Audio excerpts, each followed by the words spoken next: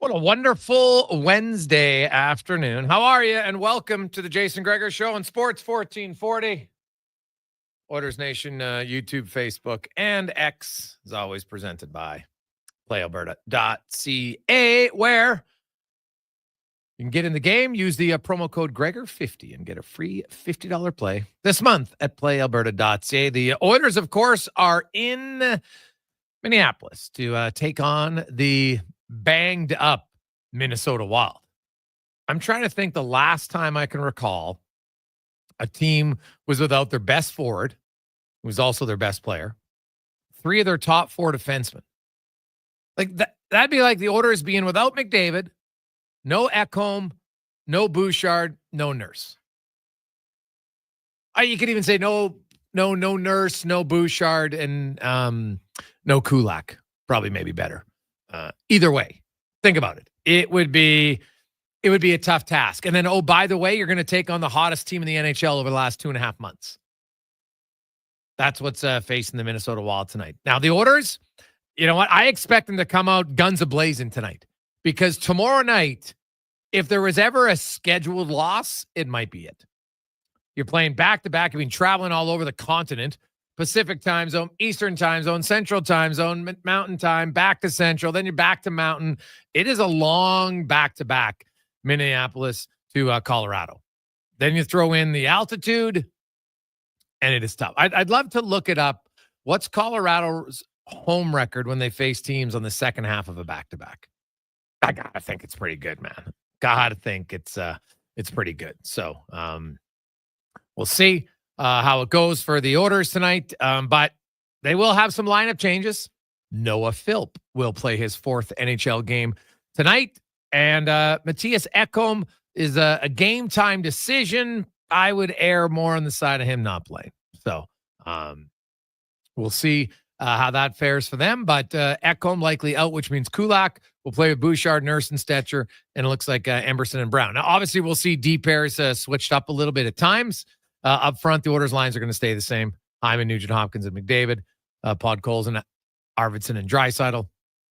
Brown, Janmark, and Henrique. And then Corey Perry, Kapanen, and Noah Philp. Jeff Skinner will be a healthy scratch along with Derek Ryan. And if Ekholm does go, which seems like low chance, but if he does, then Josh Brown would come out of the lineup for the Edmonton Oilers. Stetcher was skating with Nurse in the morning skate today. So the Oilers say, guess what? All of a sudden, they're getting a little help on the out-of-town scoreboard. The Nashville Predators jumped out to a big lead last night and held on to defeat the Las Vegas Golden Knights by a score of 5-3.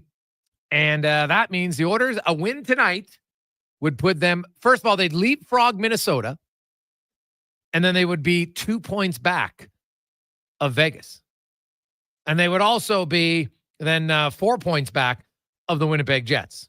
Because make no mistake, this Western Conference, the top 7 teams, it's going to be a battle.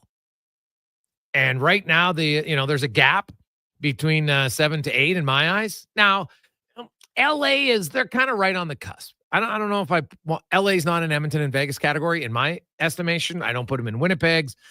I don't put them in Dallas. I don't put them in Colorado. Now, if Minnesota's healthy, they're pretty good. Their team right now that they're going to face tonight, this is a very winnable game for the Edmonton Oilers. Infinitely more winnable than it would be with a full lineup. But keep in mind, the Oilers went into Minnesota back on December 12th and spanked the Wild. 7-1. Kaprizov was in the lineup. Brodin was in the lineup. Faber was in the lineup. Lauko was in the lineup. Remember him and Emberson? They had a spirited tilt. It was great. So they beat up that squad that night. There's no reason why the Oilers shouldn't be able to pull out a victory tonight against Minnesota. Now, here's a fun little stat for you. So prior to winning that game 7-1, the Oilers had lost 6 in a row in Minnesota. In the salary cap era, the Oilers have never won 2 games in a row in Minnesota in the same year. You got to go back to 2003, 2004 when they won 2 in a row on the road in Minnesota. And trust me, in the salary cap era, they haven't won a lot of games in Minnesota. They lost a lot. And so if they can manage a second straight win, nothing's easy in Minnesota at all. But Edmonton on paper tonight definitely has the better lineup. There's no question with all those injuries to Minnesota. Now Gustafson's going to play in goal, and he could stand on his head. Right? He could do it. So it's not an easy game, but this is a game the Oilers should win. Hey, Greggs, what's the word on Regula? Well, he's back skating. So here's what has to happen for him. So he's not currently on the roster because he wasn't in the NHL last year. He's not on LTIR either. So he couldn't get the LTIR exemption to go in a conditioning stint. What has to happen for him is the Oilers, now they could activate him and then put him on a conditioning stint. And that gives him 3 games. But then after that, they either have to put him on waivers to send him to Bakersfield or recall him and keep him on the roster in Edmonton. Those are the only 2 choices with him. So just keep that in mind that, it's not one, they can just send him to the minors. No, you'd have to clear waivers. And if you're the Boston Bruins, you might just say, well, we just lost a younger prospect, 24-year-old defenseman who you never know how good he'll be. They would probably claim him because if they're the only team that puts in a claim, then they could send him directly to the minors. So that's where they're at with him. He's, until we see him, I think, as a regular participant at NHL practice, he's not close to getting activated. So, guys, Ekholm banged up or ill? I think it's ill more than anything else. So, we'll see. But might be both. I can't say with 100% certainty. If it's and I looked at his ice time, I look at his shifts, but hey, Brodin played 32 minutes and then hasn't played since in the game for the Wild, right? He blocked a shot late against St. Louis. I didn't see Ekholm block a shot late. I didn't see a collision or anything. Lots of bugs going around, so we'll see. 833-401-1440, 833-401-1440 in our inbox.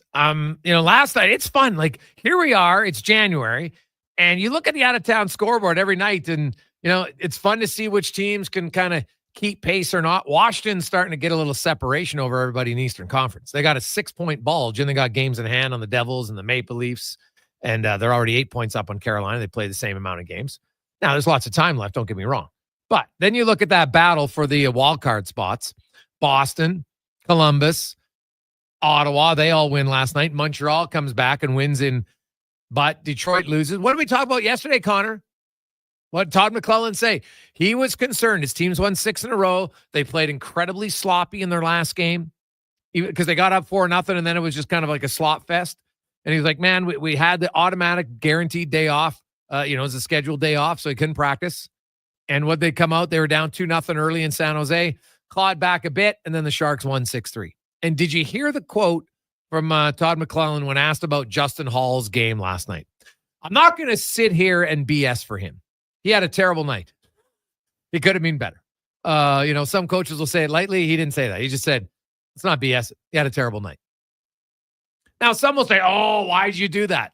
You know what? If the player knows and you have that conversation, the coach saying it outwardly like that, I don't think it's going to be a big deal. He had a terrible night. Of course he can play better. Call like a spade a spade. I don't have a problem with that. I don't think it's derogatory. I don't think it's negative. It's just the truth.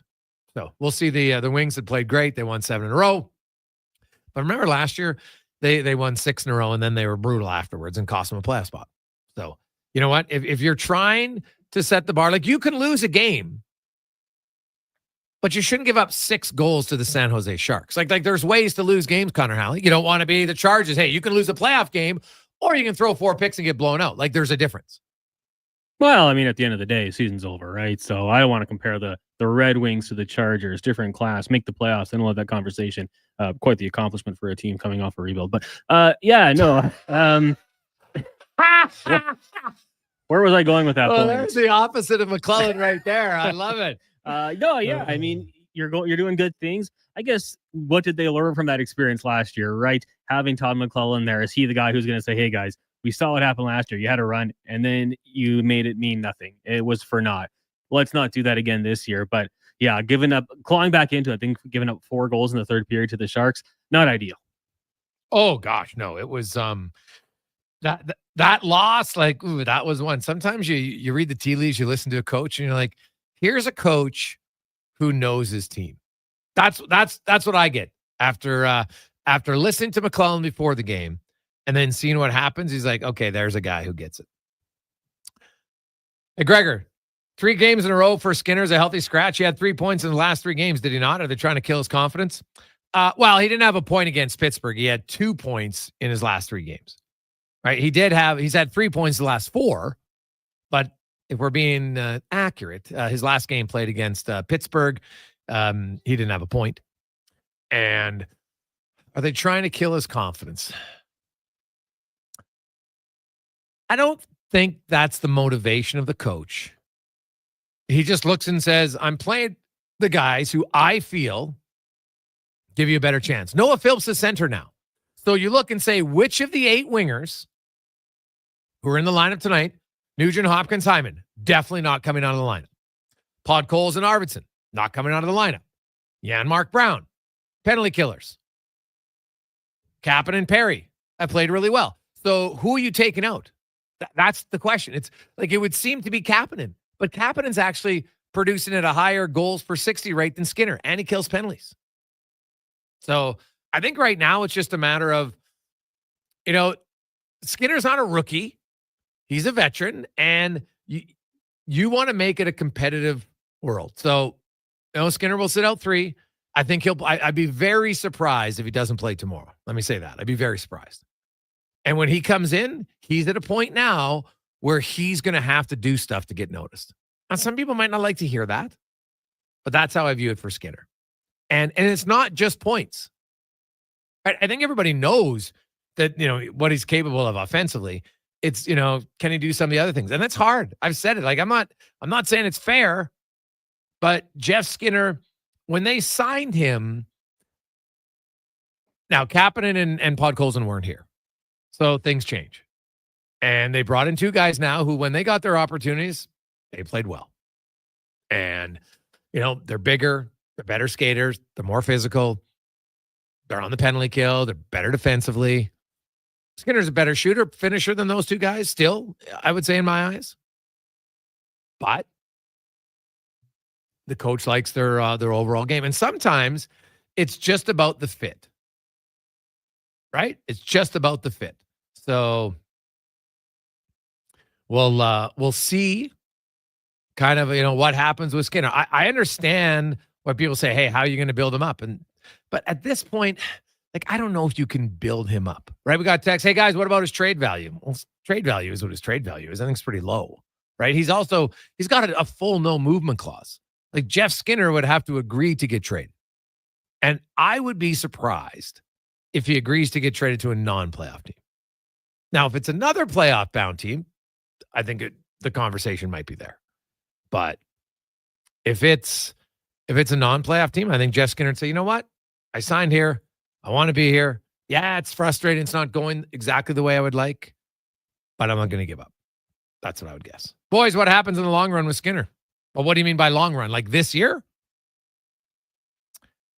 I think there's 2 options. He gets dealt to another playoff contender, or he just stays on the roster, and because he can't put him on waivers, can't send him down. And he's just kind of there as an extra body in case. Those are the only 2 options. Now, or there's an injury and he comes in, he plays very well. I guess there's 3. So which one? Well, I guess I would say if I had to rank them, the most likely is him staying here. Second would be agreeing to a trade. Third would be gets in due to injury. Just because I never like to root for an injury for anybody. So that's kind of how I see it now. Jason Gregor, Connor Halley, Sports 1440, Oilers Nation, YouTube, Facebook, and X coming up on the pro. We got a great show today. I'm very much looking forward to it. Rupper will join us right away. We got Eric Williams talking a little NFL. Yaremchuk will be by. We're going to talk about Kane's injuries and the rehab and everything that's going on there. Grant Fedoruk. And we will have Ritch Winter will be by to talk the business of sport. And we have a very special guest who will be joining us, Kevin Gilmore. And Kevin, of course, is he built a system, how to build a championship hockey team. And some teams have used it. The LA Kings, they won twice. St. Louis, they won. Tampa Bay, they won. What's in it? We're going to have Kevin kind of outline all of that today in the business of sport. I'm very much looking forward to that. So it'll be great, right? He's 30 plus years. He was a senior sports executive career. He's worked in hockey and baseball, Major League Soccer. He even has a little bit of a racing background. So this is going to be very, very exciting. I'm looking forward to that. So that comes up at 4:00. And then, of course, we've got Spec. We'll have the pregame show, Oilers and the Wild, a little bit later than usual because there's only 2 games in the NHL. And so this will be a national televised broadcast in the U.S. So it's starting a little bit later at 8:30 Eastern, 7:30 Minnesota time, 6:30 our time. Well, let's be honest, closer to 6:45. So there you go. Quick break. We'll return on the Gregor Show, presented by PlayAlberta.ca. McDonald's presents a hockey showdown like never before. McDavid versus Matthews. There can only be one winner, competing for all the glory and all the prize. The new menu features top shelf plays like the Smoky Quarter Poppy and the Big Mac David, so everybody scores, with even more delicious options like the Spicy Junior Chirpy. Now that calls for a silly Sunday. The Showdown menu, now available at McDonald's. You don't know what awaits you on the road to come, but with the 2025 XC90 from Volvo of Edmonton, you'll have the versatility to take on whatever life throws at you. The new XC90, a luxurious SUV with seating for up to 7, boasts newly upgraded body and wheel design. It's the perfect choice to drive into the coming year. And right now, you'll save $4,500 and lease from 1.49% on all in-stock 2025 XC90s. Volvo Cars Edmonton. VolvoCarsEdmonton.com, 1205 101 Street Southwest. A premier hockey solution with a clear path for long-term development is proud to be entering its 8th season of independent borderless hockey, featuring provincial and cross-province competition with showcase-style regular season gameplay and a strong commitment to individual skill development. It's an attractive option for those seeking family life balance. The Hockey Super League offers opportunities for both male and female athletes born between 2012 and 2017. Visit hockeysuperleague.com for more information. Papa John's would like to recognize all the amazing meat-savoring, veggie-loving, barbecue chicken craving, pepperoni-popping, crust-dipping customers with an extra large thank you. And to really show just how much they appreciate you, from January 13th to 19th, take 40% off any pizza at regular menu price. It's just their way of saying thanks for loving pizza as much as they do. Order online at papajohns.ca or through the Papa John's app and use promo code TY40. Better ingredients, better pizza. Better get you some Papa John's. Get the latest intel before the next hockey game. It's the Cross Mitsubishi pregame show with Andrew Walker and Landon Ferraro. Before the game, join us all season long on Edmonton Sports Station, Sports 1440. For years now, we've been warning Edmontonians on the hazards of our stormwater facilities. While they may appear to look like still ponds, there is moving water beneath the surface, which makes the ice dangerously...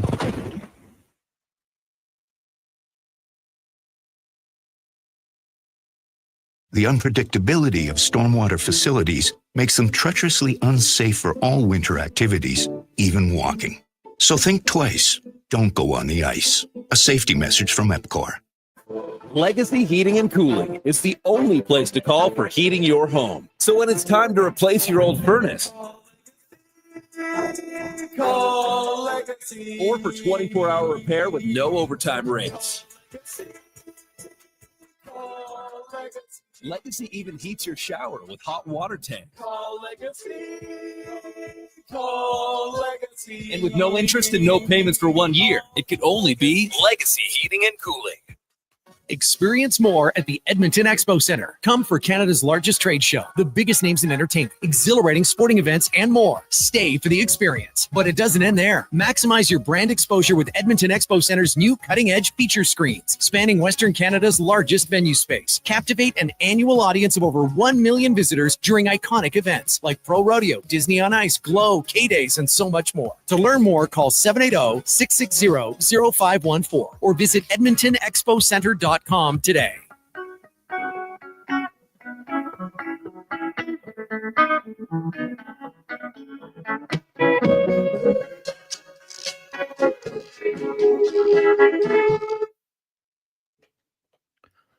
Portions of this hour brought to you by eWell. eWell.ca is your power play partner with a new website that puts the power in your hands with 24/7 ordering and shipping within Edmonton and across Alberta. Score an account today at ewel.ca. The Jason Gregor Show, the best of Edmonton sports talk and beyond. This is Sports 1440. Presented by PlayAlberta.ca, Alberta's only regulated online gambling website.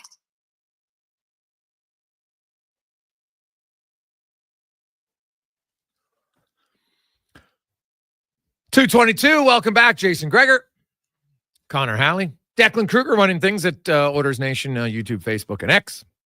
Of course, you're listening to Sports 1440, sports1440.ca. The Oilers on the road tonight. Only 2 games in the NHL. After 13 last night, the Oilers and the Wild will be the second half of the national doubleheader in the United States, with Carolina and Buffalo being the early game. Obviously, when they made this one, they thought the Wild might be a little bit healthier. No Kaprizov, no Faber, no Spurgeon, no Brodin. And the energy forward Lacko was also out. So that's 5 regulars, man. That is a huge, huge disadvantage for the Wild. And we'll see if the Oilers can take advantage as we get around the NHL, brought to you by McDonald's. And right now, you want to try the Big Mac David, a double Big Mac. They got the new triple cheeseburger. They got a special menu, poutine and fries with bacon. The showdown menu for a limited time only at McDonald's. As a former NHLer, Stanley Cup winner, ace analyst on the NHL Network, and color analyst for the Pittsburgh Penguins, Mike Rupp joins us as he always does on Wednesday. Rupper, good afternoon, my man. How you doing? Oh, what's up, Greg? How are we, bud? Hey, I'm pretty good. It's man, it's exciting time right now. I know it's, we're getting closer, 7 weeks away from the trade deadline. You've got some playoff races in the East, even in the West for the wild card. Lots of seeding races in all 4 divisions. In fact, it's pretty tight at the top. And I want to start, I guess, you look at the teams in the East, and you obviously see the Penguins a lot. They put Tristan Jarry on waivers today. I don't think anyone's claiming him at that price, but how open do you think they would be to getting a team to, they eat half and trade him? And, at 2.65 or 2.7 mil, I still think Tristan Jarry can play. Like Pittsburgh, Kevin Woodley's outline. They're one of the worst environments for goaltenders in the NHL. No, it's a great point. I mean, here's the thing. And I saw the number, and we've talked about it on your show here a number of times, is how bad Tristan Jarry's been this year, and really the inconsistencies that he's had in his game dating back probably a couple seasons now. I still will say he has a high ceiling. We've seen that high ceiling. The problem is, and I think this is what you're insinuating there, and you're bang on, it's tough for him with his struggles individually to get his game to where it needs to be. The environment he's playing in Pittsburgh at times doesn't help. And even though they've been better, it almost feels like it's some of the damage done. It's such a mental position. I feel like Tristan Jarry needs a good long run to kind of find himself again, find his confidence again. And that's going to be tough, because if he clears waivers here, he's going to go down to Wilkes-Barre Scranton in the American Hockey League.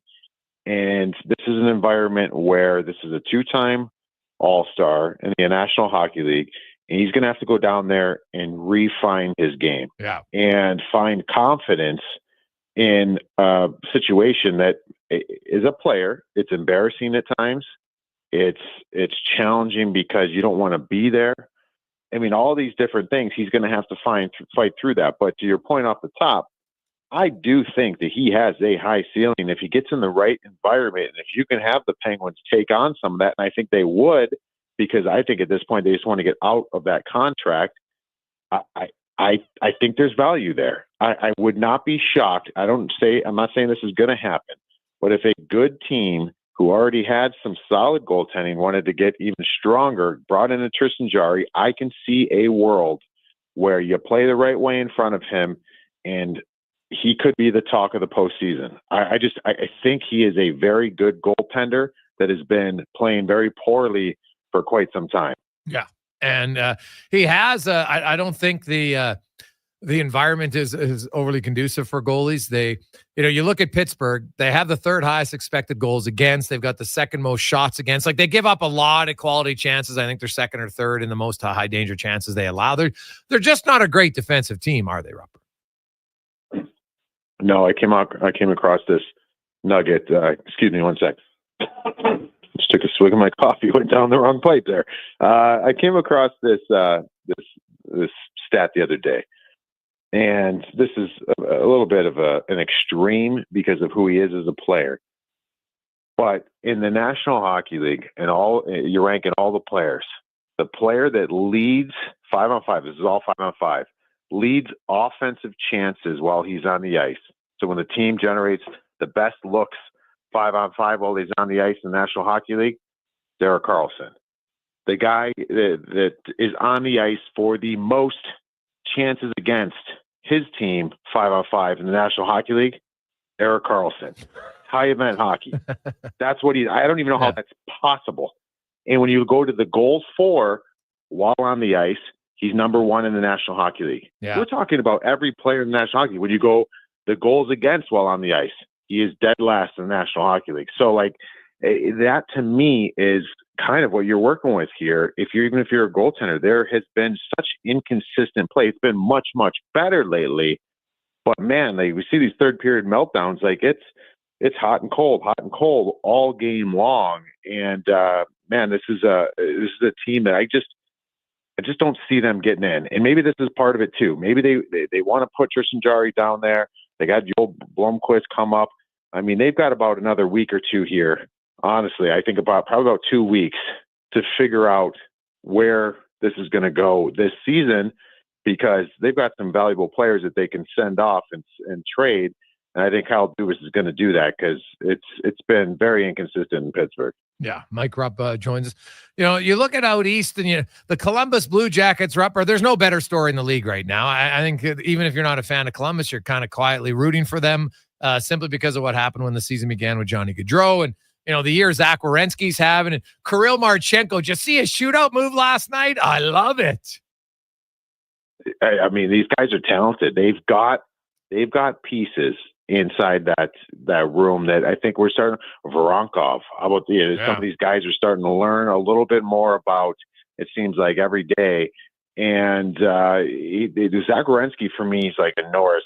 He's got to be in that Norris conversation. 100%. I mean, he's been, just the numbers he's put up alone. But again, not to jump on them as a team as far as who they have. They don't have a ton of household names that are going to drive offense and drive these things that Zach Werenski is really doing for them.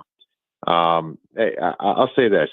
For me, I know it happened a couple weeks ago. I didn't love the Patrick Laine comments that he made. I thought it wasn't necessary. He went out of his way to take shots at the organization in Columbus. So what more would I like than just a team like Columbus making it in the playoffs? And Montreal, I don't think they're in the hunt here, but I don't really see them. I'd love it for it to go down the stretch, Montreal and Columbus beats them to get in the playoffs. I mean, it'd be a really cool story for the obvious in Columbus, but just a cool story too, because this is a youthful team that's playing really, really hard in front of Dean Evison. And like you mentioned, I mean, they've got a lot of talent on that roster. Yeah, no, I would agree with you. They do. And they got a lot of young guys playing really inspired hockey, but like, I don't think if people watch Columbus enough to see what an impact, like you look at the speed that Werenski showed in overtime to get in alone. Now he didn't score on the goal, but that was he's a D-man. He scored on a breakaway to tie the game, like just jumps up the ice. Like he is all over, and his defensive game is pretty good. Like he's not just an offensive guy right now. He's playing great. And Kirill Marchenko might be the most skilled player no one talks about around the league. I would agree with that. And if you go back to even what he's doing, or what he did, I should say, to start the season, I mean, he came out of the gates absolutely humming. And, I know the team kind of had a little bit of a dip there. They had to start. I remember certain times they had this stretch earlier in the season when I was with calling the Pens game and we were in Columbus, where I remember talking to the guys there, and it was like, these guys were scoring 6 goals. It seemed like every game early on in the season. Mhm. And then all of a sudden they got in this little rut where they couldn't score any goals. And it just seemed like it was just either really, really positive offensively or just nothing. And then I think they're starting to find, I mean, they're still putting up 6 at times now, but they're finding ways. We're learning a lot about these players on this team. Marchenko he's unique. He's like, I don't know what it is about him. Maybe he's super skilled, but he seems like he's got a little bit of fieriness in him too. As far as just I don't know. He seems like he drives emotion the way he plays at times, and I don't mean like the traditional way. We're not talking about a way that I usually talk about with you, is getting in there on the forecheck and stirring things up. It just they need that boost. They need that confidence, and I think they have some players now that can start leading with that, almost to the degree that they had when they had Artemi Panarin. And I'm not comparing him to Artemi Panarin, but that's a little bit of a swagger that I think they're starting to get, and Marchenko leads the way. Yeah, I like it. Like honestly, I was watching a lot of their game last night. I found Columbus is a pretty entertaining team. They're high scoring. You know what? And they're not even getting great goaltending, to be honest. Like last night was big for them, and we'll see. Because if they can get sound goaltending, I honestly think they're a playoff team. They got so many guys going offensively right now that like as great as Werenski's been, they got lots of other guys going. And, like Mathieu Olivier's got 10 goals. Fantilli's got 10. Johnson, Voronkov, Monahan, Marchenko. They got a lot of guys. They're top. You look at them. They're a top 5-7 offensive team in the league. Oh yeah. That's pretty impressive. I mean, they could put the puck in the net, and just like any of those other teams, and we've talked about maybe the Ottawa Senators like this in the past. I mean, and last year I feel like we talked about Detroit having a really good offense, and it's about the other end, and they're okay in that department. But if they could just be just a little bit better, just a couple shades better defensively, this team, I think, makes the playoffs. I would agree with you. Mike Rupp, Jones of Sports 1440. Rupper, you go into a game when you're without your best player, you're without 3 of your top 4 defensemen, and you're taking on the hottest team in the NHL. You're the Minnesota Wild, and I get, you know what? It's you're paid to play, and you're going to work really hard. But man, if you're the Oilers and you can get up early on Minnesota, like I just got to think the mental drain to look up and down your bench and think, okay, we got to come back from 1 or 2-0 against this team with all the injuries. It would be tough. Like the Oilers can maybe put Minnesota away with a great start. Oh, 100%. Here's the thing, Minnesota's what's really special about them and what they've done this year with some of these injuries. I don't want to say, you obviously care. You want to be healthy. They know how important some of these guys are to their team in the big wide lens of what they want to do this year. But they also, when they approach games, I don't think they give a crap who's in the lineup. They're going to play the same exact way. They're going to take care of business. They're going to be there for one another. That's one of the great things. They have a lot of character inside that room. But if you're sitting here and you're the Oilers, the reality is reality. Like if you can jump out to an early lead here, I don't think the Minnesota Wild, the way that they are structured right now with their injuries, are really going to be able to make some real solid pushes and take over the hockey game. Yeah. So the start is everything, but then again, these are dangerous ones. These are slippery slope type games where it can work against you. What happens if the Oilers get out there and they fall early, down 2? And now all of a sudden it's you got a belief with this group that is, again, very character driven, that's going to try to just make you climb through the mud to get offense. And I think that's an area that they really can be good at. They defend really well. They can put the puck in the net, but right now that might be a little harder. So the first period for me in a game like this is everything. Certainly a lot of things can change. The NHL's nuts nowadays with comebacks, but I think that's the approach you got to have if you're the Oilers. Yeah. I don't know. Can you go into explaining? So you play back-to-back in the second nights in Colorado, Rupper, and the altitude, how difficult is it? I think it's really difficult. I think where it gets difficult is you just can't, especially early in a game, get caught on the long shift. Okay. I think that there's times where it's not always fun. You might think there's an opportunity to go for offense, but if you get hung out there for a long shift, if for whatever reason it takes so long to recover, like an example, like I mean, it was everybody was different in the way that you're kind of built in your recovery time. But you come off the ice, generally speaking, you come off on a normal shift, normal place. You give your 35, 45, 50 seconds, and you're all out, go, go, go. By the time the next line goes out, I mean, you theoretically you can go every third shift, or you can go every third shift. But in Colorado, it's a little more challenging. Like one shift off, I don't think is necessarily going to give you the ability to come back. And especially if you're out there you get caught for a minute and a half, and all of a sudden you're dragging. And for whatever reason, it takes, and just, you get this build up, your legs feel like junk, your lungs feel like junk. So I've always been under the impression when you get out there in that first period, man, it might have to be 25-second shifts and just quick. And then you can start kind of feeling it. But man, long shifts early can really work against you. Yeah. Well, yeah, I would think quick shifts you get off. And, that Minnesota to Colorado, that is not an easy back-to-back. No, not at all. I mean, so you're sitting there and you got a game against a team that is going to make it really hard on you in a lot of ways. And then a team like Colorado the next night they're almost inviting you to get in the track meet with them. And with those things we just mentioned, and playing the night before against a good team that's going to make you earn everything, you're going to have a high octane team in Colorado just waiting for you to they want to get in that game. I think that it's going to be very challenging next 2 days here for the Edmonton Oilers. But man, it always feels good, man, if you can come out and get 4 points in 2 games like that against 2 teams that are really good.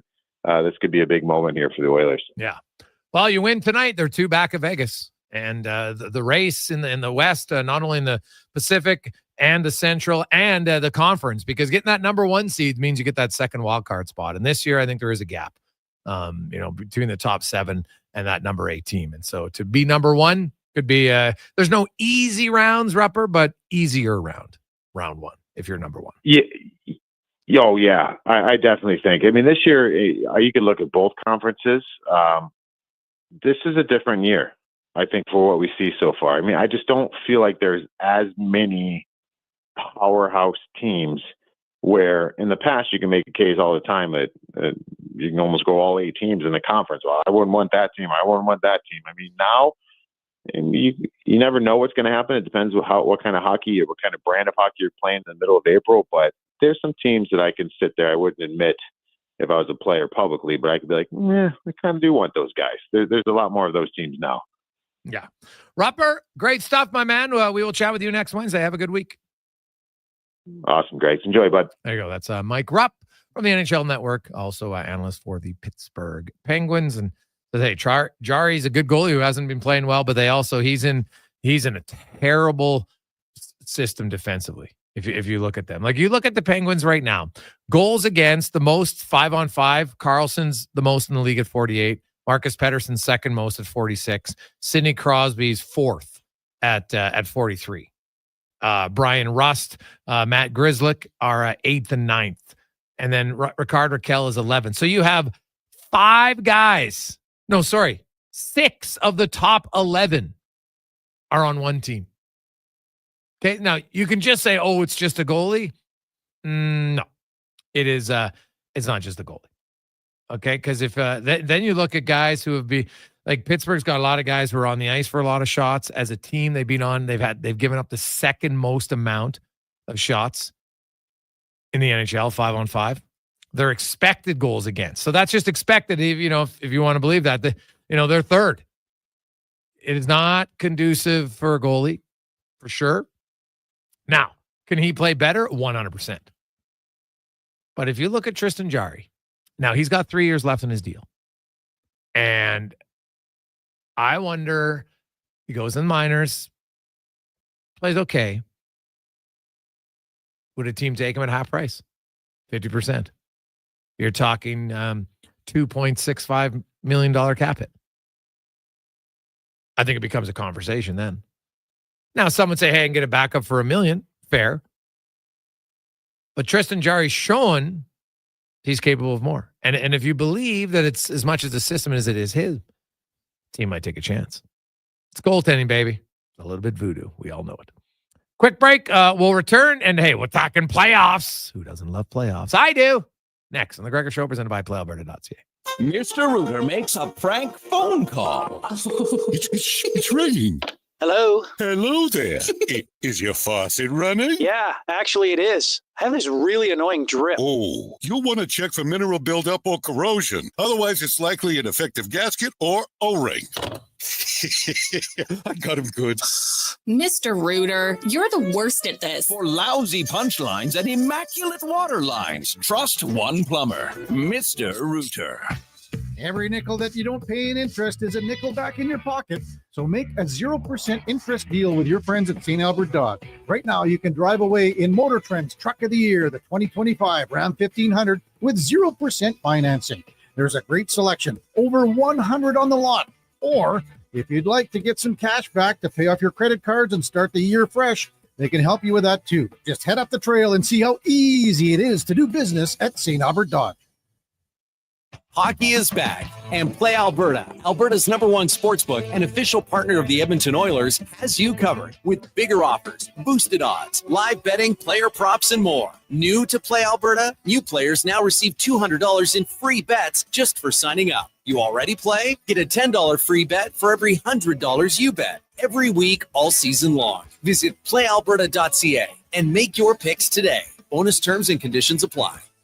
Some might like to play hide and seek or even that Where's Waldo game. But out of sight, out of mind is never something GS Construction ever says. Yes, what's underground might be out of sight for everyone, but it's never out of mind for GS Construction because it's not fun and games ensuring Edmonton's underground infrastructure works for you. We take our job very seriously. And even though we may look like we're pretending to be groundhogs, we're really keeping things running smoothly. To find out more, including new job opportunities, visit gsconstruction.ca. Adventure just doesn't stumble into your life. It roars to life with Riverside Motorsports, tearing up trails or cruising the open road. Yamaha ATVs, side-by-sides, motorcycles, and dirt bikes deliver the performance you crave. Built for thrills, ready for your next adventure. Yamaha's legendary performance and reliability take you there. Make Mother Nature your playground on a Yamaha from Riverside Motorsports, located on St. Albert Trail. RideRiverside.com. Riverside Motorsports. What you do for fun is our business.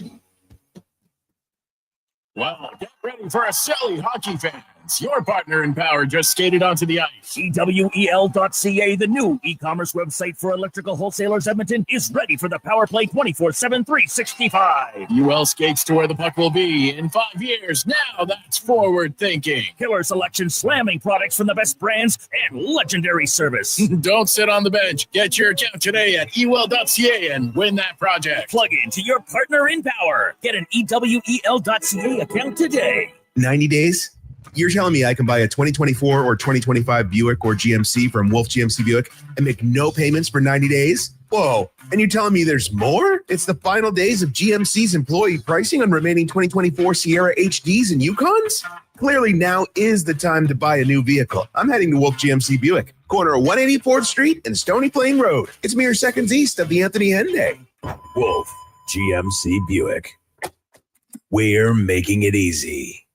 Diablo Boots and Canada West, the two best names in work, biker, and western boots. Diablo has been selling quality Canadian boots for over 60 years, from size 6E to 15EE. Why buy boots made in China like Ariat, Redwing, and Dakota, when Diablo Boots has the best quality for less? Made in Winnipeg. Plus, all of Diablo Boots have replaceable soles and heels for longer life. So save on boots by Save on Foods. That's Diablo Boots. 3340 Gateway Boulevard on the east side of Save on Foods. We've finished construction of our gamma radiation containment facility. Is it up to code? Is it going to be safe? Sounds like a job for the men and women of Action Electrical. Testing team reporting. We test your commercial operations using tools like infrared to ensure safe operation. Trust us to prevent potential calamity before it strikes. Facing an electrical menace? Call the men and women of Action. Operating throughout Alberta at actionelectrical.net.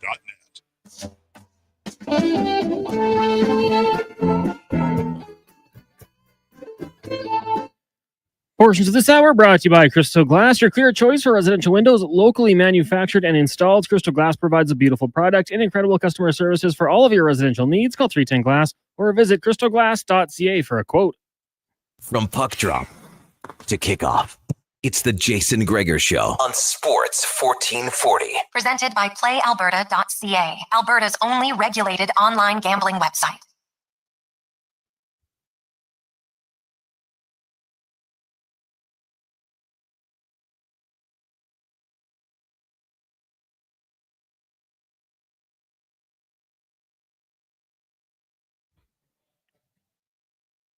.247. Welcome back. Jason Gregor, Connor Halley, Sports 1440, Oilers Nation, YouTube, Facebook, and X.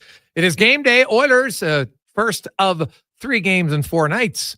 Tonight, Minnesota, tomorrow in Colorado, and Saturday in Vancouver, where is Hockey Day in Canada. It'll be in Canmore. Sean Brown, the old wily vet, will be playing in that. They've got like an Oilers Flames alumni playing with some fans, and Brownie will be out there, wheeling around, playing on the perimeter. Probably, probably wearing a turtleneck for sure under his gear. Guaranteed. Hey, guys, I watched the Lightning's Bruin game. What did you think of the Radish hit? Well, you know what's funny? I've been on the receiving end of a hit like that where you reach out. And so anybody who didn't see it, Kepke's coming out of his own zone up the right wing boards. And then he reaches out. And as he reaches out, his head goes down, kind of like, lower than chest height, and he's fully. Radish had already committed to hitting him. Like, there's no penalty on the play. He gets rocked. Like, I remember exactly. I got rocked. I crawled to the bench. Like, I was kind of on Strange Street for a while. And guess what? I never did it again. Like, it's a fast, physical game. That's a position where the guy's already committed to the hit, man. You lean down, you put your head down like that, like it's in the open ice. I don't, that's not a penalty in my eyes. That's not a penalty. Hard hit. Unfortunate result, but that is, that's just, it's a hard hit. You can't, you put yourself in a vulnerable spot sometimes, and it's so quick. It's not like, I know that if he's in a vulnerable spot, you can't hit him. I don't know, reach out the last second. What are you supposed to do there? I didn't have a problem with the hit at all. Let's get to our football report, brought to you by Legacy Heating and Cooling. Home with the no payments, no interest for 1 year on your furnace. Stay warm all winter at legacyheating.ca. Eric Williams joins us, NFL on Fox reporter. We are down to the quarterfinals, if we want to call it that, in the NFL. 8 teams remain. There was some pretty competitive games, Eric, but there was a lot of blowouts. Like, it looks like, the best teams here, other than the Washington-Tampa Bay game, the other ones were kind of pretty obvious who was going to win those games, and it kind of happened. And so this weekend, I guess let's start. Do you see an obvious lopsided game? I think Detroit-Washington, even though Washington's playing really well, Detroit was really kind of a juggernaut at the end of the season with how they're playing on offense. I know they've had issues defensively in terms of injury, but they seem to kind of gotten things back together there with their defense coordinator, Aaron Glenn, playing better. They're rested. I just think that's kind of the one I would look at of the 4 matchups. Okay, let's start, and let's start with the Chiefs. All right, like the Chiefs are 15-2 team, and it sounds strange to say, but they're like the 15-2 team that people are like, they're not that good, which I always kind of chuckle at. But it does seem there are people, they're not that good. And I'm like, they're 15-2, and they didn't dominate teams. But anytime a game was close, the Chiefs are like, okay, we'll take over. And they did. So how can Houston beat them? Well, first of all, I think they had one of the best pass rush tandems in the league with Hunter and Anderson. You saw that last week, how they were able to get after Justin Herbert, force 4 turnovers. Along with that, they're pretty solid in the back end as well with Lassiter and Stingley.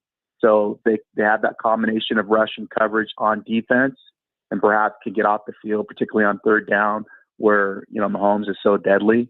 And then on the opposite side, CJ Stroud is finally playing like CJ Stroud. He's kind of struggled through a sophomore slump, throughout the season, but he really kind of started to play free and in rhythm offensively.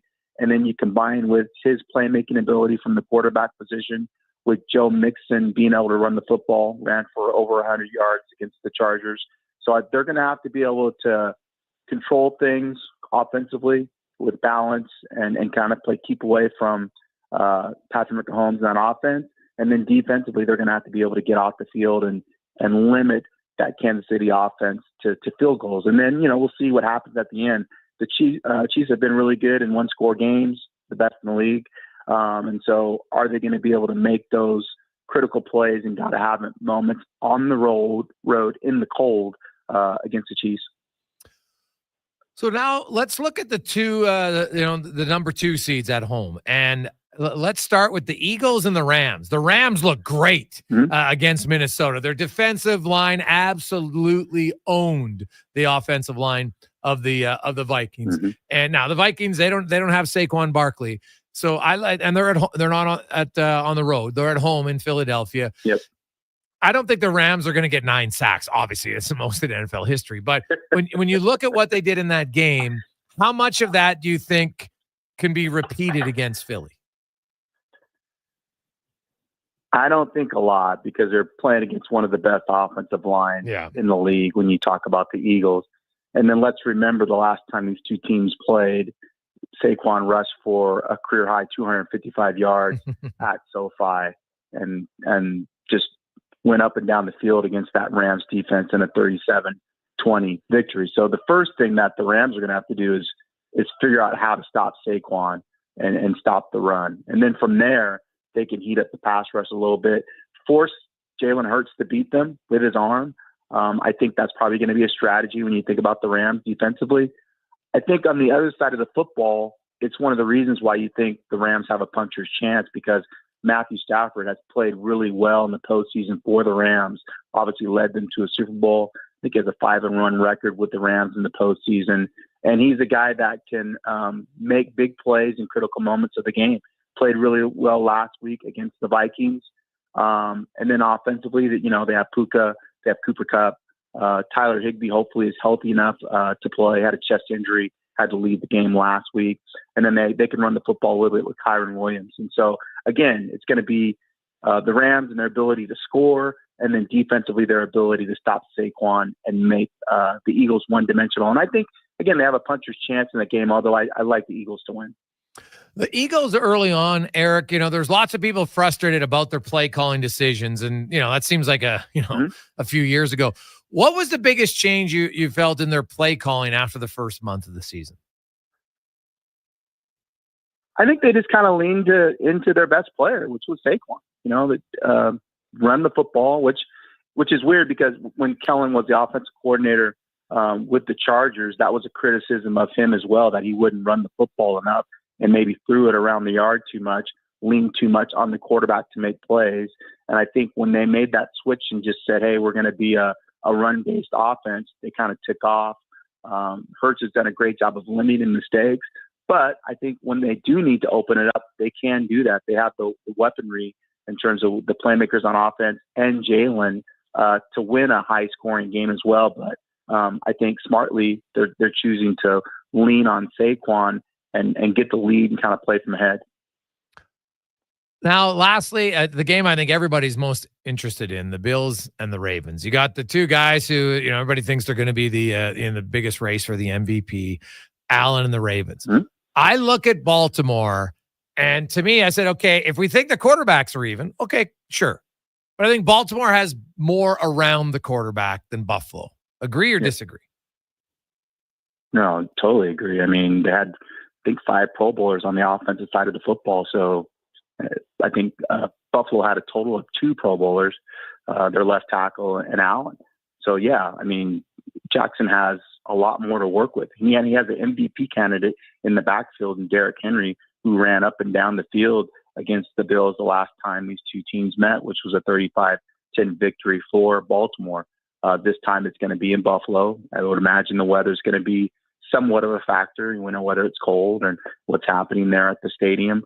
For me, it's going to be, can the Bills defense hold up against Henry and Jackson and that running defense? The Bills play the most 5 DB formations in the league. Okay.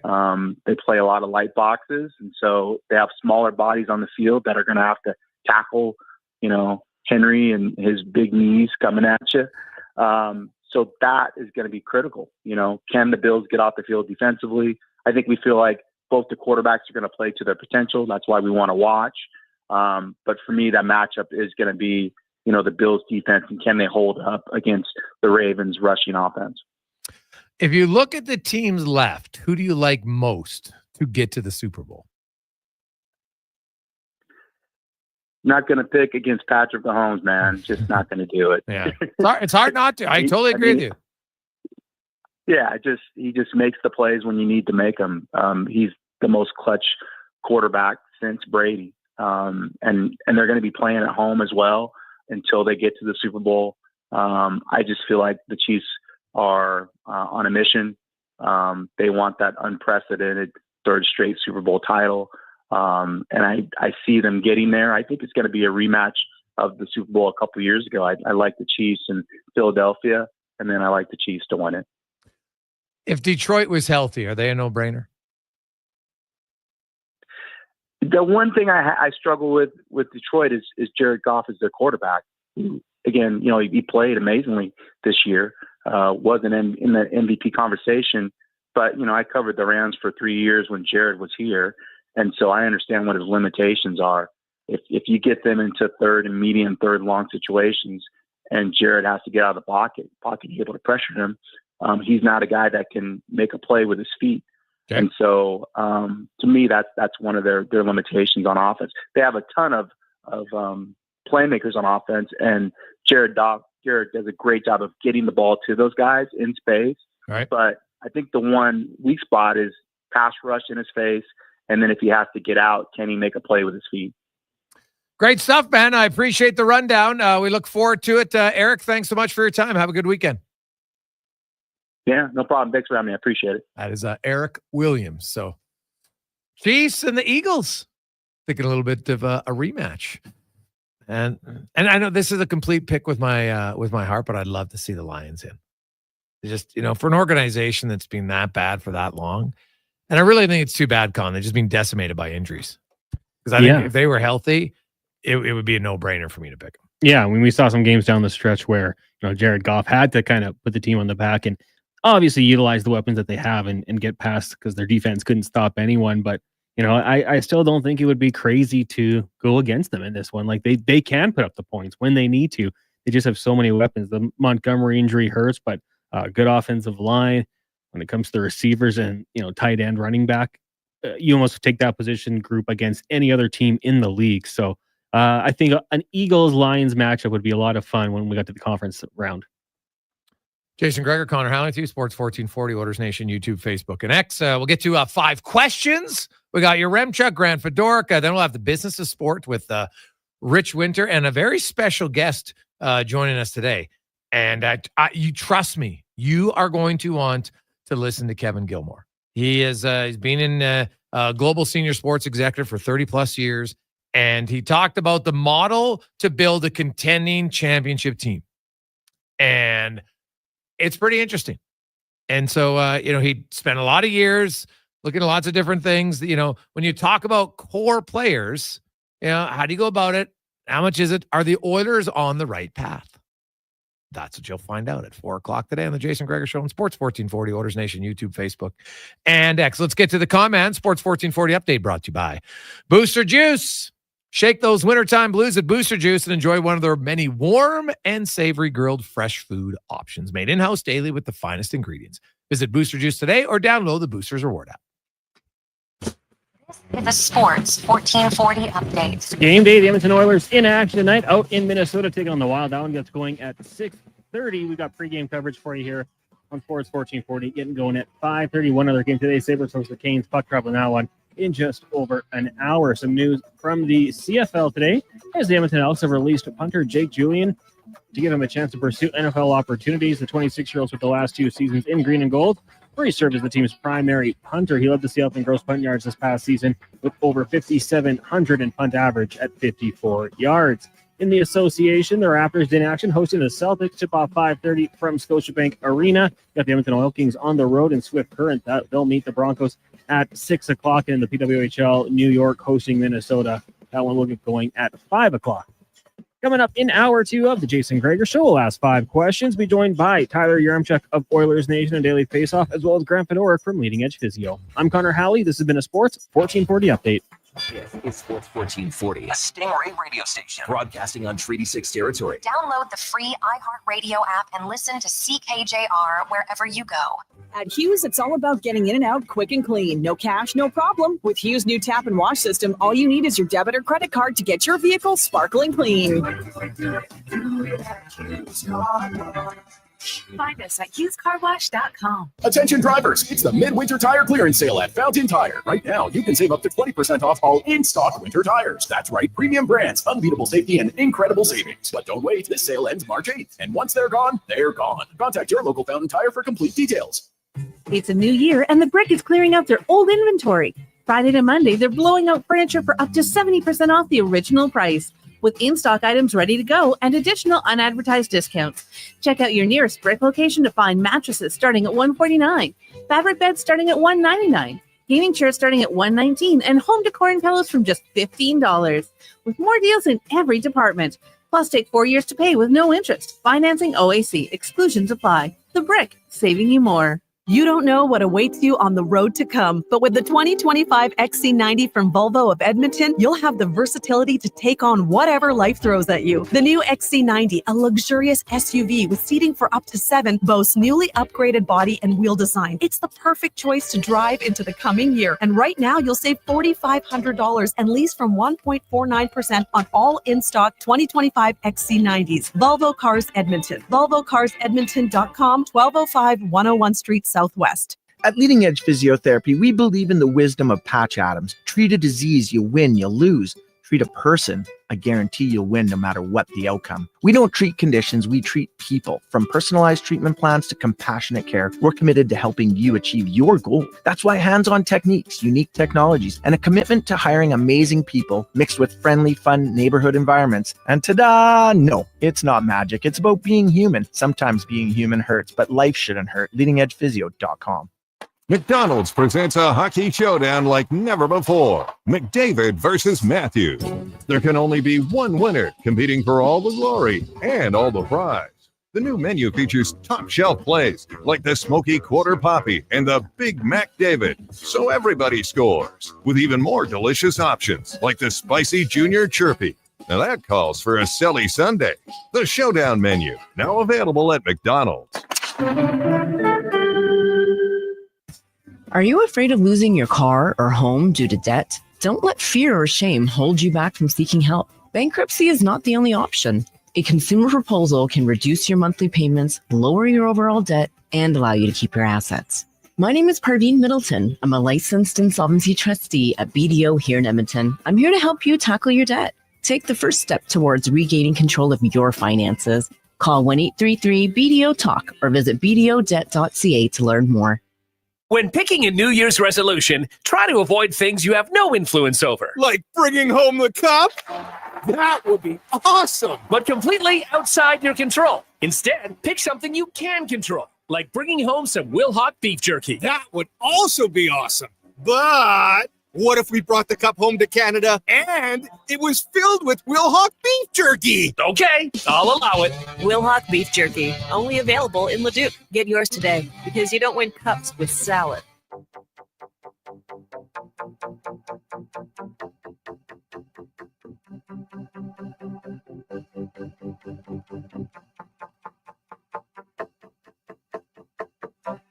Bring.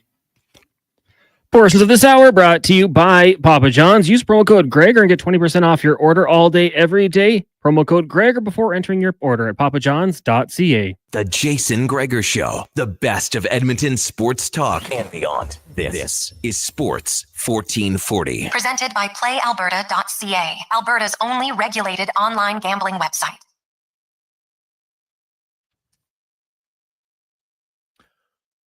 Oh, man.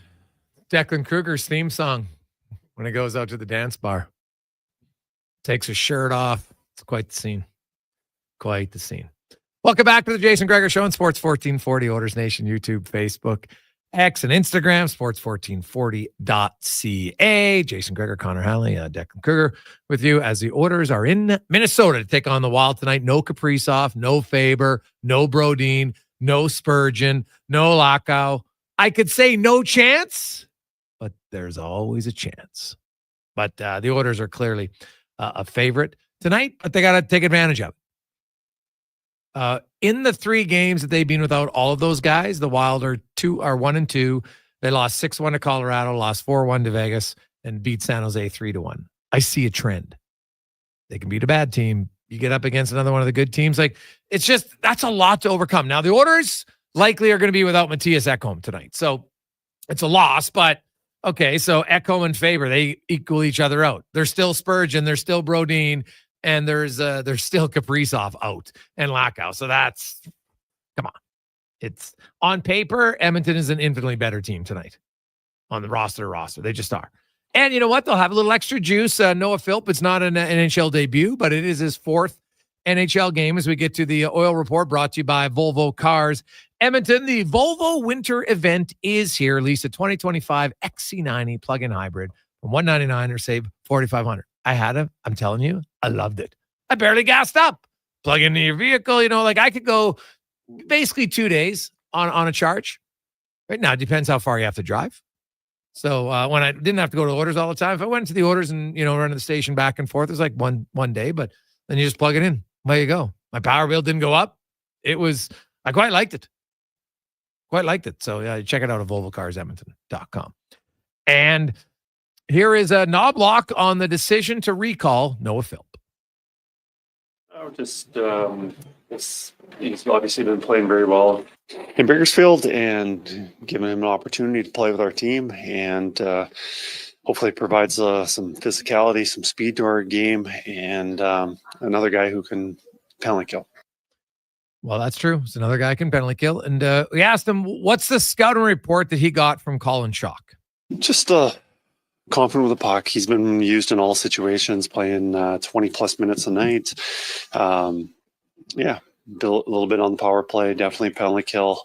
One of the top 2 lines, and just feeling very confident with the puck and making some really nice plays. So we'll all be curious to see what Noah Philp does tonight. Now, I think honestly, I'm not expecting huge things from Noah Philp, but you'll be the things I believe the Oilers are going to watch for is how does he do in faceoffs at the NHL, because that's key. And then how's his decision-making ability? He's a smart player, but everything, you got to make those decisions just a little bit quicker in the NHL than you do in the American League. And if he can show that he's comfortable there, I think he's got the speed. I think he's got the size. He's got the physicality. He can shoot. I think he's got all those. It's the decision-making and the faceoffs. That's what they're going to be looking for, because they're going to want a centerman, especially a right-shot centerman, who they can trust in that regard. And Knobloch also was asked just about the confidence right now in his group that they are able to find different ways to win games.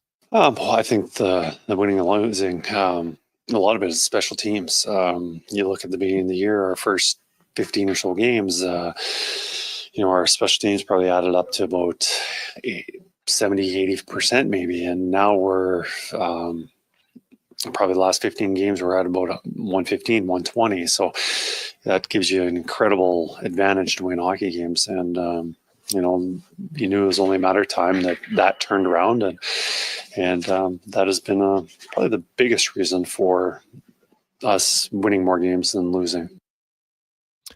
There you go. That's the Oil Report, brought to you by Volvo Cars Edmonton. Let's get to 5 questions now, brought to you by The Brick, where, hey, man, this weekend you can get huge savings, 70% off certain items in store at The Brick. Find out what furniture, mattresses, appliances, they got it all at The Brick and thebrick.com. It's time for 5 questions on the Jason Gregor Show. All right, Jason, question number 1. Now, what happens in tonight's Oilers game as they take on the Wild? Also, does Connor McDavid play over or under 21 minutes? He's averaging 22 minutes, 40 seconds in the month of January. Ooh, I'm going to say under, because I think Edmonton wins this game by 2 or 3 goals. So I will say an Oiler victory and McDavid's under 20 because they also play tomorrow back-to-back. And you know what? He played 25 minutes on Monday. So I'll say under 21. Yeah, I kind of like exactly what you're saying. I'm going to go with the under. I'm going to say the Oilers find a way to win. Let's go 4-1 in this game tonight. And it's the exact same reasoning. Just try to give him a little bit of a break. I think the last time he was under 20 minutes was when they beat the Bruins 4-0. So you got to get that lead, but taking the under in this one. Question number 2. Let's say you're heading over to playalberta.ca. You've only got 2 games tonight. You have to pick one anytime goal scorer. Who would be your pick? Well, it's boring, but if I got to put money on, I'm taking the guy who scores the most. I will take Leon Draisaitl. But if I can't pick Draisaitl tonight, actually, what I would do? Like McDavid and Draisaitl have only scored 1 game this year where they both scored a power play goal. And you look at the guys that are all out on Minnesota, like on the blue line, I just don't think their penalty kill is going to be as good. So I'll say McDavid on the power play. All right. I guess I'll go to the other side. You got the Hurricanes and Sabres playing. I'll take Tage Thompson. Similar to you, probably not the sexiest pick in that game, but got to go with the big man to find a way to score against the Canes tonight. Question number 3. Do you think any team is going to make a claim on Tristan Jarry after he was placed on waivers? Negative. I think there is no chance on waivers. But I think teams would be interested at a trade where Pittsburgh retains salary. Yeah, I think I'm with you on that one. I think it'd be cool to see a team grab him, kind of shake things up a little bit, but at the cost, I think a trade would be more likely. And I'd like to see it. We'd like to see Jarry get a fresh chance somewhere else. I don't know if you saw this picture last night. It was the Devils essentially attacking Matthew Tkachuk in the scrum. Like everybody wanted a piece of him. I kind of joked on Twitter. You could blur out what uniform he was wearing and who he was, and hockey fans would probably say, yeah, that's probably Matthew Tkachuk. Do you think he is the most hated player right now in the NHL? That's a good question. He's definitely the best at creating animosity from the opposition towards him. So I guess, yeah, probably he just, chews on the mouth guard, how he looks, he gives you little cheap shots. And the thing is, Tkachuk's a skill player and he goes after other team skill guys, which is what he should do because he's not scared. So yeah, I'd probably have to say yes. Can I throw out Nick Cousins? Yeah, he was for a while, but he's been in Ottawa. Have you even seen anything with Nick Cousins this year? Hard to hate him when I guess he's not in the spotlight. Well, no, it's not doing anything, right? As far as he hasn't cheap shot anybody yet. Yeah. So maybe he's just waiting for his opportunity. But Matthew Tkachuk. There's a long time I would have said Brad Marchand, but Tkachuk, like you said, just all the elements, the mouth guard and all of it, would take him on my team in a second. Final question for you. On this day in 1947, a little dark, the body of Elizabeth Short was found in Los Angeles. Well, probably more well known as the Black Dahlia.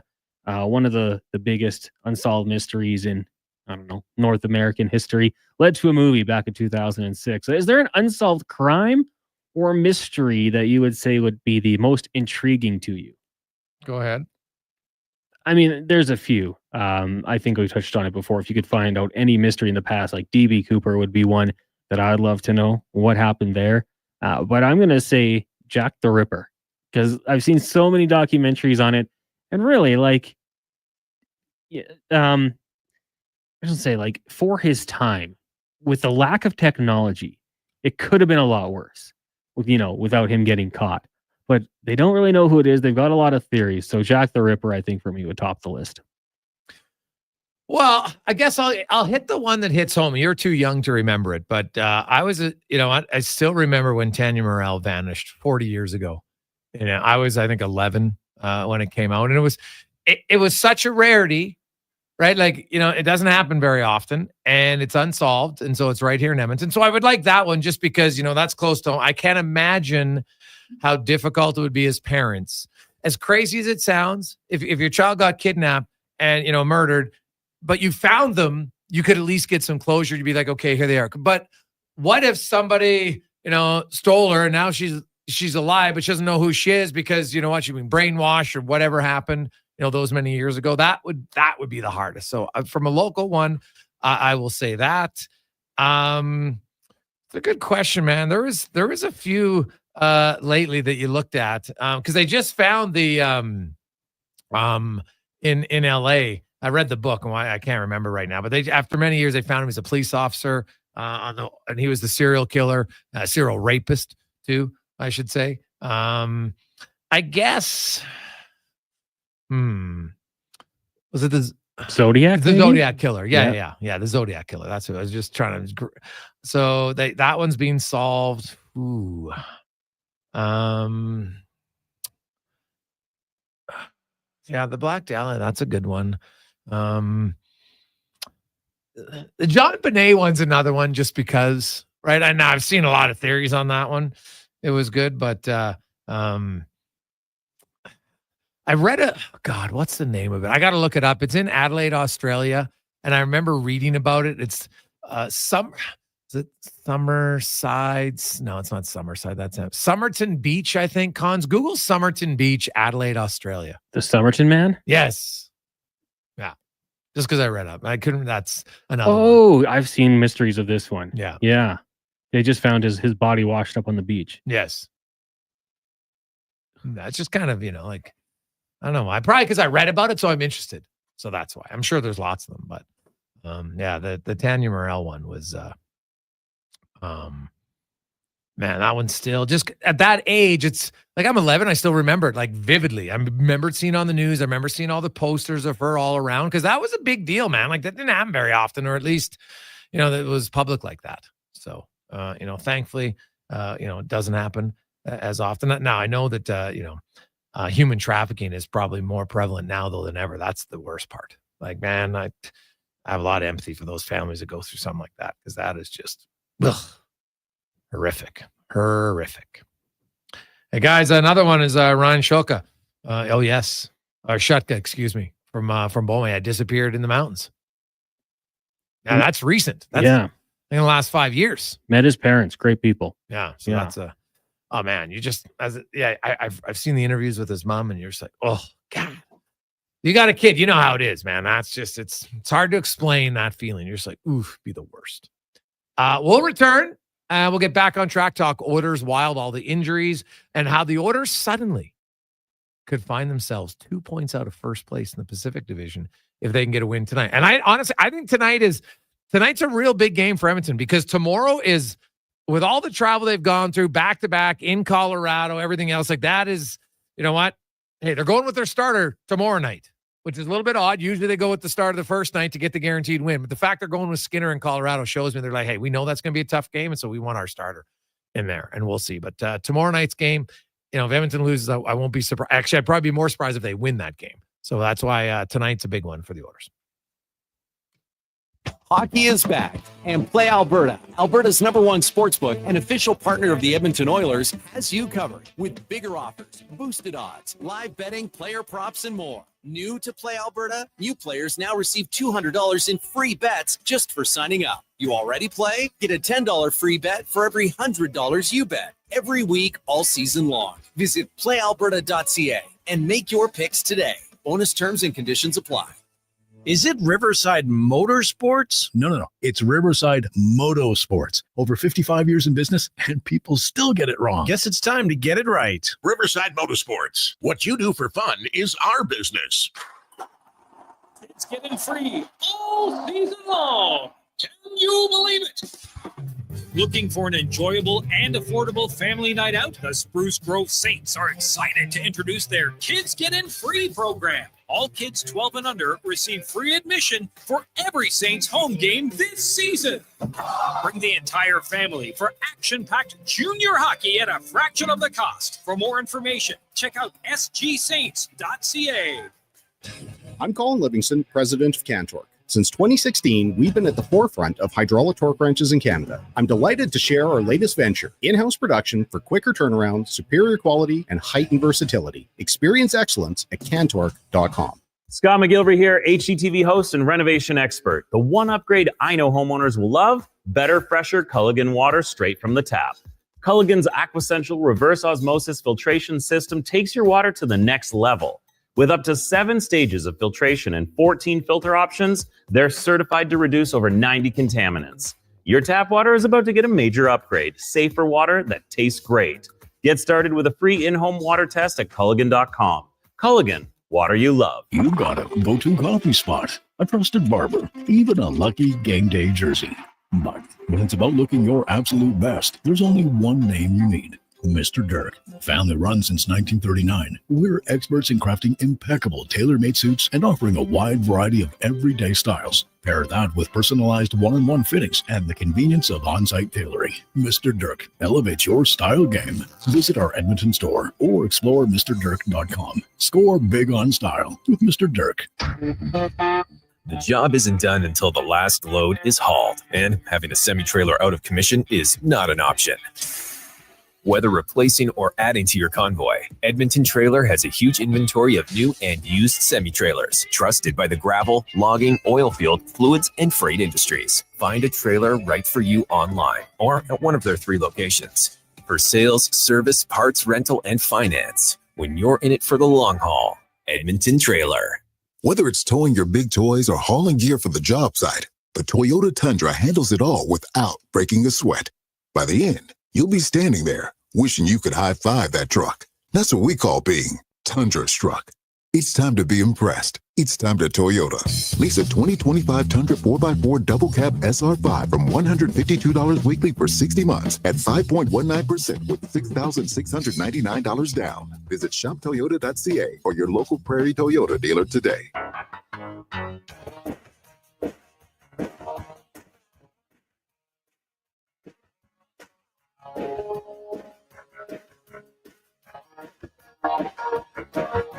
Portions of this hour brought to you by Cantork. We offer sale, rental, repair, and calibration of hydraulic, pneumatic, and battery-powered torque wrenches, stud tensors, and flange maintenance equipment. Order today at Cantork.com. Hat tricks, touchdowns, and home runs. Get it all with the Jason Gregor Show on Sports 1440. Presented by PlayAlberta.ca, Alberta's only regulated online gambling website.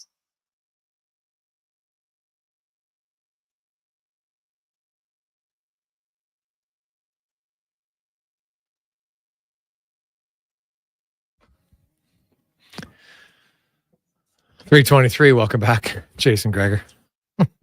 Oh, man, it's a great tune. Great movie, by the way. I actually saw an interview today with Tom Cruise on David Letterman, and Cruise was really young. And he was trying to tell a story. And when I say trying, because he kept laughing. And he was talking about how he's a pilot, and they were on a small little plane. There was him and the co-pilot, and they had to go up because there was lots of bad air quality and turbulence, so they went up higher. But they realized, you know what, they wouldn't have enough oxygen up there. He goes, and then he tries to tell the story. He goes, well, we figured out, though, that if we could turn off the oxygen to the back of the plane where there was one guy sitting, then we could make it. And so they just turned off his oxygen. Now he's not going to, but there was so little oxygen. Well, what happens? He falls asleep. Right. And, so he's just telling the story about when the guy wakes up and they've landed, and the guy's like, geez, my hands are all tingling. Like, I don't know what's going on. And Cruz is like dying. You know, when you get one of those laugh attacks and you're trying to tell a story and just keep laughing and laughing? God, it was pretty funny. But it's just like the guy was like, geez, I don't know. I must have slept wrong. My hands are all tingling. Because you know that sometimes you'll sleep on your arm, right? You wake up and your arm's all, the tingles in it. But, I hadn't seen Cruz laugh like that. It was pretty funny. Pretty funny. So, right now, the Wild offense and more defensively. Like defensively, do they have enough oxygen tonight? I don't know. Let's get in the room, brought to you by Action Electrical, where they can help you take action on your saving. If you've been thinking about solar on your home or your business, they'll help walk you through it to get all the savings.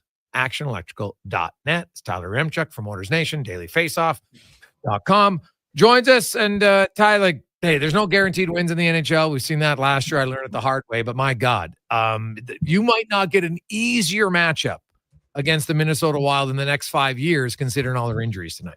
It is like crazy. I couldn't believe it when I started looking into it today. Like, just to be missing Faber and Kaprizov alone would be enough to probably put them severely behind the 8 ball. I don't want to say totally cripple them, because I know they've won a few games as of late, but then you add on top of that, no Spurgeon, no Brodin, like their blue line, to steal a line from our guy Frank Saravalli when he was talking about the Canucks when they were running into their injuries. Like, this blue line tonight in Minnesota probably couldn't win you a Calder Cup, never mind a Stanley Cup. Yeah, it is. Like, I was looking at it. So they've played 3 games now with all the guys injured, because Middleton came back on the 7th, and then Faber got elbowed in the head 4 minutes in the first period. He got knocked out. Brodin played 32 minutes that night, but blocked a shot against the Blues, and he hasn't played since. So they've played 3 games without all 5 of these guys, and they beat outscored 11-5. They beat the lowly Sharks 3-1, but lost 6-1 to Colorado, 4-1 to Vegas. And I was looking at the minutes. So Travis Dermott's played 7 more minutes a night in the last 3 games than he was, through Minnesota's first 40 games. Now, I know he didn't play a lot of games there, but his average is up. Bogosian jumped up 7 minutes. Merrill jumped up 6 minutes. Even Middleton's up 3 minutes, and he was already playing over 20 minutes a night. So you're asking a lot of guys to play way more minutes than they're used to. And their penalty killer, top 2 penalty killers in Brodin and Faber are both out. Like, that's a huge loss. Yeah, it's massive. And like, again, you can look at that blue line if we're going maybe even big picture wise with the Wild and be like, okay, that'll get better. You'll get guys back in the lineup. I will say, I know Jacob Lauko's out, but like just missing Kaprizov. And then you look at this forward group, it's kind of like they need to add some scoring. I know Frank has talked about, and you guys talked on the rundown about, is Brock Nelson not just the perfect drop him in there kind of fit? He would take Freddie Gaudreau's spot on the second line. And then it's like, okay, you start to really like your center depth all of a sudden. But honestly, they might even need 2 pieces up front. I think they need a lot more scoring if they're going to contend with the big dogs in the West. No, that's fair. They definitely do. I think, it's like Winnipeg. I think the Jets, to be a serious contender, need a second line center. If they don't get a second line center, I don't know if I can take them serious to be a playoff contender. Because when the big dogs start to bark, you got to have somebody who can bite back and come close. And right now, Winnipeg's second line center, it's not even close to Edmonton's or Colorado's or Vegas even. Vancouver, when their 2 guys are going, LA's even. So yeah, that's I think that's a big question mark in Winnipeg, and Minnesota will need some offense. So the Oilers, though, he's not gonna be there for offense, but tonight is the date is the real addition for Noah Philp. I think he's going to get, now, unless he really struggles, I think he's going to get close to 10 games to see what he can do for the Edmonton Oilers. And it's not going to be about points. I think the main one's going to be face-offs and his quick decision making. Can he make the quick decisions? Because in the NHL, the decisions got to be made quicker.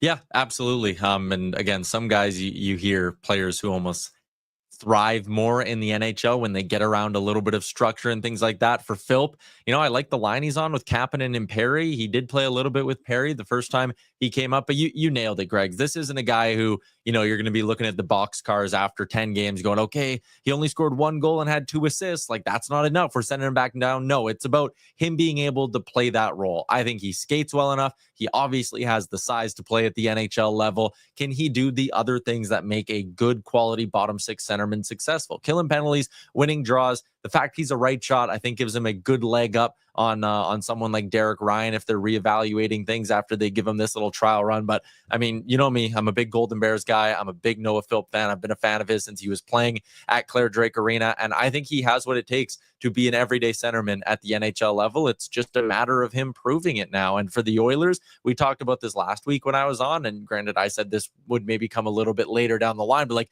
you need to have an answer to this. This is a fact-finding mission for Noah Philp. You need to know if he works or if he doesn't, and if you think you can trust him in big games, because if not, that's a spot you need to address at the deadline.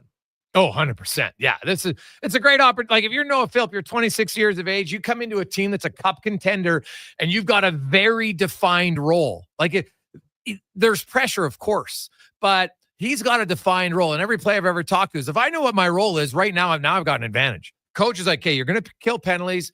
We want you to win some faceoffs, play hard. Like, he skates well. He's big enough. He's physical. He'll fight if need be. We saw him out of great tilt in the American League, so he can do that if push comes to shove. He's not fighting Rempe or, those type of guys, but he can hold his own if need be. But I just think he's going to add a lot of speed. And I'll say the Corey Perry Kapanen wing combination last game might have been the Oilers' best. Whoever played with them always seemed to be creating some chances in the offensive zone.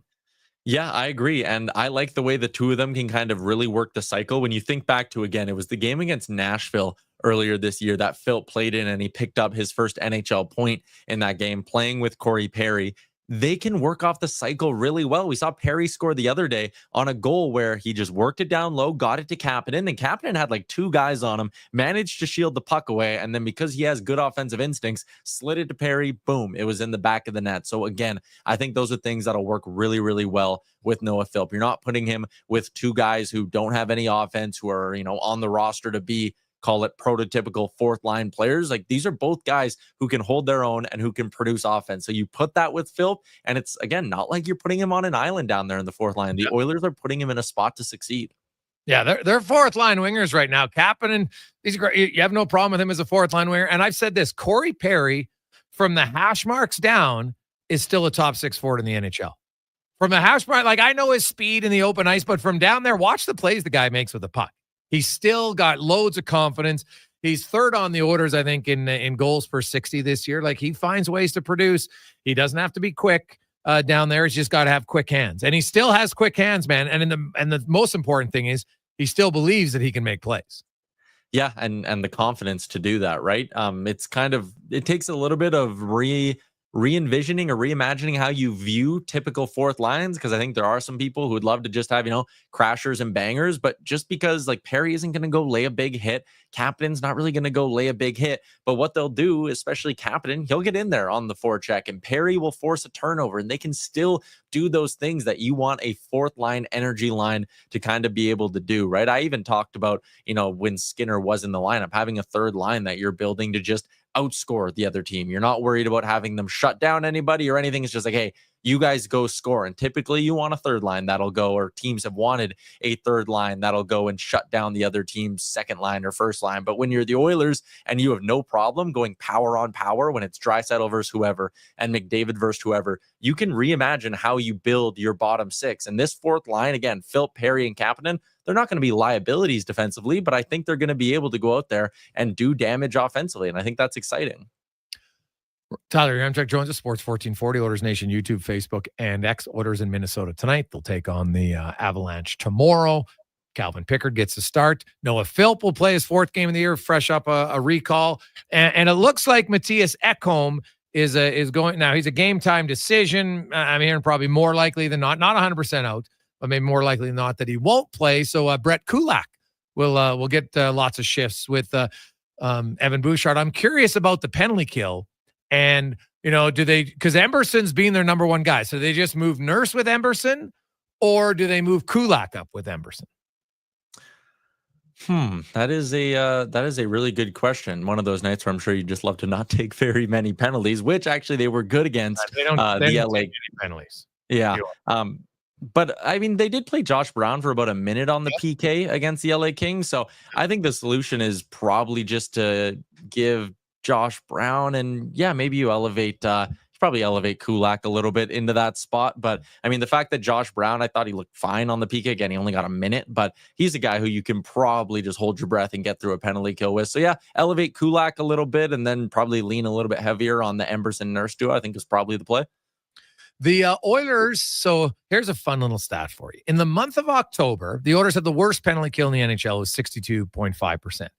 They allowed 12 power play goals. They took on 32 chances. So they were averaging almost 3 times shorthanded a game. So 12 on 32, awful.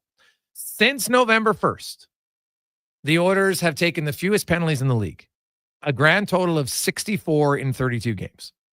And they have allowed fewer goals on the penalty kill since November 1st, 10, than they did the entire month of October.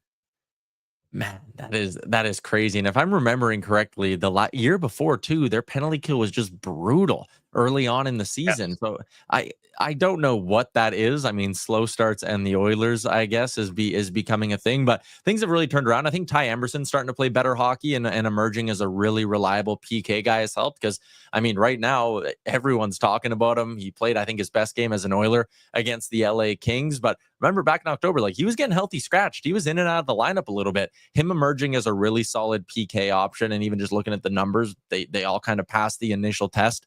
For me, I think Ty Emberson emerging has certainly helped. A couple of guys getting more comfortable, that's helped. What do you think about Kapanen, though? They used him the other day against LA for a penalty kill. He hasn't done a ton of killing since coming over from St. Louis, but I wonder if they maybe don't start leaning on him a little bit more to lessen the workload on some other pieces.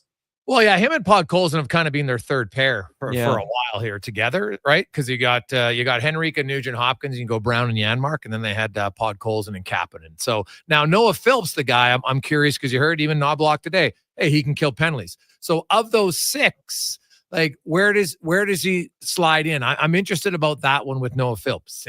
Takes faceoffs, kills penalties, and he's a right shot. So what he can do is, you have Henrique and Nugent Hopkins, and those are really the only guys you can start on your PK right now because Brown and Janmark, neither one of them is a centerman.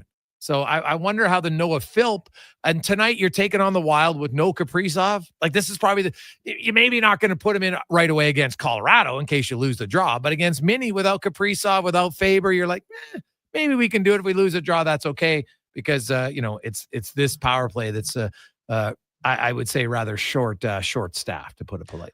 Yeah, no Faber either. He's usually their power play quarterback. I think that's a really good point. Just looking like Kapanen has never started a shift with a face-off on the PK. Like he's only come on the fly, and even Podkolzin has only done it twice. He started a shift 3 times. Sorry, this year he started a shift like on a face-off, and the Oilers are shorthanded. So that's probably where you do use Philp a little bit if you want to lessen the workload on one of Henrique or Nugent Hopkins. Philp gives you a bit more flexibility. But yeah, having a third centerman who you trust on the PK or at least are willing to use, that's really big. And again, it just goes back to this conversation's come full circle. What an opportunity for Noah Philp, because if you can go out there and give the Oilers some good penalty kill shifts and show that you can win faceoffs against, again, going up on the PK against power plays, going up against the other team's best centerman more often than not. If you can win those draws and prove yourself, like you are going to have a job in the NHL. That's what makes this so exciting for him, is like he's got a chance to carve out a role here. It's his career in the next 10 games. And maybe that's a little bit of a hyperbole, but like, come on, if you can establish yourself, go the rest of the season, go into the playoffs as the Oilers' 4th line center, you might be getting yourself a job for the next couple seasons. Oh yeah, for sure. It's a great opportunity. All right. The old, who is the coach? Opportunity knocks. So we'll see. Yeah, if he can do it. I think that was Dave Tippett, actually, who said that one when there was some injuries. So we'll see. Ty, enjoy the games. We will chat with you tomorrow morning on the Rundown. Sounds good. Thanks, Riggs. That's Tyler Remchuk from Motors Nation and dailyfaceoff.com. When we return, so Evander Kane, hernia surgery, abdominal surgery, all these tears. Like, what's the recovery time on that? Then you throw in a little bit of work on your knee that's not structural. He's not coming back for the regular season. But what are the chances he could actually help in the playoffs? We'll talk about the rehab and maybe a realistic option next on the Gregor Show, presented by PlayAlberta.ca. You don't know what awaits you on the road to come, but with the 2025 XC90 from Volvo of Edmonton, you'll have the versatility to take on whatever life throws at you. The new XC90, a luxurious SUV with seating for up to 7, boasts newly upgraded body and wheel design. It's the perfect choice to drive into the coming year. And right now, you'll save $4,500 and lease from 1.49% on all in-stock 2025 XC90s. Volvo Cars Edmonton. VolvoCarsEdmonton.com, 1205 101 Street Southwest. Noodle, noodle, noodle, noodle, noodle, noodle, noodle, noodle, noodle, noodle. Noodle, noodle, noodle, noodle, noodle, noodle, noodle, noodle, noodle, noodle, noodle,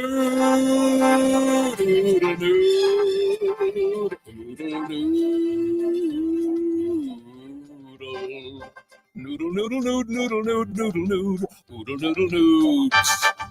Noodle, noodle, noodle, noodle, noodle, noodle, noodle, noodle, noodle. Troll low down to Oodle Noodle tonight because dine-in is open.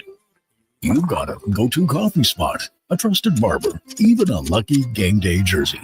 But when it's about looking your absolute best, there's only one name you need: Mr. Dirk. Family run since 1939, we're experts in crafting impeccable tailor-made suits and offering a wide variety of everyday styles. Pair that with personalized one-on-one fittings and the convenience of on-site tailoring. Mr. Dirk elevates your style game. Visit our Edmonton store or explore MrDirk.com. Score big on style with Mr. Dirk. Vimy and Donnan Hockey are dedicated to skill development for all hockey players. If you know a student athlete interested in growing as a person and a player, attend the Vimy Open House on January 16th from 6 to 8 p.m. Beginner or experienced, this program nurtures and develops a student-athlete skills in a supportive environment. The Vimy Open House is a great opportunity for prospective student-athletes entering grades 7 through 12 to see what Vimy Hockey and all of the other sport academies at Vimy have to offer. Visit vimyridge.epsv.ca for more info. Hey, sports fans, we've got a clear choice for you. At Crystal Glass, we provide customers with the perfect glass for any job. From home to auto and even commercial, installation or repairs, we're your team. Call 310 Glass or visit crystalglass.ca. Crystal Glass. Miss golf during the off-season? Of course you do. So head to the Leduc Golf Club and try their state-of-the-art golf simulators. Perfect your swing. Enjoy delicious food and beverages, and even book a lesson with one of the Leduc Golf Club pros. Whether you're a seasoned golfer or just starting, the Leduc Golf Club simulators offer a great way to keep your game sharp any time of the year. Call or visit the Leduc Golf Club today to book your spot and swing into action all year round. At Schwab Buick GMC, our boss is serious about cutting prices on vehicles like Sierras and Silverados. When? Right Schwabbing now! Right Schwabbing now! So when he sees the MSRP, he says, "That's not Schwabbing good enough!" He's always looking for more. Dig the Schwab in! Save with 0% financing or lease rates as low as 1.9% on 2024 half-ton trucks. Right now! At Schwab Chevrolet Buick GMC in Leduc. Right Schwabbing now! Diablo Boots in Canada West, the two best names in work, biker, and western boots. Diablo has been selling quality Canadian boots for over 60 years, from size 6E to 15EE. Why buy boots made in China like Ariat, Redwing, and Dakota, when Diablo Boots has the best quality for less? Made in Winnipeg. Plus, all of Diablo Boots have replaceable soles and heels for longer life. So save on boots by Save on Foods. That's Diablo Boots, 3340 Gateway Boulevard, on the east side of Save on Foods. At Schwab Buick GMC, our boss is serious about cutting prices on vehicles like Sierras and Silverados. When? Right Schwabbing now! Right Schwabbing now! So when he sees the MSRP, he says, "That's not Schwabbing good enough!" He's always looking for more. Dig the Schwab in! Save with 0% financing or lease rates as low as 1.9% on 2024 half-ton trucks. Right now! At Schwab Chevrolet Buick GMC in Leduc. Right Schwabbing now! Portions of this hour brought to you by On the Rocks. Watch every Oilers game at OTR with $5.25 Molson Canadian, $5 Pink Whitney shots, and 60-cent wings. Plus, play Oilers Score and Win for your chance to win On the Rocks gift cards. Oilers hockey at OTR. Book your table today. Jasper Ave and 118th. Look good, feel good, play good. It's the Jason Gregor Show. Thanks for listening to Sports 1440. Presented by PlayAlberta.ca, Alberta's only regulated online gambling website.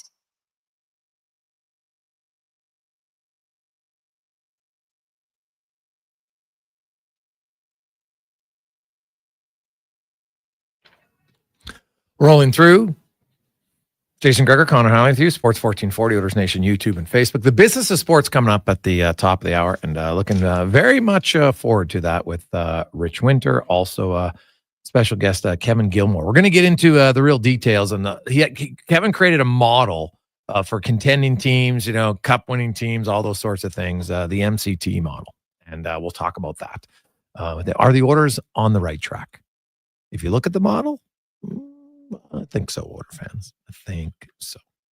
But first, let's get to the injury report brought to you by Leading Edge Physio. The team in Old Strathcona have special training dedicated to reducing the impact of cancer care before, during, and after your diagnosis.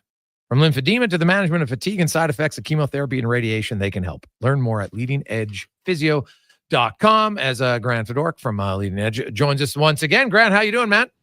I'm doing just great. How are you doing, Jason? I'm excellent. So I want to do a recap. Like when, double hernia surgery, torn abductor muscles, like Evander Kane had significant surgery back in, before the season began, hasn't skated since. So I just want to start there before we get to the knee thing. There wasn't any structural damage. But when you think of all that, what's the hardest thing to rehab when you're coming out of dual hernia and torn abductor muscles? Yeah, so his wasn't simple in the first place. I mean, we're talking about ruptured multiple injuries in the area. And we talked about this before he had his surgery. We talked about the fact that, athletic pubalgia is not a small problem. There can be all kinds of things. Once they get inside, the MRI tells one story, but then they get inside, and everything from the inguinal ligament to, basically this tendon that's part of your internal oblique and the transverse abdominis. We're talking about the adductor muscles, particularly one called adductor longus. Any one or all of those may have needed repair. Okay, so think about a surgery where they go in and repair one, but there may have been multiple, and there likely was, as they talked about double hernia. They use different terms, but at the end of the day, we know more than one tissue was repaired. So it's quite a significant recovery. We talk in terms of months, not in terms of weeks. So I think his surgery, Jason, was what, September 20th? Yep. I think somewhere I looked, and I think it was September 20th. So you're looking at around 12 weeks, takes us to just before Christmas, is about a 12-week window for us, for the healing to occur. And then he starts to get into the world of, bringing it up to pace and speed and getting game ready, which takes a lot of time too, after that kind of an injury. So he's rehabbing, and then he's starting to do, more sport specific exercise.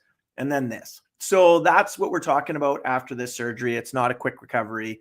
But the good news is that I think the stats are 90% of people who fail traditional conservative management that go on to have this surgery return to pre-accident activity, like full sports. So great outcomes, good likelihood that he was going to recover from that.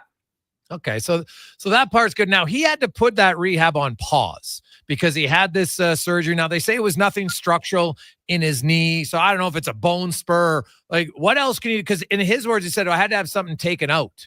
So I don't know if there's a bone fragment or something. Right. It's kind of weird, but they were clear that it's nothing structural to his knee. Right. Okay. So we're guessing, because structural, articular, when they say structural, and who said not structural, right? Is it the team identifying that? So let's talk about what could be going on. He could have a loose body, which is like something floating around in there. A little piece of cartilage can be floating around in there. A little piece of bone can be floating around in there. There can just be that kind of thing. So that would be common. A loose body, though, recovery after having a loose body removed is short. 2 weeks, 3 weeks, and yet, so we're guessing, right? So they said the recovery just from the knee was 4 to 8 weeks. Right, which makes me think, again, because we have to guess because they're not being specific, which makes me think that there was likely something to do with the cartilage. Whether it was a meniscus, probably a meniscectomy. Again, I can't say because nobody has said. But if we're talking about a meniscectomy, a small tear in the cartilage, not uncommon for athletes to have. They take it out. They try to repair, just for those, since let's take Evander Kane out of the picture for those listening. If you've got torn cartilage in your knee, you can function very well with it.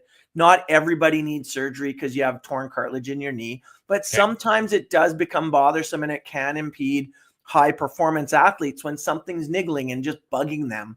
Right. And in that scenario, it depends on where the tear is. So if the tear is in what we call the red zone, which is the outward part of this cartilage in your knee, so the outermost area, those can actually be repaired. They've got good circulation. They will sew them together. And in that scenario, it's a little longer rehab. So 8 to 10 weeks. It's more like 6 to 8, but in an athlete might be a little bit longer, interestingly enough. Then you've got this other zone, which is more of the middle cartilage to the inner part of it, what's called the red-white zone or the white-white zone. In those areas, not great circulation. So what they do is they actually just take out that little piece of cartilage that's there. It's called a meniscectomy. And because that you've removed what was causing the irritation, basically you're just recovering from the fact that there's been some trauma to the knee. We're looking at high-level athletes. 6-week window is very common. Like usually they're back performing full, like literally back on the ice, back on the field in that 6 to 8 week window. So again, if we're guessing what happened in there, which is what we're doing for those listening, obviously I don't have an inside track knowing. I just am putting it together from the pieces of the puzzle that you're throwing at me. So maybe that's what happened. If it did, great recovery after that surgery. So Grant Fedoruk joins us. Now, a lot of people are like, well, if they found this in his knee a few weeks after his initial ab surgery, why didn't they just do it then? Well, I'm assuming because they couldn't go. He had to get his abdominal area recovered first before you would do another surgery, correct? I don't know the answer to that one. I'm gonna 100 plead the fifth. I don't know. Whether they found it at the time or whether it was something he brought up later, I don't know the answer to that, whether they actually knew about it right at the time and why they wouldn't have done it all at the same time. From a rehab perspective, I got to tell you, if you're going in and having something done up in the hip, why not just do the knee at the same time? The knee would have gone through a recovery period early on in it. Some of the rehab could have been stacked. I don't know the answer to that one. They said they found it after his initial That makes surgery, right? It was something that was bugging him. But so people said, well, once you found it, could you have done surgery then? Or because let's say you're a month into the rehab and just letting your hernia, and everything heal. Could you go in then, or do you have to let it heal first before you do something else? You know what I mean? Yeah, that would have been a discussion between the two of them. I would, if it was found after, depends on when it was found. If he was working his way through rehab, did they want to just hit pause on it or do as much as they could to get his hip as strong as possible before they did something to his knee? Because some of those muscles, here's the thing, Jason, and I say this all the time. If you have hip surgery, guess what it affects? Everything below and even the joints above. It affects your back. It affects your knee. So if you have knee surgery, guess what it affects? Your hip and your ankle. So I think it was probably the decision-making process was, hey, we found this. Let's make sure that the hip has a chance to go through a healing process. Let's then deal with the knee and make sure that it doesn't affect the healing process that's going on in the hip.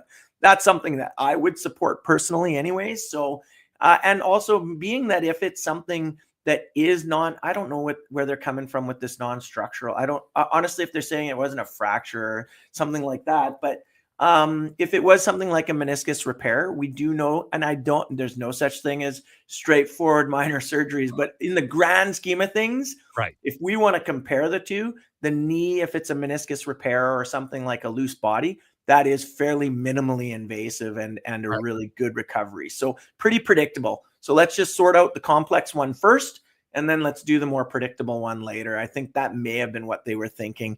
Guys, anybody listening, I do not sit on the other side of the table. I don't know for sure. I'm just telling you what could have happened. Right. Yeah. And that's fair. And I think that's important. Now, the other thing is, a lot of people are like, well, why didn't he just do the surgery right in the summer? And I tried it, and you can do it better than me, but surgery isn't always the first choice, right? Because, even in today, we have all the advancements in technology and science and everything, but something can go wrong, right? And you'd rather your body, it's never 100% the same. Right. So you don't want to just say, oh, okay, you know what? Let's have surgery. Like Connor McDavid's a prime example. He didn't have surgery, right? He rehabbed this whole thing without surgery and look at him. He's fine. So can you explain in better detail why you always look for other alternatives, potentially healing itself, rehabbing itself before surgery? Yeah, there's a lot of different injuries. ACL is a good example for people out there that are listening. A high-level athlete, young in his 20s with an ACL tear, full thickness ACL tear, that's one that's very high likelihood of needing a repair. You're very unlikely to try to just rehab that. Right. However, if you're in your mid 30s, early 40s, and you do the exact same thing, Jason, you wait and see what the instability level is going to be, what the activity of the person's going to be. There's all kinds of questions. You can have a full thickness ACL tear. This blows people's minds. You can have a full thickness, no ACL in your knee with no instability and play high level sports even without one. Absolutely. You can. I can speak of Edmonton has a well-known at one point, or he's an orthopedic surgeon who did it. He skis. He sits in a kayak and does extreme sports. He's got no ACL. Doug Waite had no ACL for a little while and played on it with a brace until it was done, and then played with the brace continuing after surgery. It can happen. It does occur. And then there are other injuries. A sports hernia that we were talking about, athletic pubalgia, is a good example of one that can do quite well with conservative treatment. So why would you go to an extreme, or not extreme, but why would you go to the next step in the clinical pathway without first exhausting something that's way less invasive with way less complications? And that's the way you think about these things. When they do respond to conservative rehab, start rehab first. That's where you go. Not to mention the stronger and more fit and the more range of motion somebody goes into the surgery, the better the outcomes anyway. So there's always a component of rehab, or what we call prehab, especially at the high level athletic kind of with those kind of athletes before surgery. Anybody though, if you're out there and you're going to have surgery, or it's coming, it's in the cards, the more fit you are, the more even cardiovascular, just being fit exercise wise can make a difference. So the more you're doing, the better you're going to come out after surgery. Grant, fantastic stuff, man. Really appreciate the rundown. It's always good to get a little bit of expert knowledge on the whole surgery. And you said it way better than I could. Why you don't just rush into it. Everybody's individual, and obviously for elite athletes, it's a little bit different than radio hosts and other average schmucks, depending on what you want to do. But always look for an alternative. You're right about the ACL. Like I don't know. You can do it short term, guys that play with the brace, but obviously long term, eventually, if you want to play in the NHL, you need an ACL. Yeah, or football. There's a lot it depends on the sport too, right? I've got torn cartilage in my knee. I've got torn meniscus in my knee. I can pretty much do, I'd say 99.9% of things I want to do with no problems whatsoever. Some people have like small tears and it niggles them and their knee blows up and swells up. It all depends on the person and their situation. And there is no textbook answer to any of these things. It depends on the athlete. Evander Kane may have been absolutely managing it for a period of time in there until he wasn't, right? And then he just said, enough's enough. I can't do this anymore. So just depends on the person. Totally. Thanks, Grant. Appreciate it, my man. Okay, take care, Jason. Looking forward to him getting back. That's for sure. There you go. That's Grant Fedoruk from Leading Edge Physio. Yeah, the Oilers could use his physicality. I don't think there's any doubt about that, but it ain't going to happen in the regular season. So, and then the question is, now you heard Grant talk about the surgeries that he's had. The good news is that the player historically can get back to pre-surgery levels, but not necessarily like, okay, he's cleared to play. Connor Brown's a great example. Connor Brown was cleared to play last year. He clearly didn't have, it took him, 6 more months till he really, from training and everything to get that pop. So I think that's something with Kane. Yes, he'll be able to play, but is he going to be at that level right away? Might take him another 6 months. We'll see. When we come back, the business of sport, myself, Ritch Winter, and we will have Kevin Gilmore. Oilers fans, you are going to want to hear this. Yeah, we're going to talk about the MCT model of building, it identifies primary roster players, lots of different things, how to evaluate it all. And the gentleman who spent a lot of time researching it, Kevin Gilmore, will join us next on the Jason Gregor Show on Sports 1440, Oilers Nation, YouTube, Facebook, and X. After a Connor Halley Sports 1440 update brought to you by Fountain Tire. Get where you need to go this winter with the mid-winter tire clearance. You can save up to 20% off all in-stock tires, premium brands, unbeatable safety, and incredible savings right now at fountaintire.com. This is a Sports 1440 update. Game day, the Oilers in action taking on the Minnesota Wild. Puck drop 6:30. We've got pregame coverage for you getting going at 5:30 here on Sports 1440. Let's see a second on the game time decision in this one. Getting going in about 5 minutes time, the Sabres will host the Hurricanes, and the Pittsburgh Penguins to wave two-time All-Star goaltender Tristan Jarry ahead of their big 7-game road trip. The 29-year-old Jarry is 8-7-4 on the season with a 3.32 goals against average and an .886 save percentage this season. In the association tonight, you got the Raptors hosting the Celtics. That gets going at 5:30. Also, Knicks meet the Sixers. Bucks host the Magic.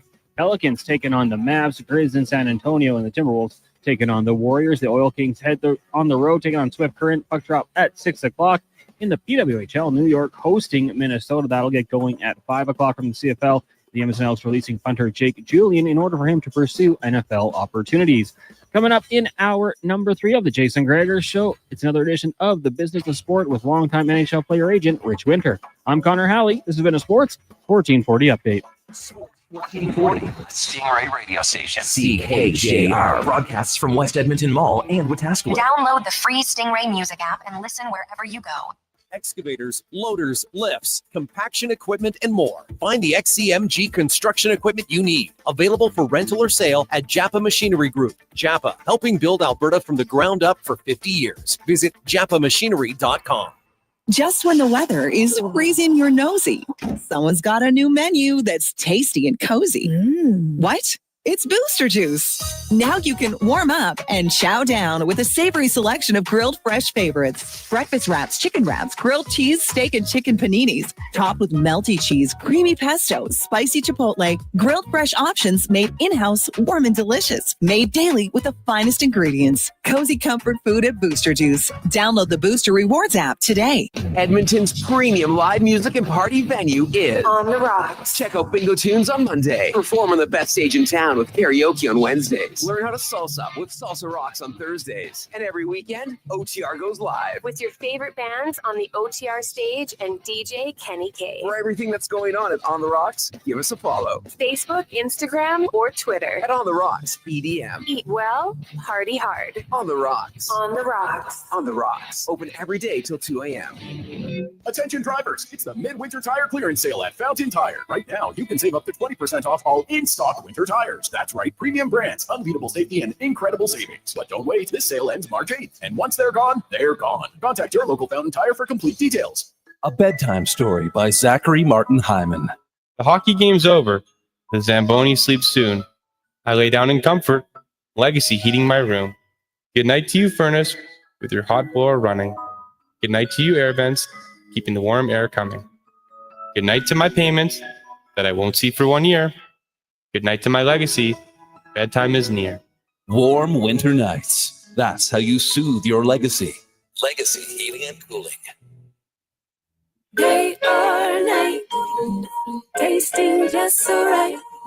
You can order oodle noodle at oodlenoodle.ca, delivering you the news almost right away. Remember, you can order oodle noodle at oodlenoodle.ca. So stay on your couch all day and order oodlenoodle.ca. Oodle noodle. Silent Rides is one of Alberta's premier bus charter companies with state-of-the-art motor coaches. We provide our customers with the safest and most reliable ground transportation. Our seatbelt-equipped buses have become the preferred carrier for many local sports teams, tours, corporate outings, and other various travel across Western Canada. For more information and to request a quote, contact Ted Nakamura at 780-940-0880 or visit silentrides.ca. Edmonton, get ready to step up your shoe game. The all-new Skechers store is opening its doors at West Edmonton Mall. Join us on January 17th for a grand opening celebration you won't want to miss. We're talking great savings, giveaways, and a special guest appearance. Hockey fans, meet the one and only Paul Biz Nasty Bizanet from 11:30 a.m. to 2 p.m. And for the first 1,000 customers, we've got a commemorative puck and performance water bottle. But wait, there's more. During our grand opening, enjoy 30% off all footwear and 50% off apparel. From performance shoes to stylish sneakers, we've got it all for the entire family. Your perfect pair of Skechers is waiting for you at West Edmonton Mall. Don't miss out on the biggest shoe event of the year. Skechers at West Edmonton Mall. Grand opening January 17th. Be there.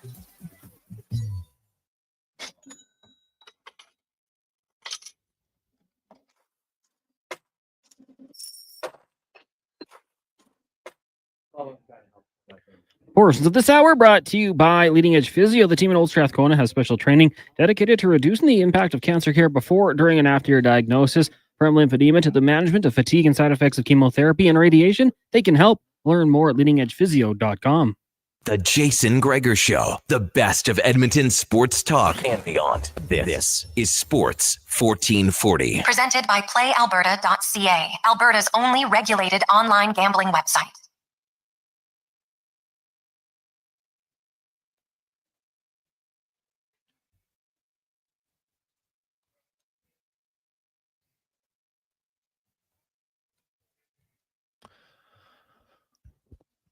Just after 4 o'clock. How are you, Jason Gregor?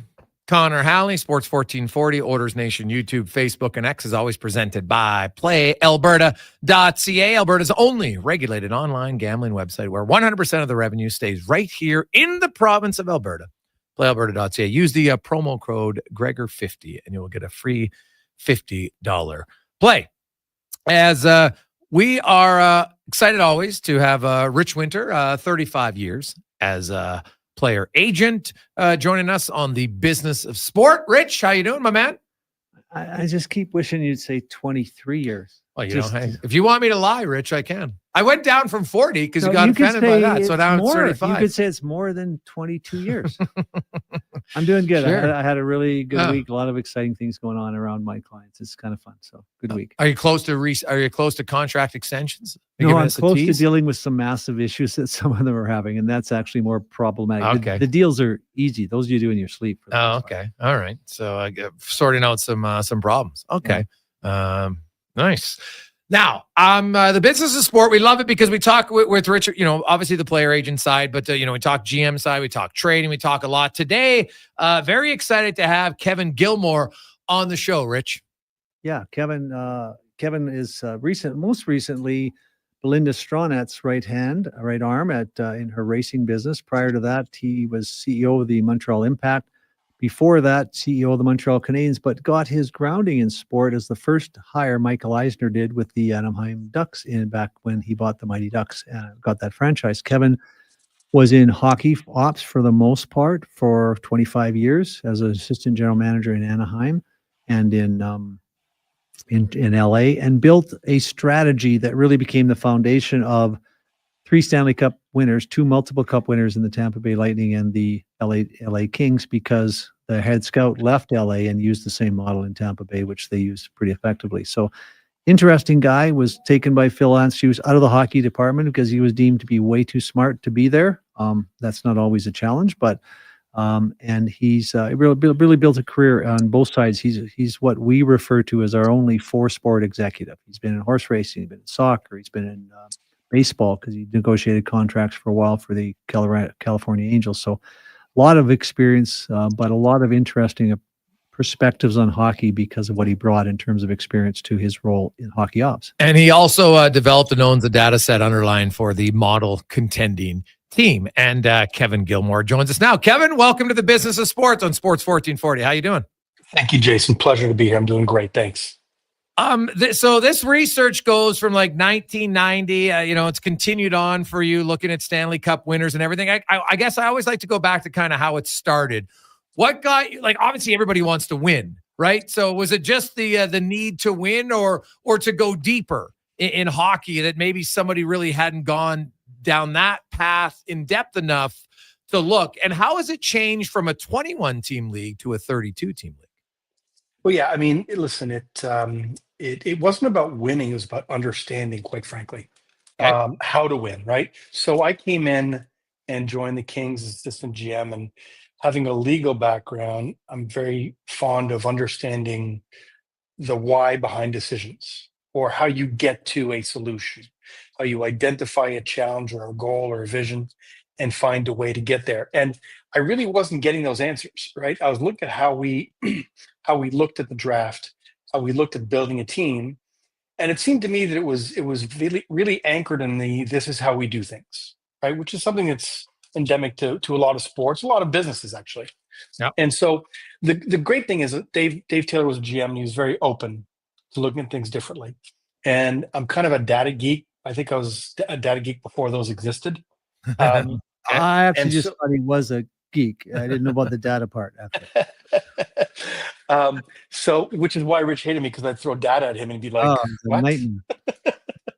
So I decided to go back and look at really the building blocks for cup winners. And I went back to 1990 to really understand how all these teams were built. And in that span of 12 years, because we put our 5-year plan in place in 2003 after I presented to the team and obviously the board. But went back 12 years, and there were a lot of multiple cup winners in there.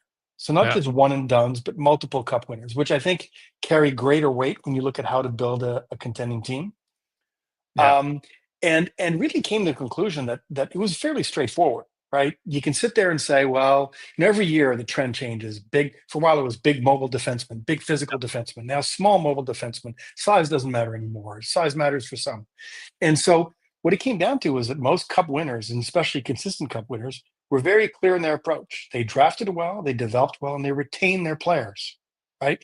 They built a nucleus of players that had come up through the system. You got to remember, Detroit, for instance, I mean, guys, top end players still had to spend a couple years in the minors.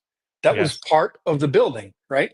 And so that's something I noticed. And the other thing I noticed is that there were always there were key positions, right? It wasn't just about having a 23-man roster.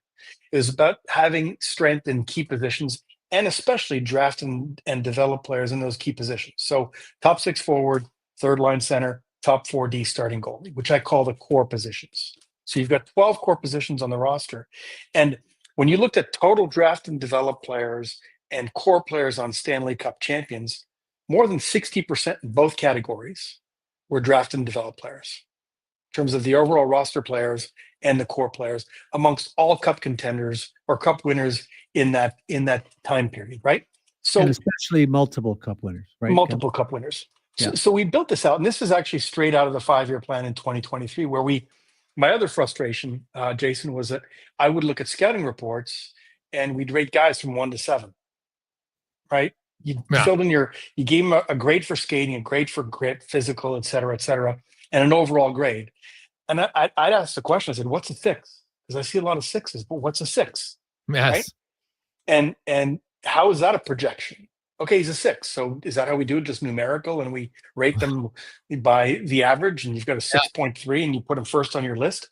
So we put the model contending team together, the roster you just showed, with descriptions on players. Right. And in the scouting system, we actually had a drop-down menu that had 2 or 3 examples of existing NHL players that fit that role, right? And we forced the scouts to project players in one of those slots. Okay. Like 1A as a 1A plus, a 1A, or a 1A minus. And we had players in every single one of those categories to help them visualize, okay, does he play like this player, right?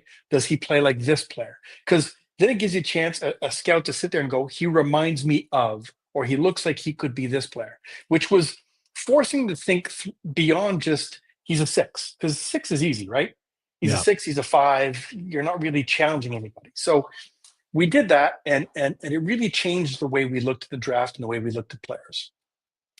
Kevin, when you talk about, you wanted those core guys through draft picks, did you look at, let's say a team would trade, 2 drafted players, younger guys, for an estat, like a Matthias Ekholm trade for Edmonton, right? They traded away a first rounder and they traded away a former for just a recent first rounder. So 2, drafted players to get Matthias Ekholm. So does that then count in the analysis of finding guys homegrown? Yes. Okay. So if I'll take an example, Philip Forsberg with Nashville, I consider draft and develop because he was acquired before he entered into the system. Right. So, but if you're picking up a player that was a first round pick that spent 3 or 4 years in the minors, I leave them out. I want this to be, you could sit there and say subjectively that, he's part of the organization, but to do this, you have to be really objective. How I rate players, how I rate draft picks, where I categorize players is all about, it's all objective data. You can't sit there and say, well, I think he's a. Right. Yeah. So you try to, which I'm guessing, in evaluation, one of the hardest things to do is try to remove the emotion from it, right? And just look objectively at it, right? Because all of us, Rich will watch a player, Kevin, you'll watch a player, I'll watch a player, and you might have him a 6.2, I might have him a 5.8 in different areas. Like, so how are you able to remove that element, or is that virtually impossible to do in analysis? Well, I don't think I think it was back then. It's not anymore, right? And we can touch on that because as I did this analysis the first 12 years and also since 34, I didn't just look at cup winners. I looked at every single drafted player. Okay. So I've got data on 8,000 plus drafted players. And for every player, I've rated them, where they fit in the model contending team, whether an NHL regular, 200 games or more, or a core player. So, and couple that with, I could tell you stories on end about discussions leading up to the draft where personal biases for or against certain types of players came into the mix, right? Yeah. And if you look at the statistics, we'll talk about in a second. I mean, you've got a 67% chance of drafting a core player, an NHL player in the first round, right? An NHL player. If you don't, it's because you didn't really look at this objectively. Some subjective elements came into play, right? So you gotta get a guy in the first round. Or I love his grit. I love his grit. He's such a character. And oftentimes they're biases that stem from the scout or the head of amateur scouting or the director of player personnel, or even sometimes the GM's personal experiences as a player, as a coach, as a scout. Yes. Right. And so you can't eliminate that. And the eye test is so important. Brian Burke is a big fan of data, but he'll always say you can't replace the eye test. I agree with him. You can't replace the eye test, but can you use AI now today with 35 years of data to understand, like I've got every single hit and every single miss, right? We can get into long conversations about what I consider a hit or a miss. But if you don't draft an NHL player in the first round, that's a miss. If you don't draft a core player in the first 15, that's a miss, right? Okay. If you draft a core player anytime after the first round, that's a hit. If you draft an NHL regular after the third round, that's a hit, right? So you look at hits and misses. And if you could do a deep dive with language learning and understand what led to the misses, what led to the hits, you can start identifying those biases within your scouting staff or within your organization, right? You can start identifying through all this data players that other teams may have biases that will lead them to not draft them, right? Find those Braden Points of the world, right? That are too small, right? So I think you'll never replace the eye test to answer your question, but now with a deep set of data going back 35 years, you could create a model that will allow you to be better at predicting which players will end up being NHL players. Hey, Kevin, I had this conversation with Barry Trotz over the summer, and he asked his scouts, why did we not select Braden Port or the guy that they drafted? I don't know who he was that never played. And the scout gave him, well, this guy was big and strong. He skated, but then he went through point, hockey sense, this skating, good, defense, good, all of these things. So why didn't we pick him? Well, he's too small. So when you take the objectivity out of it, you leave your scouts on an island where they're going to make a lot of mistakes. And Rich, it goes beyond that. I've been in conversation where it's like, well, I hear this player is this, right? Well, did you tell the story of the Getzlaff situation, like that kind of stuff? No, I don't want to get into players and stuff, but there's been times where for reasons that you sit there and you go, well, really? Yeah, of course we missed him because we let something slip into the conversation and decision making that shouldn't have been a factor. Yeah, right? Whether it's size or he can't skate. Like, listen, I'm a good friend of Luke Robitaille. Luke, first training camp, he was told that he had to go back to Hull and learn how to fight because he couldn't skate well enough. All he could do was score goals, right?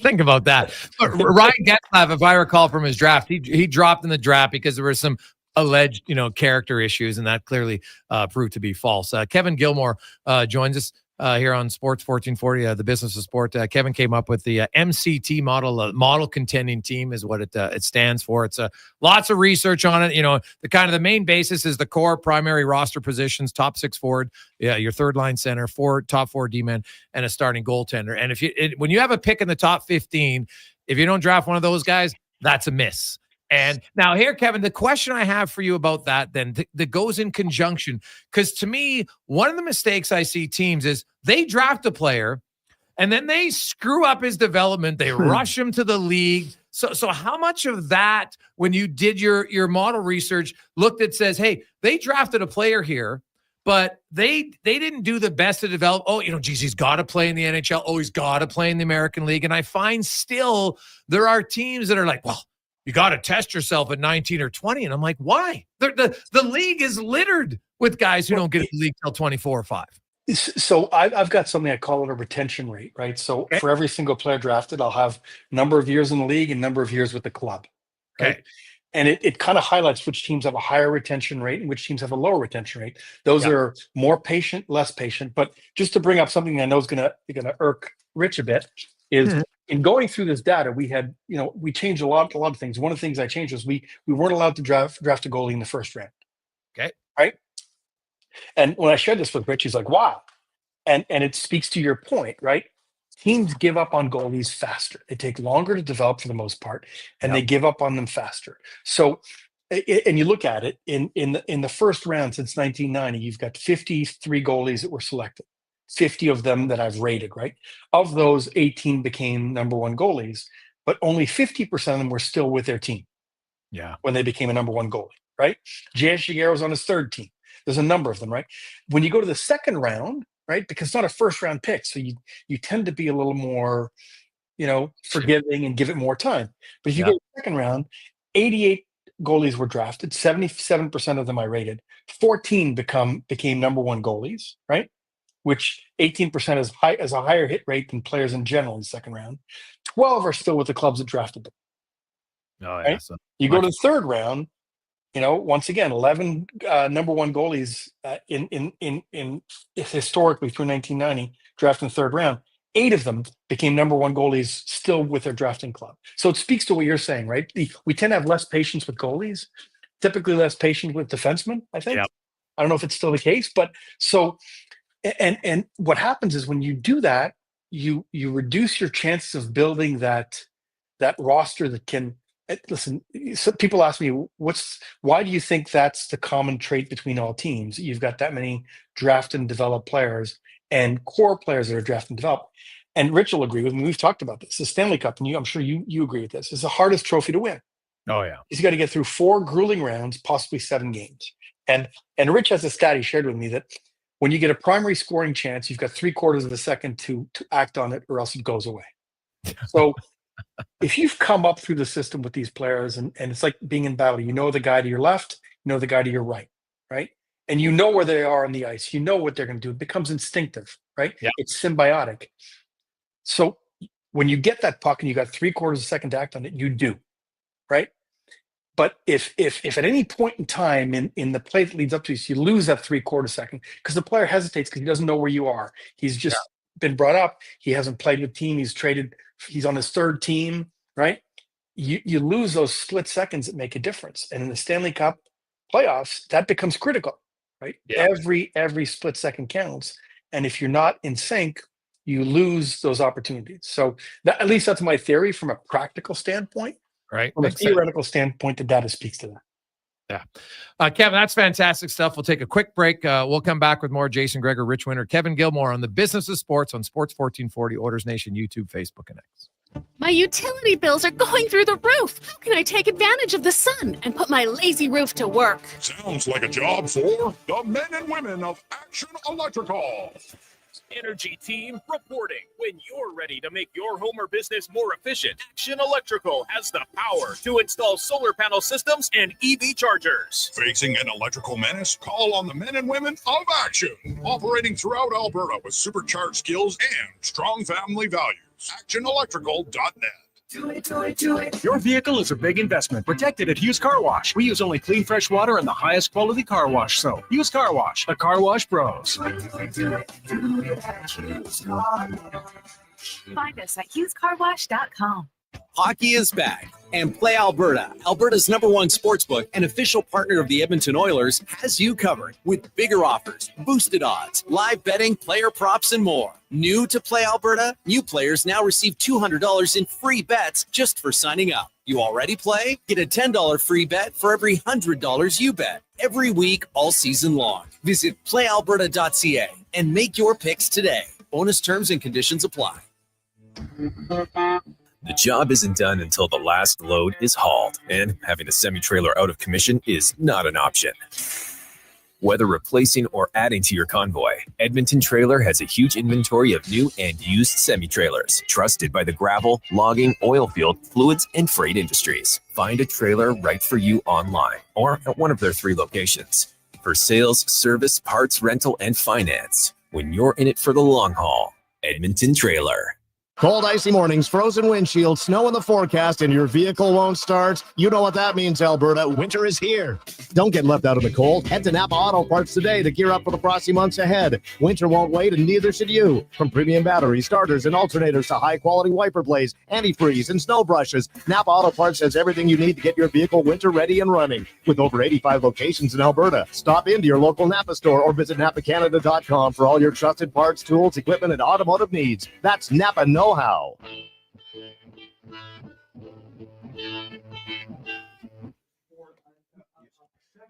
Portions of this hour brought to you by Culligan for all your residential water needs, your local water treatment company. More than just big bottles, Culligan.com. From puck drop to kickoff, It's the Jason Gregor Show on Sports 1440. Presented by PlayAlberta.ca, Alberta's only regulated online gambling website.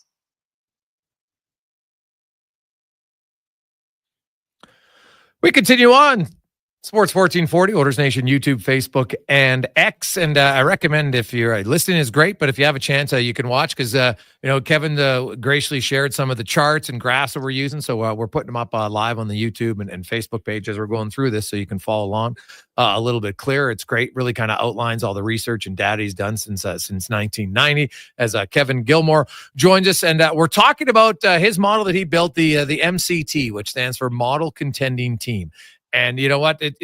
Ken Holland said it many times. You want to build a team that can take multiple shots at it, Kevin, because you could have the best team, and then all of a sudden in the playoffs, your number one defenseman and your second line right winger go down with an injury, and all of a sudden you're like, damn, like those are two real core pieces of our team that just due to injury, which is outside. Now you can try to build depth in your organization, but not many guys can just have everybody slide up a spot and say, okay, this guy's now going to be our number one right defenseman when he's being a really good number two. Doesn't mean he's number one.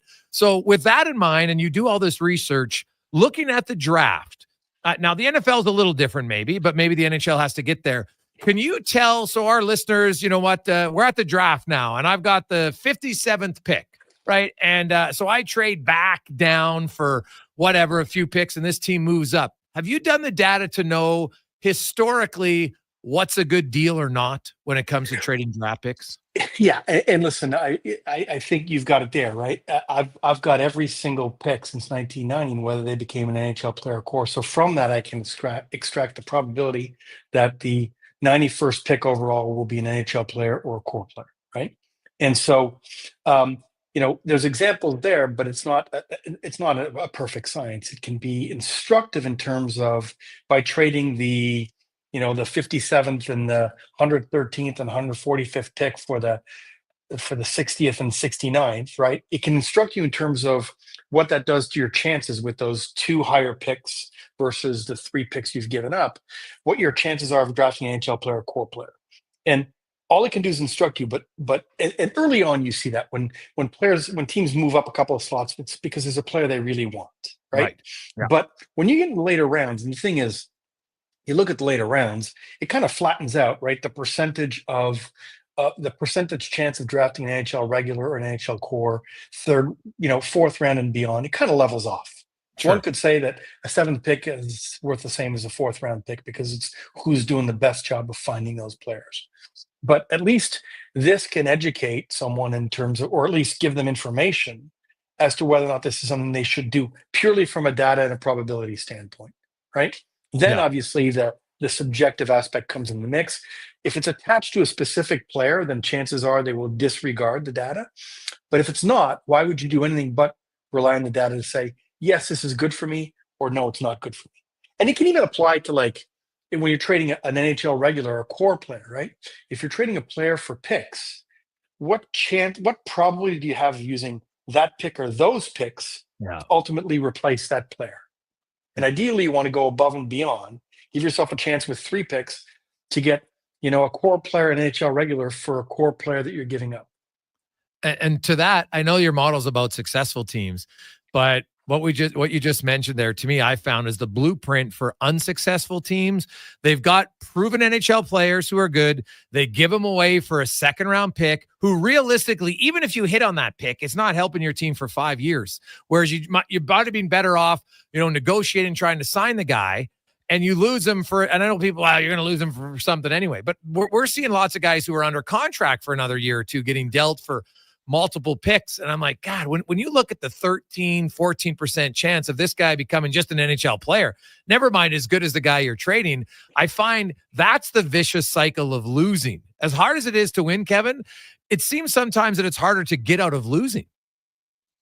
Well, listen, I think it's to get out of losing, you have to understand what it really takes to win, right? Because you may be doing things that lead to losing, but you're not aware that you're doing it because you haven't really taken the time to understand how to build a winner.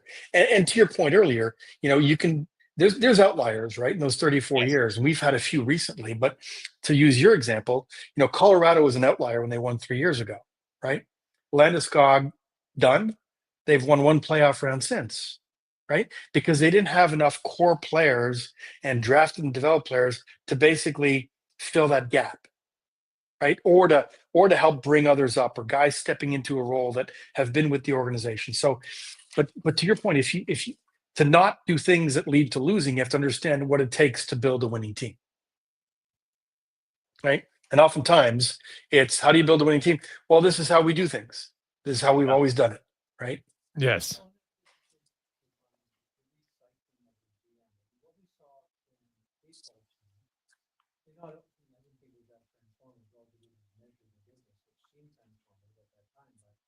They then started bringing in people from outside school. Kevin came from a law firm. People first hired by Michael Eisner. So you brought a different perspective. We're not seeing that in hockey. We're not seeing the Harvard MBA. You know, a little bit of that's happening in the statistics department or the analytics department, but not a lot. And until that changes, we're going to see an awful lot of teams continue to be bottom run. You know, so they're just not going to be successful because they don't have any of what Kevin's talking about to be successful. They don't understand the business because they were taught by Phil Blake. Yeah, that it is. You know, sometimes Kevin, I'm getting, because you've been in, you know, lots of major sports, right? And so, do all of these sports have that? You know, like, where this is what I know, this is who knows it, and you know, you're slow to move? Or have you seen, like, when you watch it? I know you're still connected to the NHL, and from when you first got into it till now, right? Like, you know, we're seeing other GMs in different markets that come from an analytics background more than ever before. Is it changing in the NHL, or do you still think there's a lot of, well, this is how it's always done and this is how I do it? And you know, you got some players running teams who know hockey from a player's perspective, but not much else. Yeah, and listen, without being overly critical, I think you're seeing other sports have evolved quicker into using analytics and folks from different backgrounds to bring in kind of an organization and a culture that drives, you know, a roadmap towards winning. I mean, the reason why Rich touched on this, the reason why Phil Anschutz took me on the business side is not because he thought I was too smart for hockey. Is I got passed up on 3 GM jobs because I wasn't a hockey guy. Right. And Phil said, listen, Kevin, there's 30 GM jobs. Why don't you come work for me on the business side, transition to the business of sport? There are plenty more jobs in sports that aren't GM jobs, right? And he was right. But you know, if it were up to me, I would have stayed in hockey. If the sport was open at the time, I probably would have found myself having a GM job and being able to implement stuff like this, you know, with an organization beyond just being an assistant GM, with a GM that believed in what I was saying. Right. And when did you get the sense when you were going through that interview process that the guys interviewing you weren't open to what you were saying, or maybe didn't understand it? So when I put together this 5-year plan, it was basically a 100-page document, and I used that for presentations on GM jobs. And one of them, I was told by the person that was basically heading this up, that the owner had read the entire plan on a flight to Japan, and it's one of the best pieces of, you know, strategy piece he's seen in sports in a long time. But he was a neophyte to the sport of hockey and was advised he should hire a hockey guy. So, you know, when you get that kind of feedback, you go, what can I do? I mean, listen. Right. Yeah. You're pushing a pretty big boulder up a mountain. Yeah, exactly. And that boulder, unfortunately, that boulder's still there, I think, in hockey. But now, as data becomes a more important piece of how we watch, consume hockey from a fan standpoint, will that change the dynamic at the management level? I'd like to think so. I'd like to think you have some young people coming up, whether they end up being players and coaches, but they've got that analytics background and the love for data, that they will not just bring the biases they have as a player and their experience as a player or coach, but actually their love of data and analytics into that role.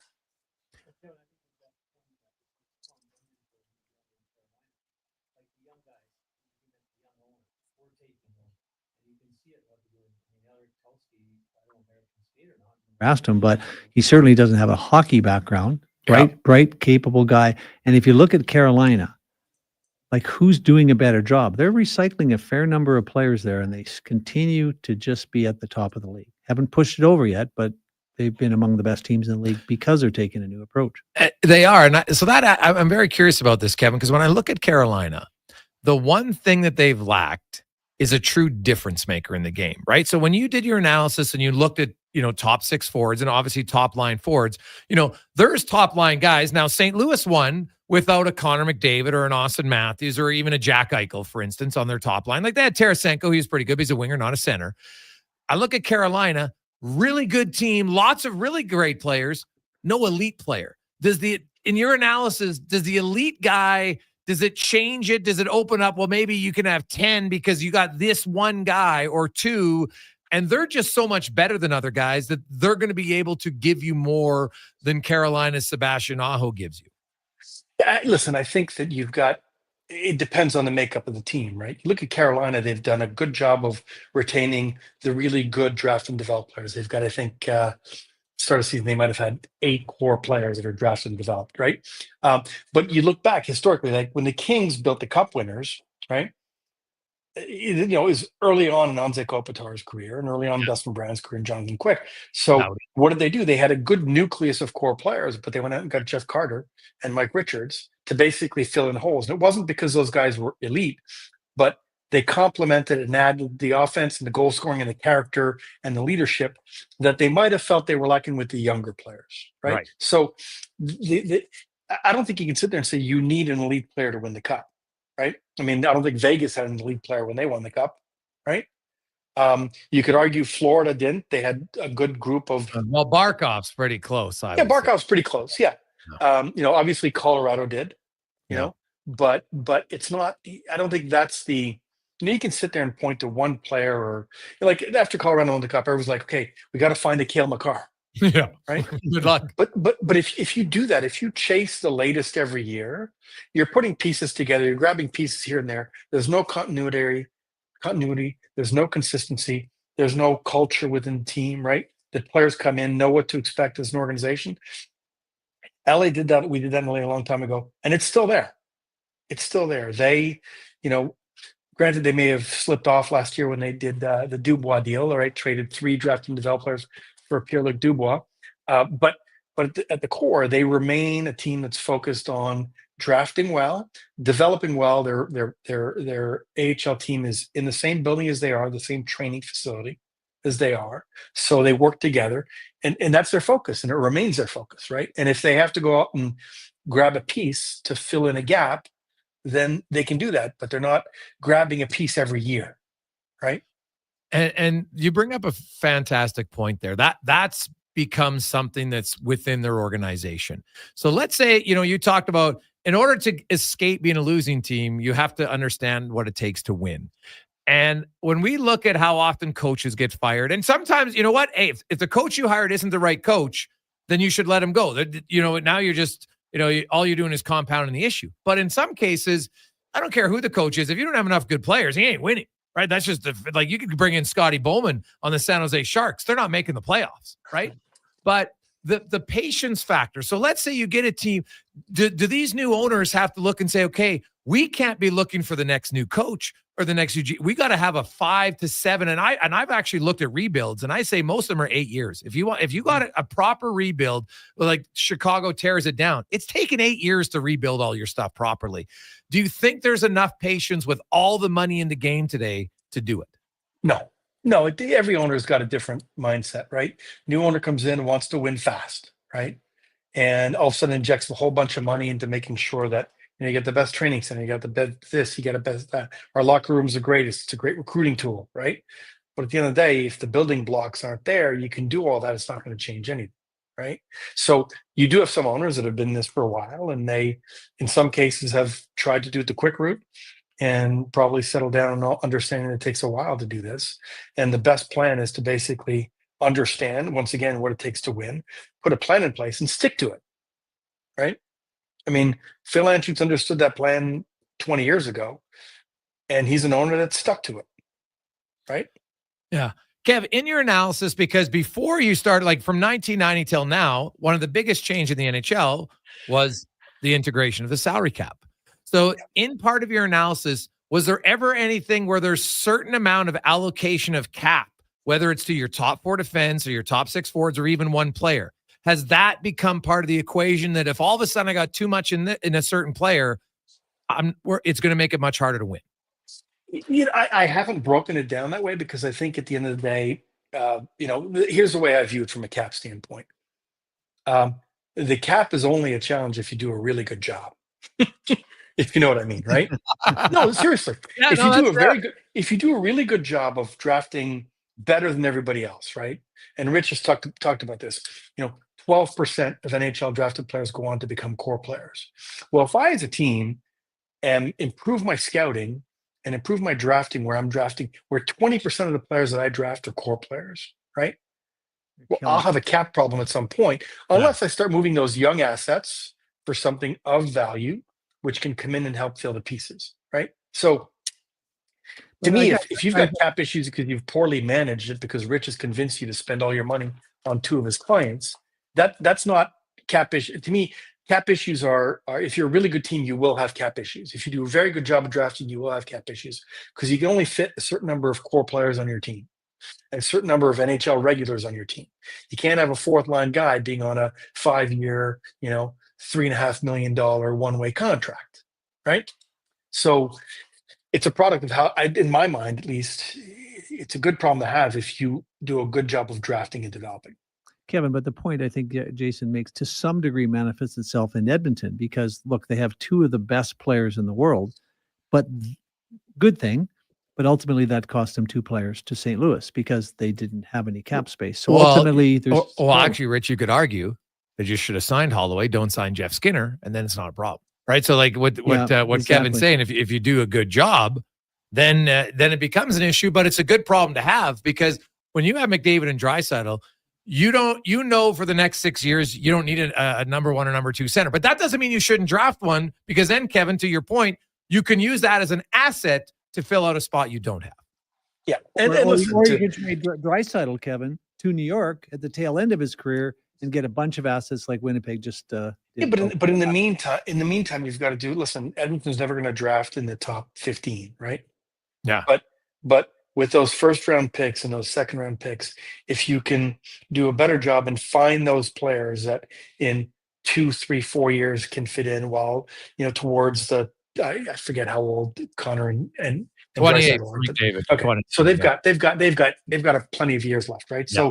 So if they can start, identifying young prospects either by drafting them or acquiring them, that can become NHL regulars and more importantly NHL core players, they'll have a much deeper core player draft and develop roster, right?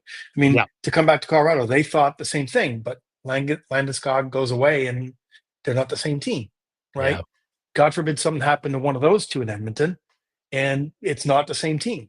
Yes. Right. But you see you see an interesting shift in the trade that LA made to Winnipeg. I mean, Winnipeg picked up 3 assets. I don't know where they position as core, but they're good players. They changed the whole mix. They bumped guys from the 2nd to the 3rd, and they created a completely different team with one trade.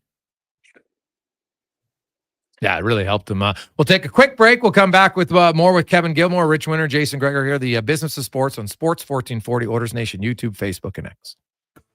Actions speak louder than words. Japa Machinery Group puts your construction plan into action with XCMG construction machinery you need. Available for rental or sale. Learn more at japamachinery.com. We believe that great projects start from the ground up. Well, to be accurate, great projects start from the underground up. We're GS Construction, and from pipes to drainage systems, we're always laying the groundwork for a better future for Edmonton. While the month of January may be slow for some, GS Construction is gearing up for a busy year ahead, preparing to build, repair, and replace tons of infrastructure to keep your systems running smoothly. To find out more, including new job opportunities, visit gsconstruction.ca. Just when the weather is freezing your nosy, someone's got a new menu that's tasty and cozy. What? It's Booster Juice. Now you can warm up and chow down with a savory selection of grilled fresh favorites. Breakfast wraps, chicken wraps, grilled cheese, steak, and chicken paninis. Topped with melty cheese, creamy pesto, spicy chipotle, grilled fresh options made in-house, warm and delicious. Made daily with the finest ingredients. Cozy comfort food at Booster Juice. Download the Booster Rewards app today. Edmonton's premium live music and party venue is On the Rocks. Check out Bingo Tunes on Monday. Perform on the best stage in town with karaoke on Wednesdays. Learn how to salsa with Salsa Rocks on Thursdays. And every weekend, OTR goes live. With your favorite bands on the OTR stage and DJ Kenny K. For everything that's going on at On the Rocks, give us a follow. Facebook, Instagram, or Twitter. At On the Rocks, EDM. Eat well, party hard. On the Rocks. On the Rocks. On the Rocks. Open every day till 2 a.m. Papa John's would like to recognize all the amazing meat-savoring, veggie-loving, barbecue chicken craving, pepperoni-popping, crust-dipping customers with an extra large thank you. And to really show just how much they appreciate you, from January 13th to 19th, take 40% off any pizza at regular menu price. It's just their way of saying thanks for loving pizza as much as they do. Order online at papajohns.ca or through the Papa John's app and use promo code TY40. Better ingredients, better pizza. Better get you some Papa John's. Legacy Heating and Cooling is the only place to call for heating your home. So when it's time to replace your old furnace, or for 24-hour repair with no overtime rates. Legacy even heats your shower with hot water tanks. And with no interest and no payments for 1 year, it could only be Legacy Heating and Cooling. It's a new year, and the Brick is clearing out their old inventory. Friday to Monday, they're blowing out furniture for up to 70% off the original price. With in-stock items ready to go and additional unadvertised discounts, check out your nearest Brick location to find mattresses starting at $149, fabric beds starting at $199, gaming chairs starting at $119, and home decor and pillows from just $15, with more deals in every department. Plus, take 4 years to pay with no interest. Financing OAC. Exclusions apply. The Brick. Saving you more. Portions of this hour brought to you by Japa Machinery. Did you know that Japa offers in-house and on-site service? Rain or shine, Japa's service department is here for you. Get a quote now at japamachinery.com. The Jason Gregor Show, the best of Edmonton sports talk and beyond. This is Sports 1440. Presented by PlayAlberta.ca, Alberta's only regulated online gambling website.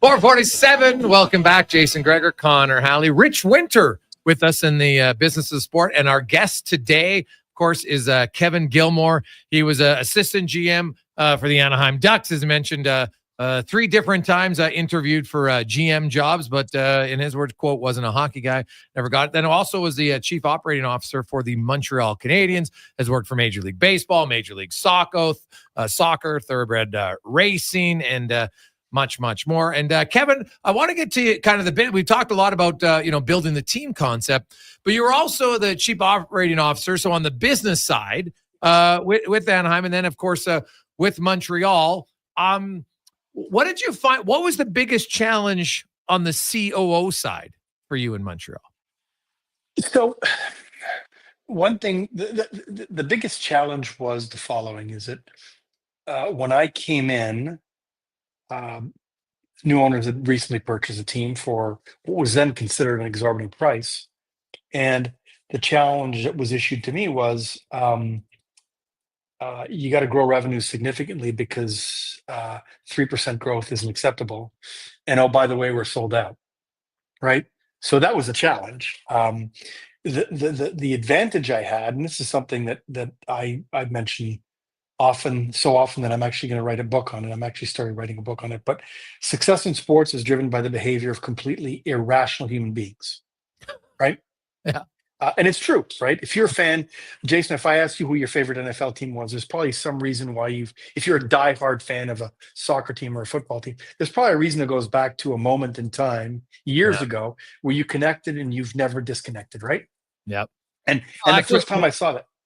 Funny What's that? story, Kevin. I was a diehard Dolphins fan because green was my favorite color.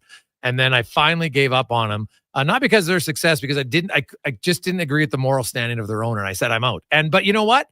Like, my son cheers for the Chiefs. So I'm like, okay, I'll help. But it's not the same. Like, I'm not a fan. Like, I'm waiting for him to be not the owner of the team anymore. And then I'll cheer for them, which sounds really stupid, but that's the truth.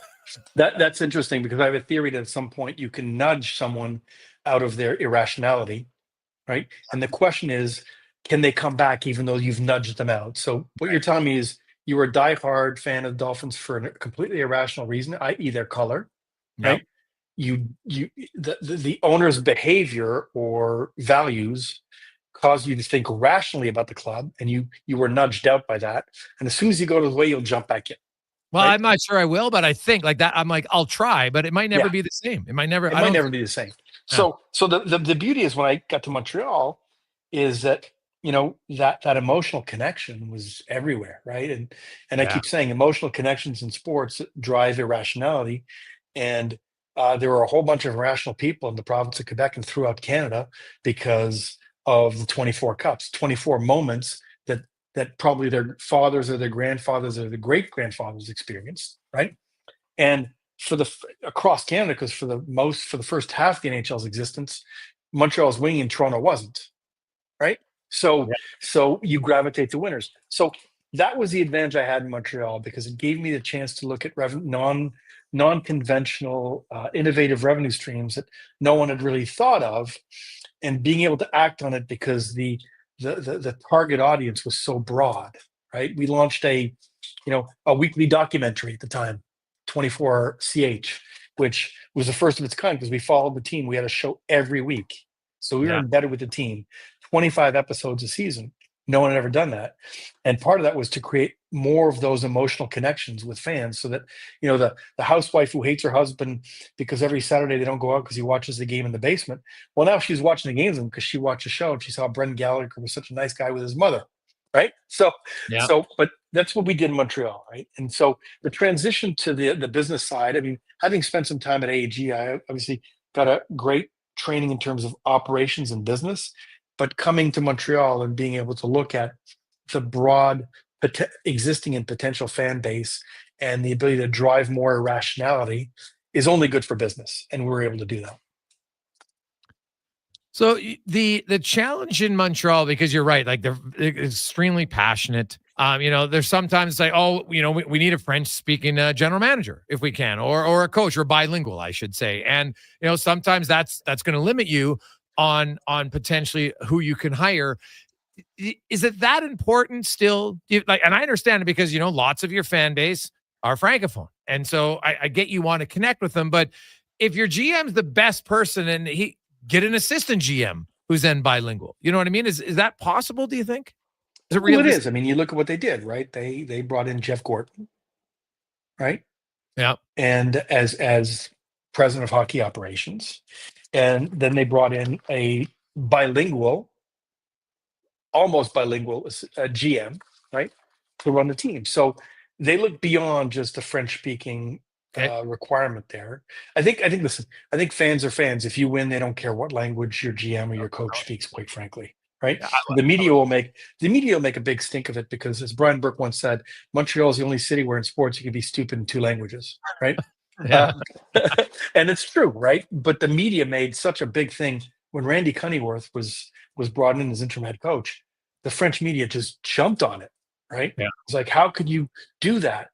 And unfortunately, sometimes with that media, from an ownership standpoint or a management standpoint, let media kind of drive your decision making, as opposed to factoring that in and seeing if it should in fact drive or even impact your decision making. But I think what you've got now is you've got 2 very capable people. One doesn't speak a word of French, and one is a, practicing bilingual. Now, you also worked as the president and CEO of the Montreal Impact, and you had a real strategy going in. You wanted to build Montreal's international appeal and unique character. How'd you go about it? Well, listen, the one thing that we did going in was we understood what the challenge was, which is taking a global sport, right, and capitalizing on the global nature of the sport in a city where it had been living in the shadow of the Montreal Canadiens. And our view was, as MLS keeps elevating itself on the international stage, what better way than to position ourselves as, a global brand that speaks to a global French-speaking population of 350 million, right? Could we capture those fans in Europe that are French-speaking that start following Major League Soccer, right? And have them gravitate towards Montreal Impact / CF Montreal, which was the rebrand, to give it more of that international feel. And listen, I think we had the proper piece in place. We brought Thierry Henry over as coach. We brought in Olivier Renard as sporting director, and they got to work on creating kind of a young, because we also changed things from a sporting standpoint, as opposed to just bringing in like highly priced older European players.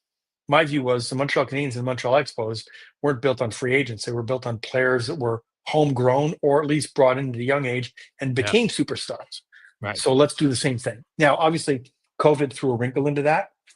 And then obviously we got a lot of pushback on the rebrand because of that, once again, that irrational emotional connection that people have to their team or their brand. And so it was a tough 3 years, well-intentioned, but I think COVID did a number on us. When you talk about the irrationality that exists in sports, and I'm sure it's there, obviously in management and coaching, you want to have it way less than in fans, right? Like they joke about fans are fanatic, and it's a fine line for sure. But there's a lot of pressure in those, and you've been in those positions, Kevin, to kind of feel that pressure from your fan base, and maybe it's spurred on by some certain media members in that market potentially at times. But how much of that is real? Because people say, well, you know what? I think the minute you start listening to your fans, you're going to be one of them, right? You'll be sitting in the crowd, not upstairs. But how do you balance that? And did you find, whether it's in Anaheim or whether it's in Montreal or or wherever you've worked, that is a challenge that some teams maybe don't know how to either block out or realize it's there, but not let it impact their decisions?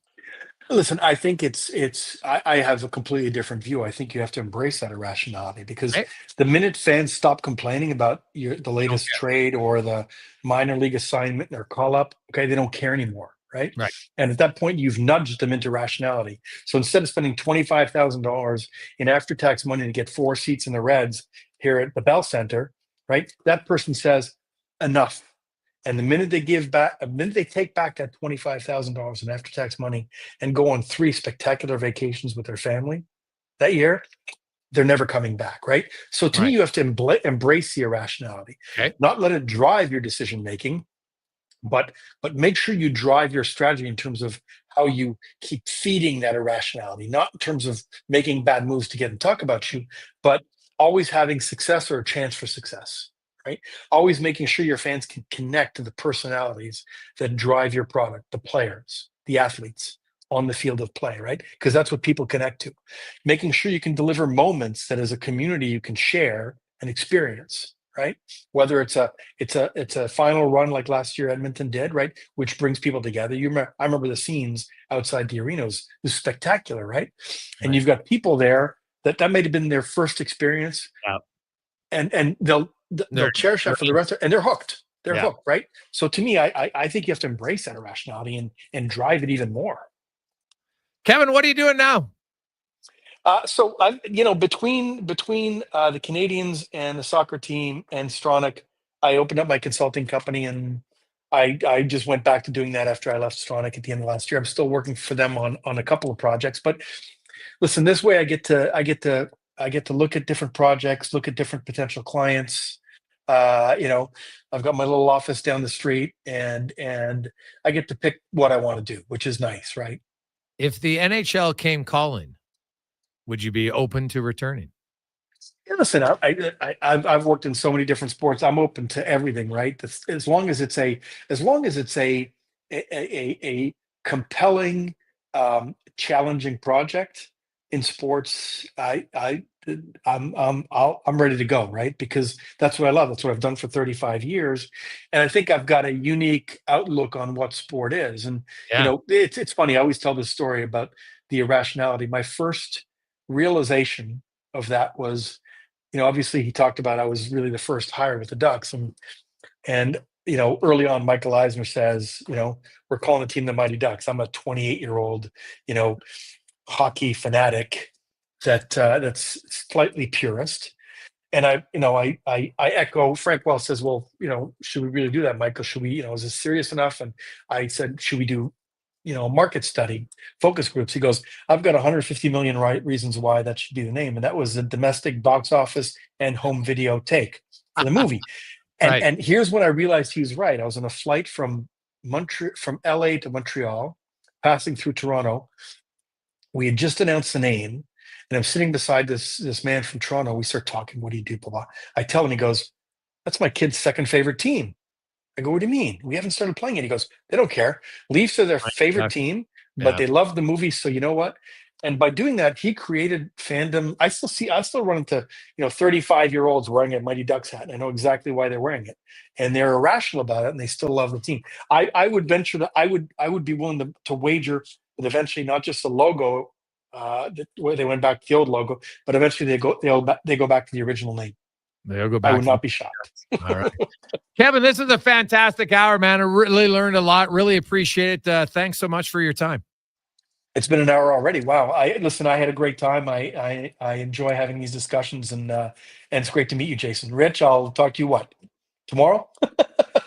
Probably tomorrow. Yeah. Well, you got way more words in today, Kevin. So that's fantastic. That's new for me. My commitment on the way in. Awesome. Thank you very much. Okay. All right, guys. Thank you. Kevin Gilmore, 35 years. That was fantastic, Ritch. Great get. Of course, Rich's connection brings us Kevin Gilmore, of course, with the model contending team. We started about that, the importance of the draft. We're going to revisit that because there's lots of really good nuggets that he talked about, and just, looking at what's a miss. Like, what do we, let's get down to brass tactics. What's a miss? If you have a top 15 pick and it's not a core guy, that's a miss. A huge miss. That's a miss. And a first round pick who doesn't play, that's a miss. Right. It's that simple, right? You get a second rounder. He doesn't have to be great, but if they hit, that's a hit. And you got to start measuring in that context. I mean, I think the stuff Kevin will give you to put up on the website, and you may follow up on, will give fans sort of an ability to go, I know what they're selling me, but now they know why it's not right. It's a guy at the dais trying to save his job, throwing out a whole bunch of hooey and hoping it sticks. And the reality is there's a reason why consistently 16 to 20 of the teams in the NHL don't make a go of it. Yeah, it's true. Great stuff, Ritch. We'll see you next Wednesday, my man. I'll be here. All right, let's get to the Con Man, a Sports 1440 update brought to you by Legacy Heating and Cooling, where the rates never change. All of a sudden, your furnace conks out, no overtime charges, legacyheating.ca. This is the Sports 1440 update. The Edmonton Oilers back in action tonight, taking on the Minnesota Wild. That one gets going at 6:30. Our pregame coverage with Andrew Walker and Donovan Paulson gets going at 5:30 here on Sports 1440. Just one other game on the ice tonight. Sabres lead the Kings 1-0. Ryan McLeod with his 8th goal of the season. In the association, the Raptors will take on the Celtics. Tip-off in that one set for 5:30. The Oil Kings on the road, taking on the Swift Current Broncos. Puck drop just after 6 o'clock Mountain Time. And in the PWHL, the Sirens up against the Frost. That one gets going in about 2 minutes. Of news from the CFL. The Edmonton Elks have released punter Jake Julian in order for him to pursue NFL opportunities. Coming up next on the Jason Gregor Show, we'll be joined by Mark Spector of Rogers Sportsnet. I'm Connor Halley. This has been a Sports 1440 update. Sports 1440 in West Edmonton Mall and Wetaskiwin. CKJR is a Stingray radio station. Download the free radio player app and listen wherever you go. Hockey is back. And Play Alberta, Alberta's #1 sportsbook and official partner of the Edmonton Oilers, has you covered with bigger offers, boosted odds, live betting, player props, and more. New to Play Alberta, new players now receive $200 in free bets just for signing up. You already play? Get a $10 free bet for every $100 you bet. Every week, all season long. Visit playalberta.ca and make your picks today. Bonus terms and conditions apply. McDonald's presents a hockey showdown like never before. McDavid versus Matthews. There can only be one winner, competing for all the glory and all the prize. The new menu features top shelf plays like the Smoky Quarter Poppy and the Big Mac David, so everybody scores, with even more delicious options like the Spicy Junior Chirpy. Now that calls for a silly Sunday. The Showdown menu, now available at McDonald's. In 1973, deep in the basement of an Edmonton family home, an elite team of specialized forces came together to form Action Electrical. Action Electrical Divisions, assemble! Projects team reporting. Service team reporting. Testing team reporting. Energy team reporting. Supercharged with skills in their electrical fields and grounded by strong family values, facing an electrical menace, call on the men and women of Action. Operating throughout Alberta at actionelectrical.net. It's a new year and the Brick is clearing out their old inventory. Friday to Monday, they're blowing out furniture for up to 70% off the original price, with in-stock items ready to go and additional unadvertised discounts. Check out your nearest Brick location to find mattresses starting at $149, fabric beds starting at $199, gaming chairs starting at $119, and home decor and pillows from just $15, with more deals in every department. Plus, take 4 years to pay with no interest. Financing OAC. Exclusions apply. The Brick, saving you more. Edmonton, get ready to step up your shoe game. The all-new Skechers store is opening its doors at West Edmonton Mall. Join us on January 17th for a grand opening celebration you won't want to miss. We're talking great savings, giveaways, and a special guest appearance. Hockey fans, meet the one and only Paul Biz Nasty Bizanet from 11:30 a.m. to 2 p.m. And for the first 1,000 customers, we've got a commemorative puck and performance water bottle. But wait, there's more. During our grand opening, enjoy 30% off all footwear and 50% off apparel. From performance shoes to stylish sneakers, we've got it all for the entire family. Your perfect pair of Skechers is waiting for you at West Edmonton Mall. Don't miss out on the biggest shoe event of the year. Skechers at West Edmonton Mall. Grand opening January 17th. Be there.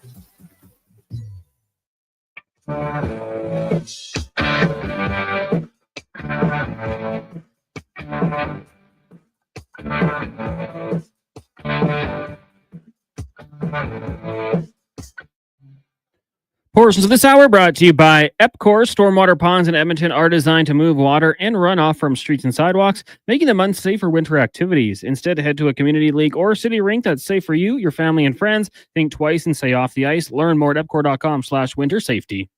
From puck drop to kickoff, it's the Jason Gregor Show on Sports 1440. Presented by PlayAlberta.ca, Alberta's only regulated online gambling website.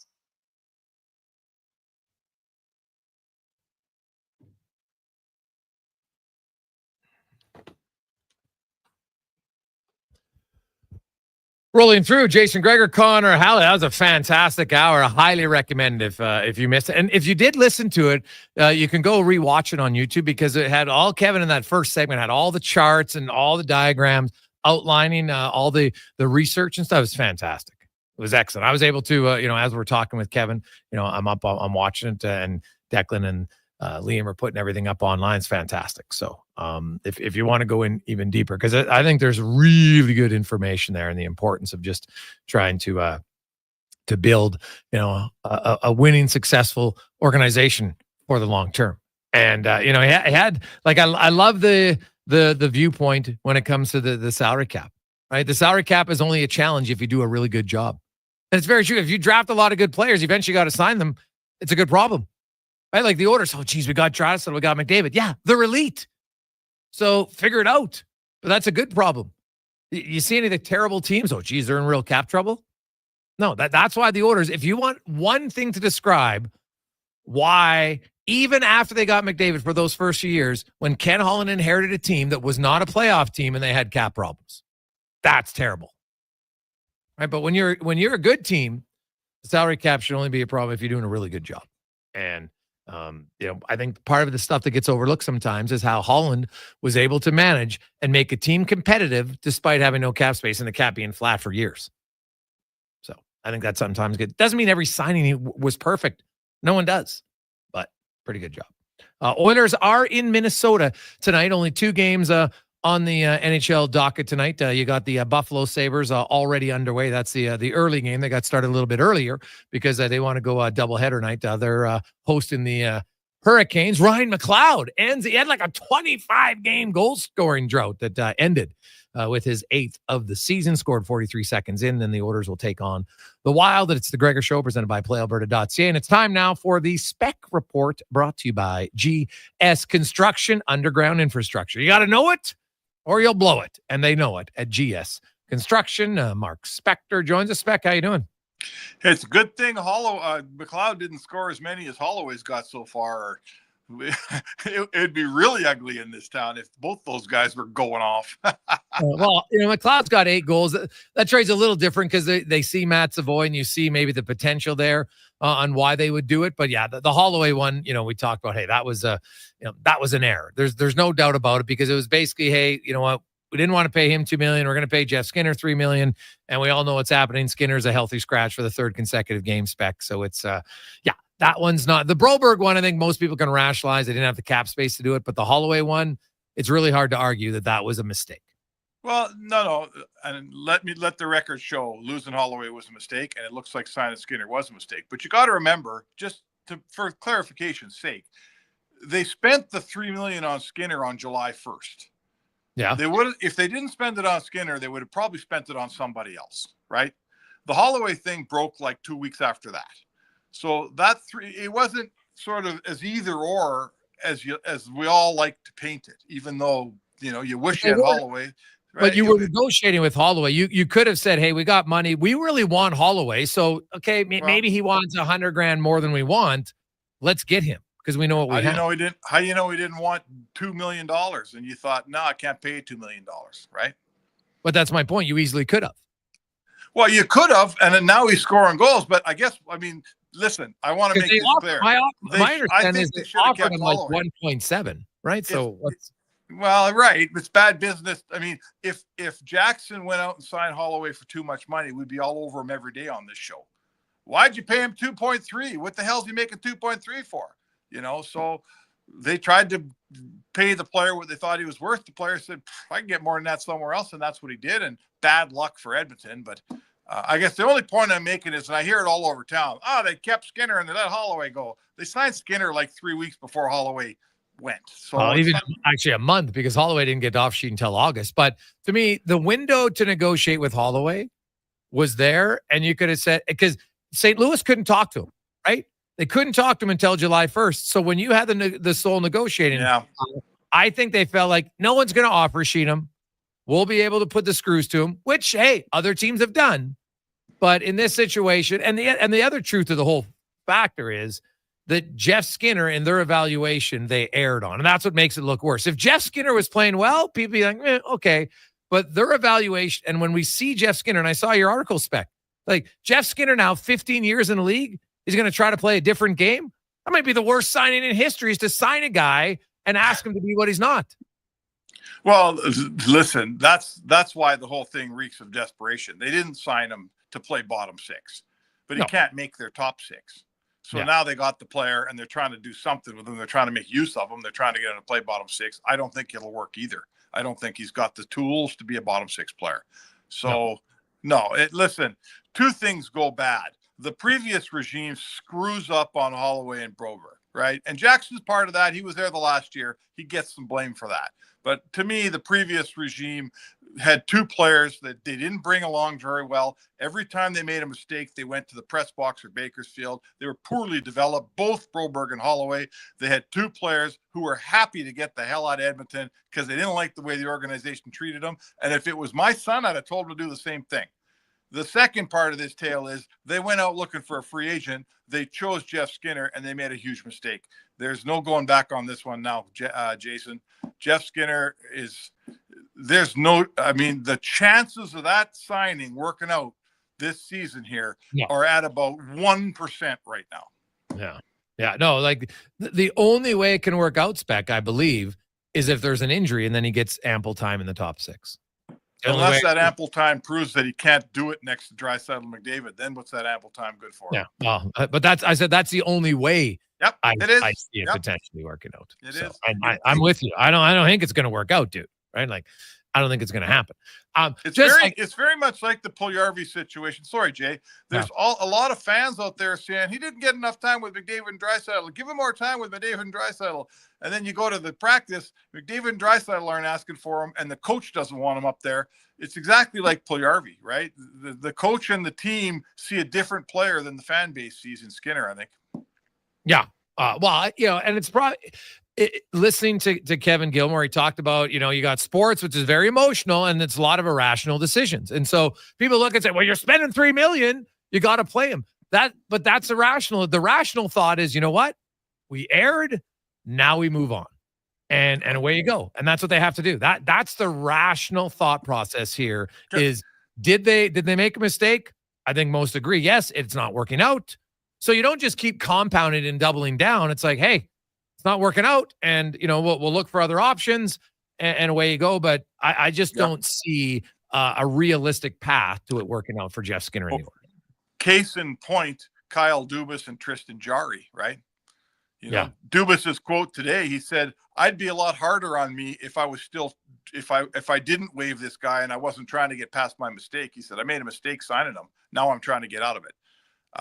And that's exactly what you just stated, Jay. The mistake is one part. Figuring, if they could divest themselves of even some portion of Skinner's $3 million before the trade deadline, that would be good management in my opinion. Yeah, I think it's going to be very hard. The other thing about Tristan Jarry, though, I will say, Spec, and Kevin Woodley has outlined this. Pittsburgh is the worst goaltending environment right now in the league. You look at their expected goals, like early on the year, the expected save percentage was .824. Basically saying your defense is so bad, we're expecting the goalie to have an .824. He goes, I've never seen it like that, right? Like the Penguins have 6 of the top 11 players on the ice for the most goals against 5-on-5. And it's not just the goaltending. So Jarry's one. But you know what? You watch, and we even had Kevin on about goaltenders who get given up on quick by the organization that drafted them, and then they move on. And you watch. Somebody out there is going to say, I'll take Tristan Jarry at half price because he's $2.65 million. And you know what? No, it's probably not going to happen this year, Spec. But in the offseason, I won't be shocked at all. And Pittsburgh might even have to add in. A team's going to say, you know what? I'll take him half off your hands, but you're going to give me a second rounder to do it as well. I won't be surprised at all to see it happen.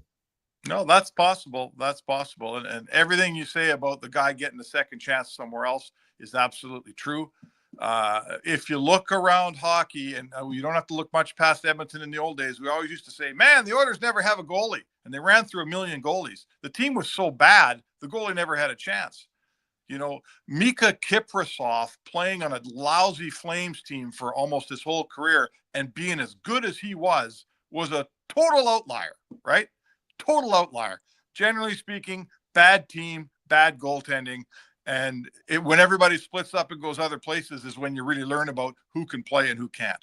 Yeah. The Edmonton Oilers into Minnesota tonight. Noah Philp will be back in the lineup.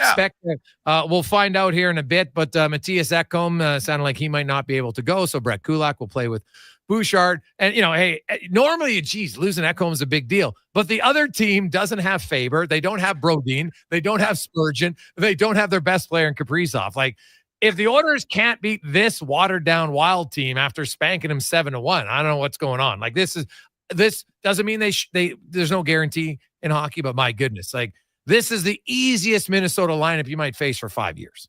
Well, I think you said it. And over the course of a season or two or whatever, sometimes you're this team and all your guys are beat up. And sometimes you get to play this team and all their guys are beat up. And all I know is you tend to lose when it's your guys. So you better tend to win when it's their guys, because you're right. You will never get a Minnesota team. I mean, Eriksson Ek is back at least to help, to face off against McDavid every shift. But this is a night for Edmonton. I have a hard time putting the Oilers out there and saying, you better win a hockey game, because they've been winning everything all the time, in every situation, in every building. They've been so good. But you would hate to waste this one, Jay. That is fair to say. Yeah. What's your expectations, or what do you think Philp can bring? Well, I'll be first of all very interested to see if his work in the face-off circle in January in the NHL is as good as it was in the preseason in the NHL. I tend to think the answer is going to be no, but let's see. Right, that's the first thing, because the fourth line centerman can't lose his draws. You got to have a guy that can win some draws for you. The second thing for me is penalty killing. Is he going to get a chance to penalty kill? I saw they were practicing there today. Yep. So, well, it's one of the things. That's one of the points Knobloch was very quick to point out, and he kills penalties. So, I think. Well, we've been saying about Ryan here all season. How can you be the fourth line center if you don't kill penalties? So, I'll be very interested to see if he can do that. And it tends to be that if you can handle yourself in the circle and you can survive killing penalties when you're playing 5-on-5 with a couple of veteran guys like Kapanen and Perry, I'll bet she does just fine. Yeah. Well, you know what? It's like the perfect game to get in. And even the perfect game to get in on the power play, because Minnesota's, you don't have Kaprizov on their power play. They haven't scored a power play goal without those guys. Brock Faber, that's 40% of your power play out. Right. And arguably probably the two guys who touch the puck the most on their power play. So, it's if you're going to use a guy on the penalty kill, and he's done it before in the NHL and in the American League, but this might be a much easier first night than doing it tomorrow against Colorado's power play, if you know what I mean. Oh, come on. It's basically what you're getting tonight in Minnesota. You're getting the Oilers without McDavid, Bouchard, Ekholm, and Nurse. Yeah, right? I know. Yeah, it's great. So if the shoe was on the other foot, would we be expecting Edmonton to win this game? I don't think we would we? Oh, God. No, that's why, to me, this is a game the Oilers should win. And, the way they've been playing, even if Minnesota was healthy, I'd look and say, hey, they can win. Edmonton's got the best record, and now they have a chance to move within 2 points of Vegas if they can get a win tonight, Spec. So what do you make all this Klingberg noise out there, Jay? To me, hey, if he's taken a league minimum salary, Spec, and maybe he's got a small amount of bonus stuff, I'm not giving him any big bonuses. Give me a break. They got screwed over on Connor Brown because of that. So I'd be leery of that. I do it at a league minimum as long as can I get him for a month before the trade deadline? Because if he can't do it in a month, I'm like, all right. So, he took some ice time from Troy Stetcher for a month. I don't think that's going to make or break our team. And if he can't do it, I haven't given up anything. I've signed him to a league minimum. So he's not going to hurt my roster. Him and Stetcher, one of them goes to the minors. They're not killing us. And, he's maybe my number 7. So I would look at it that way. But, man, I'm not paying him any sort of big salary. No chance. Yeah, I think that's what I fear is that he really fits the mold of that bonus guy who, you don't have to pay me much unless you like me. Then you got to pay me a whole bunch. Yeah. For me, it's been way too long since this guy was the kind of defenseman that you're going to win a Stanley Cup with. Defensively, he's been not good in the last 2 or 3 seasons he's played, and he's been hurt. I know he got his hips resurfaced, so sometimes guys come back from that and they're awesome. I'm with you. I could take the guy if I wasn't extending myself, but don't tell me we're digging into next year's cap to pay bonuses on some guy that hasn't played for forever, and when he did last play, he wasn't very good. Yeah, and the bonuses aren't 10 games played, which is basically a guarantee. You know what I mean? Yeah, so he's going to play 10 games. I mean, to me, he should be really happy if a good team gives him a chance to play for them.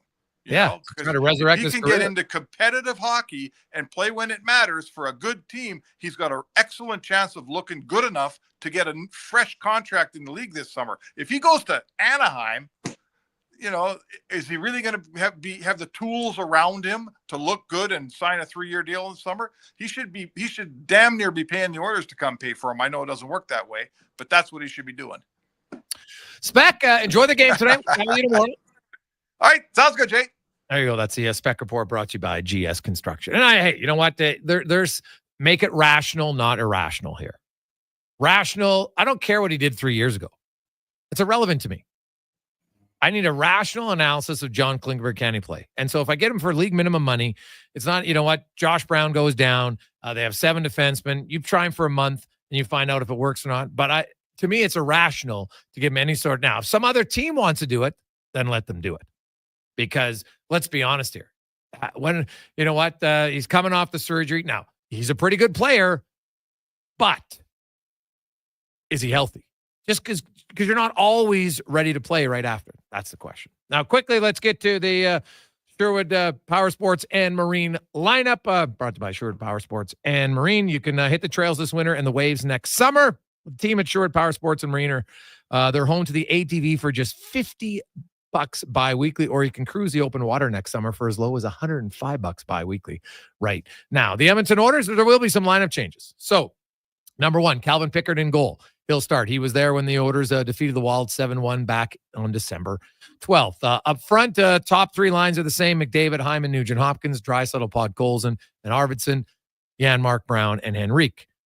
Kapanen and Perry are your fourth line wingers, and Noah Philp will play his fourth NHL game tonight. On defense, you have Nurse and Stetcher for sure. Then the other pairs we're not sure. Ekholm's going to be a game time decision. If he can't go, it'll be Kulak with Bouchard and Emberson with Stetcher. And if Ekholm does play, then it'll be obviously Ekholm and Bouchard, and Josh Brown will be coming out of the lineup. For the Minnesota Wild, my goodness, injuries all over the place. No Kaprizov. That's our best player. This will be his 10th straight game he's missed. Brock Faber and Jonas Brodin, their top two penalty killers, top two guys in TOI on defense, they're both out for the fourth straight game.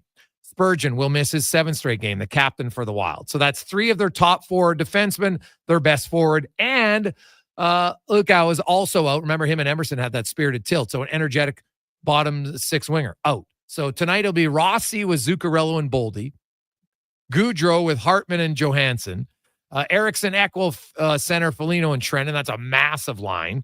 They'll probably try to be the line that goes up against McDavid and Draisaitl the most.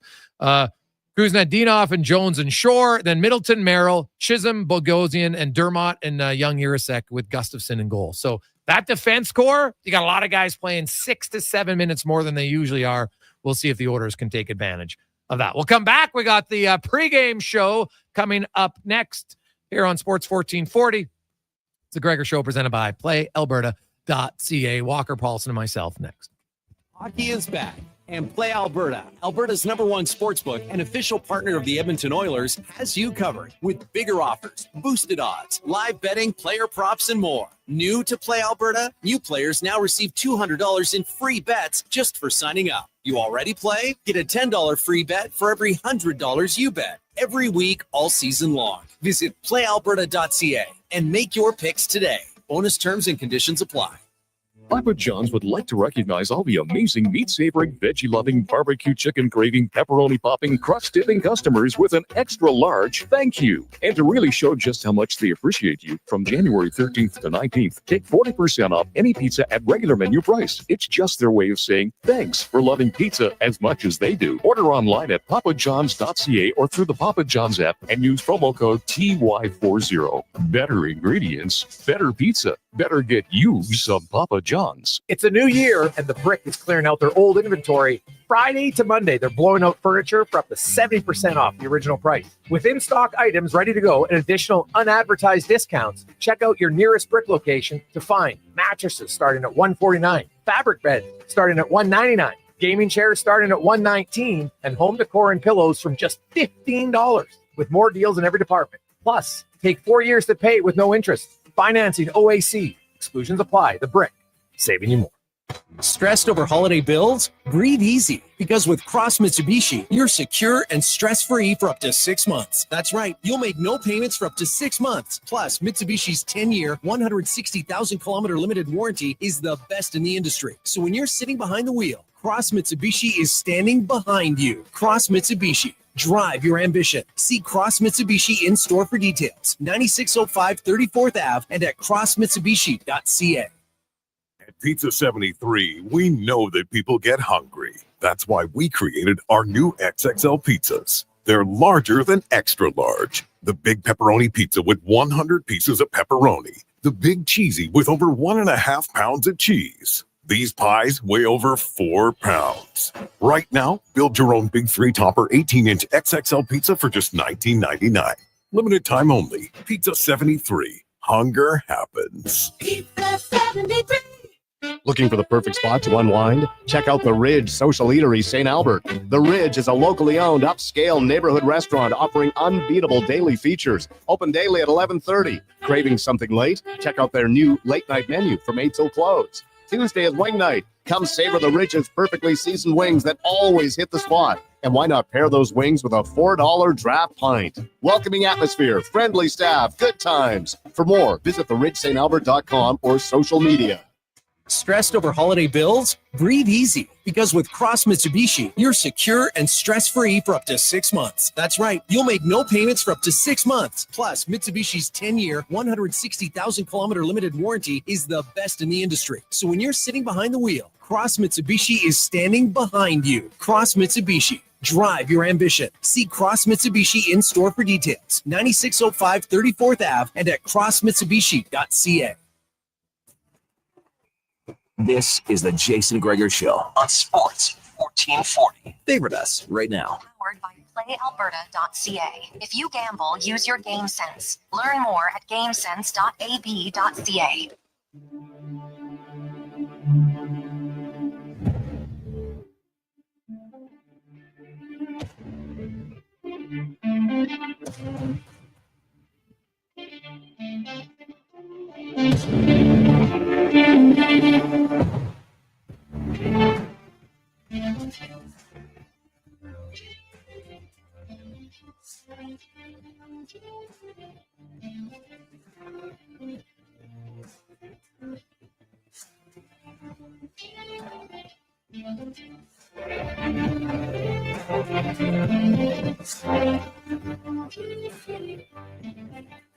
Everybody, what's up? Welcome inside the Sports 1440 Stingray Studios in West Edmonton Mall. It is the Cross Mitsubishi pregame show for the next hour. Edmonton Oilers, the Minnesota Wild coming up from St. Paul, Minnesota. The XL Energy Center in St. Paul, historically, about as tough of a place to win as any for the Oilers over the years. That's been documented. And it didn't even really matter the generation, right? Doug Waite, Jordan Eberle, Connor McDavid, been all wild all the time down there. Then a couple of months ago, a sign that maybe times are officially changing. Oilers went to Minnesota and decimated the Wild 7-1. That was as impressive as any win they've had this season. And we've learned a long time ago, though, on this pregame show, that the unexpected will often happen. We think it's going to be a 6-5 game. It ends up being a 2-1 game. That's kind of the thing. But with Minnesota's injuries, with the way the Oilers have been rolling, coming off a very playoff-style 1-0 win over the LA Kings, it could be the Oilers' night. We will see. Good evening and welcome to the Cross Mitsubishi Oilers pregame show on Sports 1440. Visit Cross Mitsubishi today. Drive your ambition. 9605 34th Ave and crossmitsubishi.ca. I'm Andrew Walker. Donovan Paulson is with us, and Jason Gregor still in studio here. We'll be joined by Landon Ferraro, our game day analyst, at the top of the hour. Oilers and Wild. Injuries, big part of this one. Minnesota's really banged up. You heard Greg's talking about it. Matthias Ekholm will be a game time decision. I have not heard yet if that's if it's confirmed whether he'll play or not. I guess we'll find out maybe in warm-ups, but it's a bit of a 3-game roadie here for the Oilers. Minnesota, Colorado, and Vancouver. 3 teams that expect to be in the playoffs, but 3 of the Oilers' more impressive wins this season have come on the road in these 3 locales in the last time they played them. The 7-1 win in Minnesota. They went to Colorado and won 4-1 or 4-2. And then the last time they played in Vancouver, it was another 5 or 6 goal win, really decisive. And you don't forget, Vancouver struggling. They've lost 5 of 6 and got set back 6-1 last night by the Winnipeg Jets. So we'll see. Lots to get to here on the pregame show, including your chance to win $100 to the River Cree Resort and Casino. I listened a lot to your show today, Greg's. That was a very informative hour of talk radio. I was. This is the big. You know this. It's the biggest compliment in talk radio. I got to a place that I was going, and I stayed in my car for a little bit. There's no greater compliment when you're doing a segment and someone delays their day Yeah. to hear the end of it. That's and true. It was very, very good. Yeah, Kevin Gilmore was great, Yeah. with Ritch. And there's just lots to digest in that. I highly recommend if anybody missed it, if you want to think about, okay, are the Oilers on the right path for building a successful team? Obviously they are in a lot of it, but the key is now is to maintain that. And Washington's a good example of how, you know what, they were a really good team for a long time. They finally Correct. won the cup, and they had a little bit of a dip. I think they missed the playoffs once. And you look at their team, and now obviously Ovi's 39 years of age, but you don't have to, like Pittsburgh, they had their wins, and now Pittsburgh looks like it's going to be a tire fire for a long time. Whereas in Washington, they've drafted really well, and they brought in guys. You got McMichael, and, they made two really good moves in Strome and Dubois, which has helped them in the Chikrin and trade. Chikrin, yeah, right? And throw that Lindgren, in. getting Lindgren, right? Yeah. And even getting Thompson from Vegas. Logan Thompson's played unreal. And cheap Yes. cheap goalies. Like they've made a lot of really good moves. And so for Edmonton, you've got McDavid and Draisaitl, and they're going to be in their window to be good, but you got to make sure you hit on some of your second and third round. You can give up a first rounder, fine, but you got to hit on some second rounders like Washington. Like now they haven't made it to the NHL yet, but they got a lot of really high end trending prospects coming. Yeah, Ryan Leonard right at the top of the list. Yeah, Hudson's Cole Hudson. They got a few other guys too. Well, and the Oilers are in a tough spot because I agree with that mentality and organizational stability and continuity and culture. I mean, I always thought Ken Holland got a bit of a bad rap because it's a bit like the Atlanta Braves in the early 90s. With the fan base, it's the misery of the entitled, and people got bored with them winning the division every year. They could barely sell playoff tickets, and they didn't win the World Series every year. But it was just kind of like it was a matter of fact. And I think with Detroit, like they made the playoffs 25 years in a row, and people started to criticize Ken Holland by the end of that run. Because it's like, oh yeah, sure, you make the playoffs, but you're hurting the franchise long term because you're trying to win when it's en vogue to lose, and it's a very complicated discussion. And where the Oilers are, they have not. I believe things are changing a little bit, but they have not drafted particularly well. And lately, the exodus of Broberg, the exodus of Holloway. The exodus of picks, and probably there'll be more picks heading out because this team is in that finite window of, you don't get a lot of chances to get the chip, and they're really, really trying to win that championship. Now, they're in a great spot because, Connor McDavid is obviously going to re-sign here, and, you're going to have two of the best players in the game for a long time. But listen, that was Pittsburgh with Crosby and Malkin, and things can still go a little south on you if you're not careful. The Oilers have a bit of wiggle room here, but to your point, to your guest's point, that whole conversation, if you want, and it'll go a long way to win that first title because then you can breathe a little bit, right? You don't feel that pressure to go all in all the time like you're at a poker table. I think for the Oilers, Greg's. Once you get that first one, there probably has to be a bit of an eye on, okay, how do we make this sustainable? Like this could be, and it should be, Hockey Town, right? Like this is one of the great NHL markets on the planet, and it can't be, win a championship or another 10, years of decade of darkness. That's not how this market should operate. No, I look at, because you have Draisaitl locked up, and I think McDavid's going to get locked up next summer. Well, that gives you hey, you got those two guys. Now you don't have to go searching for an elite center iceman. Now you still want to draft them because maybe use it as an asset. But like if Bo Akey hits and just becomes an NHL player, not dominant, that's a really good draft pick, second round player, right? Correct, yeah. Sam O'Reilly. Yeah, 30th overall. I mean, you 32nd, could, 32nd. Yeah. You could deem that a first rounder or a pseudo second rounder if you want, but yeah. Like if Sam O'Reilly just becomes, now he's a few years away, but I think in the real world, you look at Sam O'Reilly as a style of player, and you probably will need a 1-year window after Adam Henrique because Sam O'Reilly's still in junior, right? And he probably goes back to junior again next year, and which is fine, which is what you want. Which is what you want. Yeah. And then you know what? A year or two in the minors, and then he's an NHL player, right? By that point, Adam Henrique is probably aged out, and maybe you have a 1 year, maybe Noah Phil plays there for a year. Who knows? We'll see. And then Sam O'Reilly, you think, okay, that's our guy. Great. Now, what do they do? Like, you have to think about they've got to get some scoring wingers, and that maybe might be Matt Savoy. Can Matt Savoy in 2 years replace Ryan Nugent-Hopkins?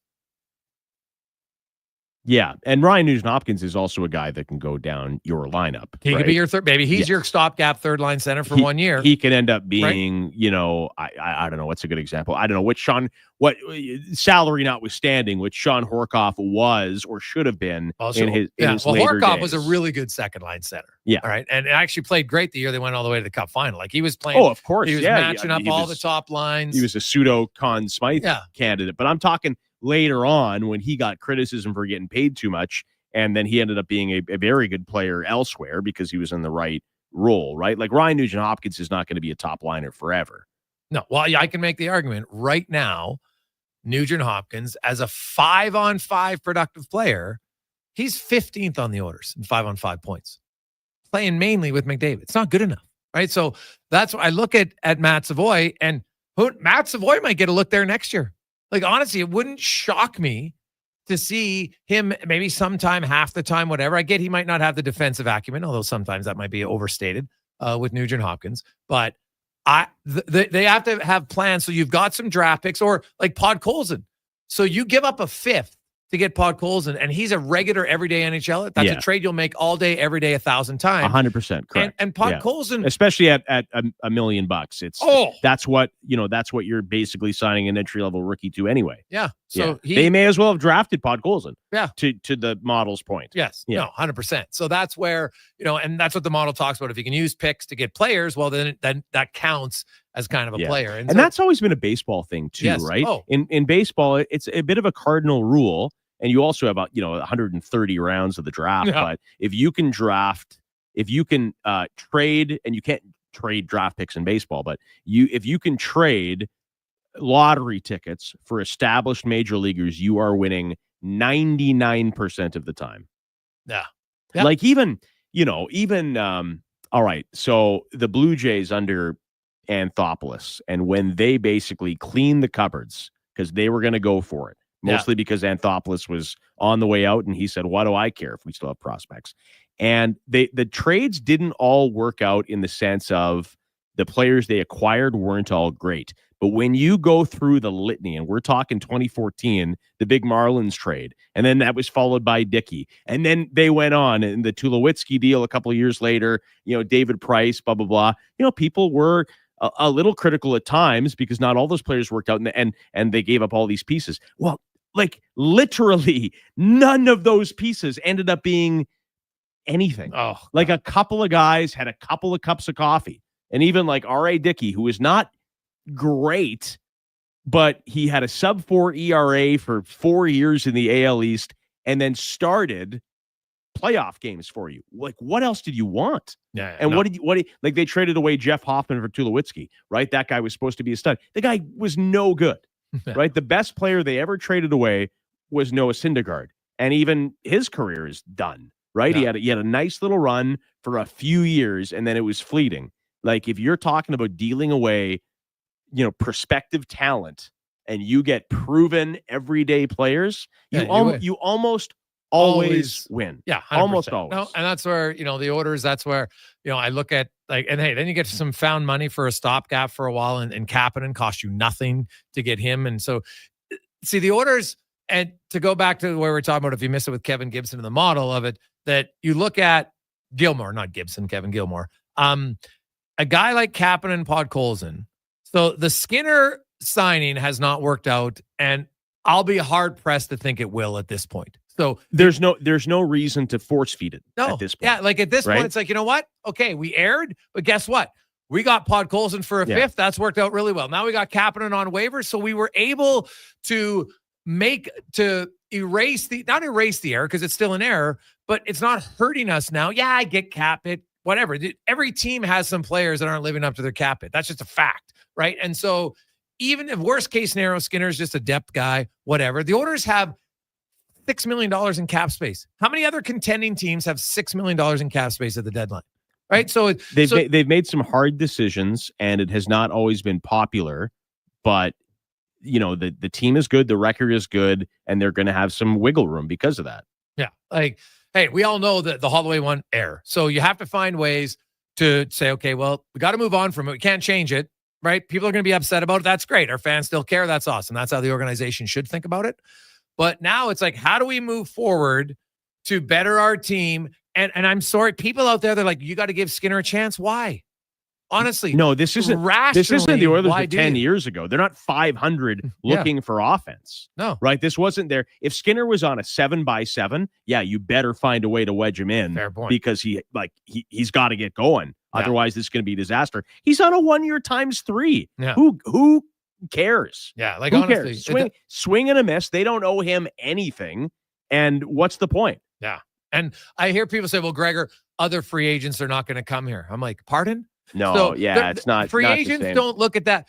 Has Adam Henrique, did he like come in here? Connor Brown, Matthias Janmark, Derek Ryan came here, has had a great time. Right now, he's older, right? Brett Kulak acquired here, Podkolzin, Kapanen, go down the Corey Perry. There's way more guys that have come to the organization and had success than guys who haven't lately. There was certainly an era where, all right, like the city is not, the facility's great. That rink helped a lot. The city is not, and hey, I live here. The city's not a world-class city. It's cold, a lot of travel, all that. It was hard to get free agents for sure, but right? Mainly Same as Winnipeg, same as Cal. That was the biggest part. Yes.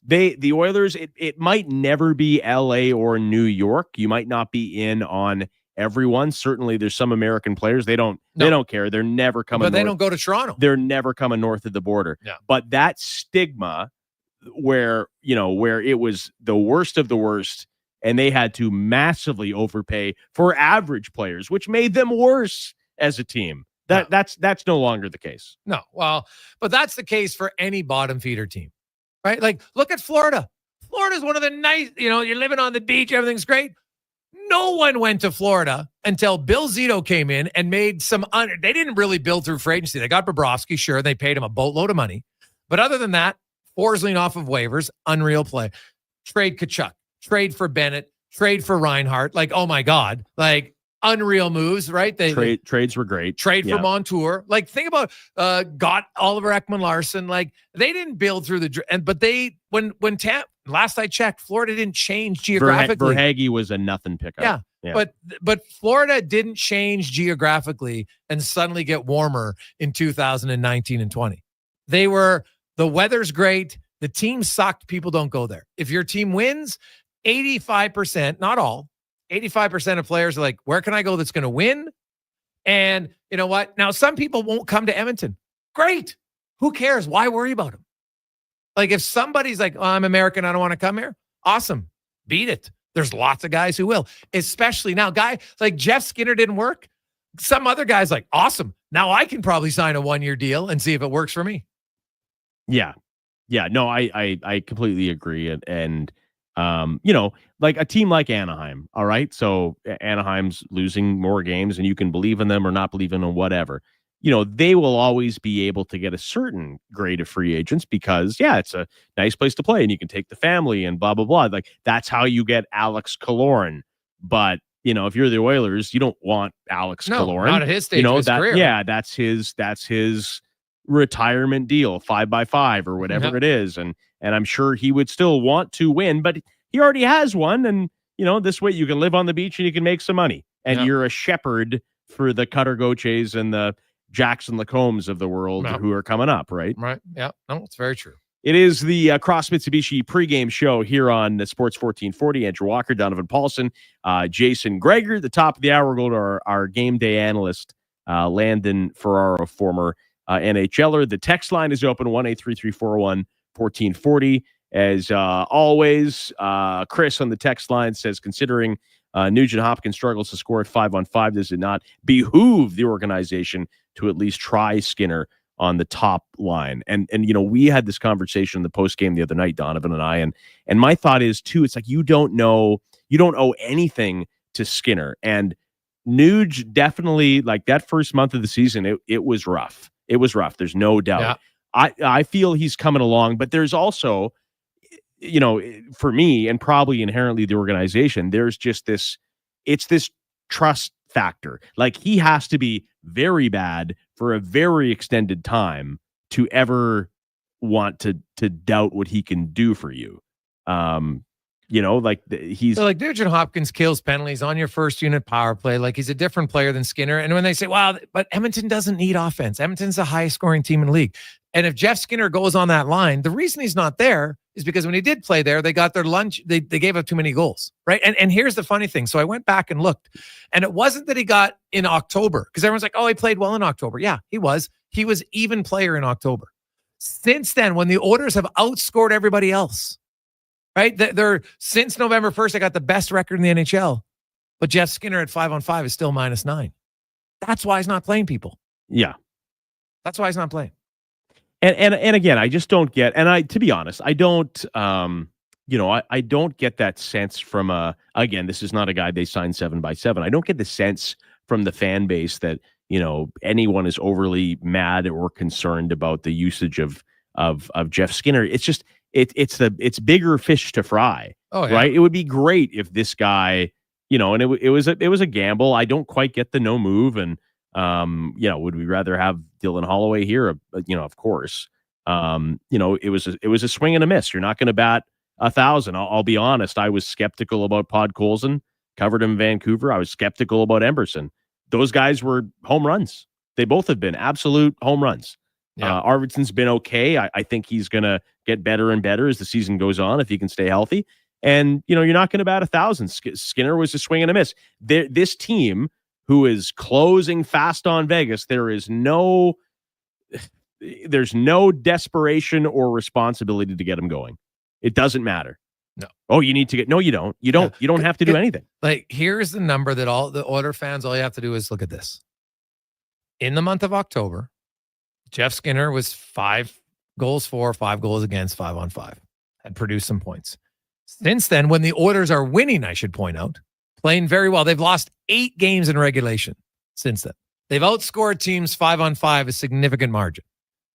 He's -9. 10 goals for, 19 goals against. And by the way, he's not even playing against the, top competition. It's not like this guy's facing the other team's top players all the time. And so that's the number, right? His he's getting outshot. His expected goals is the worst. That's why he's not playing. There's lots of small details, giveaways, handling the puck as to why it's not working. Only looking at the potential to score goals is irrational. And you have to look past it, because it's what if about his previous goal scoring doesn't make up for the fact that he's always been a minus player, and they don't need him to be a minus player. He's always had, I'm not going to call it empty calorie offense, but he scored a lot of goals because he's in force-fed ice time on bad teams. There's a reason he's never played a playoff game. And listen, those players have a role. Those players exist. Half the teams in the NHL don't make the playoffs, and they have leading scorers. Jeff Skinner's always kind of been that. But he is, and again, this all goes back. If you're going to be critical of anything, be critical of the organization for, thinking this would work, where it's just clearly not a fit. But yeah, there's just, nobody notices. If he's not in the lineup, like, it doesn't feel like the Oilers' identity or team focus has changed, right? So, the problem with a guy with a big name, and Skinner's a decent name, it just is always going to take up a little bit of noise, right? If this was a, I don't know, like Derek Ryan, for instance, when he gets scratched, we don't have these long discussions about it. No, and Jeff Skinner's a proven player, and there was a little bit of upside and a little bit of the what if mentality, him coming in, and could he fit? Well, obviously he's not, right? But every time he sits out and loses the faith of the coaching staff, it ends up being, it would have been the same with an Evander Kane. It ends up being a discussion topic, and people talk about it. At this point, I think the team would be better off if he wasn't even around, but that's just how it's gone. Yeah. No, it's unfortunate. I don't know if, we got a lot of text people wondering, 833-401-1440. Do you see a destination for him to go? Like, I don't think he's waving it to go to a non-playoff team at this point. I'd be surprised. And unless maybe he's just like, I got to play, maybe. But you look at, is there an Eastern team out there that's battling for the wild card spot? Because I don't see any of the top teams going after him. So it would be, because there's lots of teams there. Now, a lot of people say Columbus. Columbus is the 5th highest scoring team in the league. They don't need him. Yeah. Right? They don't need him, right? Because they're trying to reduce their goals against. That's not his forte. They score a lot. They're trying to reduce goals against. So Montreal, I think they got a lot of small forwards, right? Probably not. John Tortorella, Philadelphia, I think we both agree, unlikely chance, right? So there's Boston. Boston maybe could use some goals. Right. Are we talking exclusively in the East? Seattle can't score to save their life. Yeah, but they're not a playoff team. He'd have to agree to go there, right? So that's why I'm thinking. I think he'd rather go somewhere, if I'm being rational about it, that they say, Jeff, it's not working here. We're going to trade you. What about to a playoff team that's in the mix? At least, like Ottawa, I don't think they need him. They got a lot of guys. No reunion in Carolina. No. The Islanders, I don't know, they got a bunch of guys there that are older, so I don't think that is really necessary. The Rangers, no. So there's not a lot of teams. Detroit, no. Right? So I don't. Toronto, yeah. I mean, he's the same player as Nick Robertson. No, yeah, I don't see Toronto doing it, right? Yeah. So there's not a lot of fits guys. Yeah, if we're being rational and just take a step back, like Spengler God, Cup no. next year, baby. That's Jeff Skinner. Yeah. That's where he's going. Like if he made $1 million, someone will probably sign him in the offseason. I could see it for $1 million. Well, and Maybe. it will be $1 million next year. Yeah. Well, not for $3 million. Like he's not a Bill Guerin type player. Bill Guerin, the team that he's building, I don't see Jeff Skinner being a Bill Guerin player. Although the way, and this is a big, the injuries, I guess maybe. Segue into tonight, with the way it's going, Bill Guerin's forced to put players in the lineup he might not necessarily want. But the Minnesota Wild, good team. I think they're a scary team. And then the Oilers go in, blow them out 7-1 a while ago, and since then, one guy after another has gone down, and these are key players, man. There's not a story like it in the NHL. Like Minnesota, there's no Faber, there's no Brodin, there's no Brodin last time the Oilers played him, and it was noticeable that he was not on the ice against Connor McDavid. There's no Faber, there's no Kaprizov still. Well, no, Eriksson Ek's the other guy who's always against him, and so it'll be Eriksson Ek, but now he doesn't have Faber, he doesn't have Brodin, and he doesn't have Spurgeon. That's right. The last time the Oilers played them, there was no Brodin, no Eriksson Ek, and no Zuccarello, I believe. Oh, no, Brodin was there, but Zuccarello and Eriksson Ek were up. Right. Okay. Yeah. And tonight, there's obviously a whole schwack of guys that are missing as well. And Minnesota used to be, and still is, an intimidating place to play. But like I said in the opening, with all those guys out, no Spurgeon as well, great player. Lauko is a decent depth centerman. With all those guys out, with the way you're playing, and coming off that, I didn't hear your thoughts today on it, but I love that. I love that game against LA. I love that win. We've seen 18 playoff games against the LA Kings the last 3 seasons, and that could have easily been playoff game 19. Yeah. Just because I wanted to look it up from November 1st till now. Now it's not a big sample size, but Jeff Skinner has played 34 minutes with McDavid, no goals for, 5 goals against. Played 20 minutes and a half with Draisaitl, 1 goal for, 2 goals against. And that's 1 goal for, 7 goals against in 55 minutes of 5-on-5. I know it's not a huge sample size, but the coach, that's his last thing. And then he sees Podkolzin, and all they do is outscore the opposition on a nightly basis. Yeah, it goes without saying. You name a guy, he's outplayed him. Yeah. And here's the funny thing too. And we live in an age of social media, which has made things better and made things worse. We have sports talk radio, every game is on TV. There's no shortage of info. I do find Canadian markets, it's and some are worse than others. And I'm not saying American markets aren't like this, but there's always a need. Because you can be a radio listener or a consumer or tweet on social media or text us or whatever, and you can be positive, but you almost feel as a fan it's this inherent need. Well, I gotta be a little mad about something, otherwise I'm setting myself up for failure. I think that's the psychology of it. So my point is, markets always seem to have to find a whipping boy. It's the same everywhere. Toronto is crazy for it. Vancouver is utterly insane for it. Edmonton's always had their whipping boy as well. And people get bored if there's not a whipping boy. And my point is here with Skinner, there's no need for him to be a whipping boy, because at the end of the day, he does not matter. And I think that's where people have to keep a little bit of perspective on this. He's done this, and then he's not going to play. End of story. Case closed. We can all move on, right? Like, you can be upset over the years with a guy like, let's say, how Darnell Nurse has played.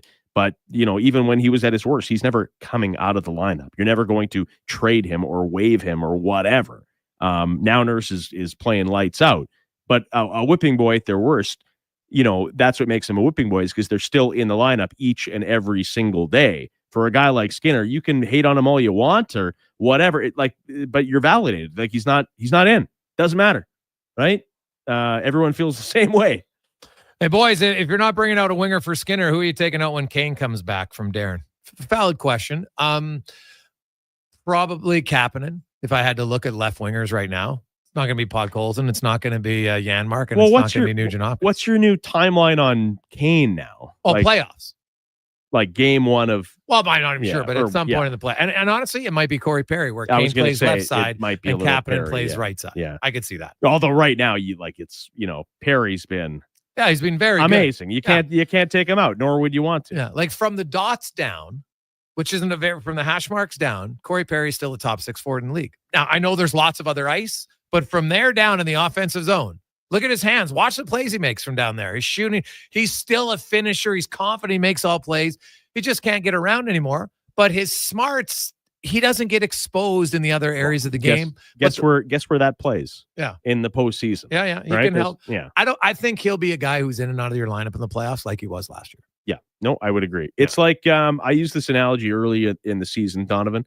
It's like the old rest in peace Toby Keith. It's like the old Toby Keith song.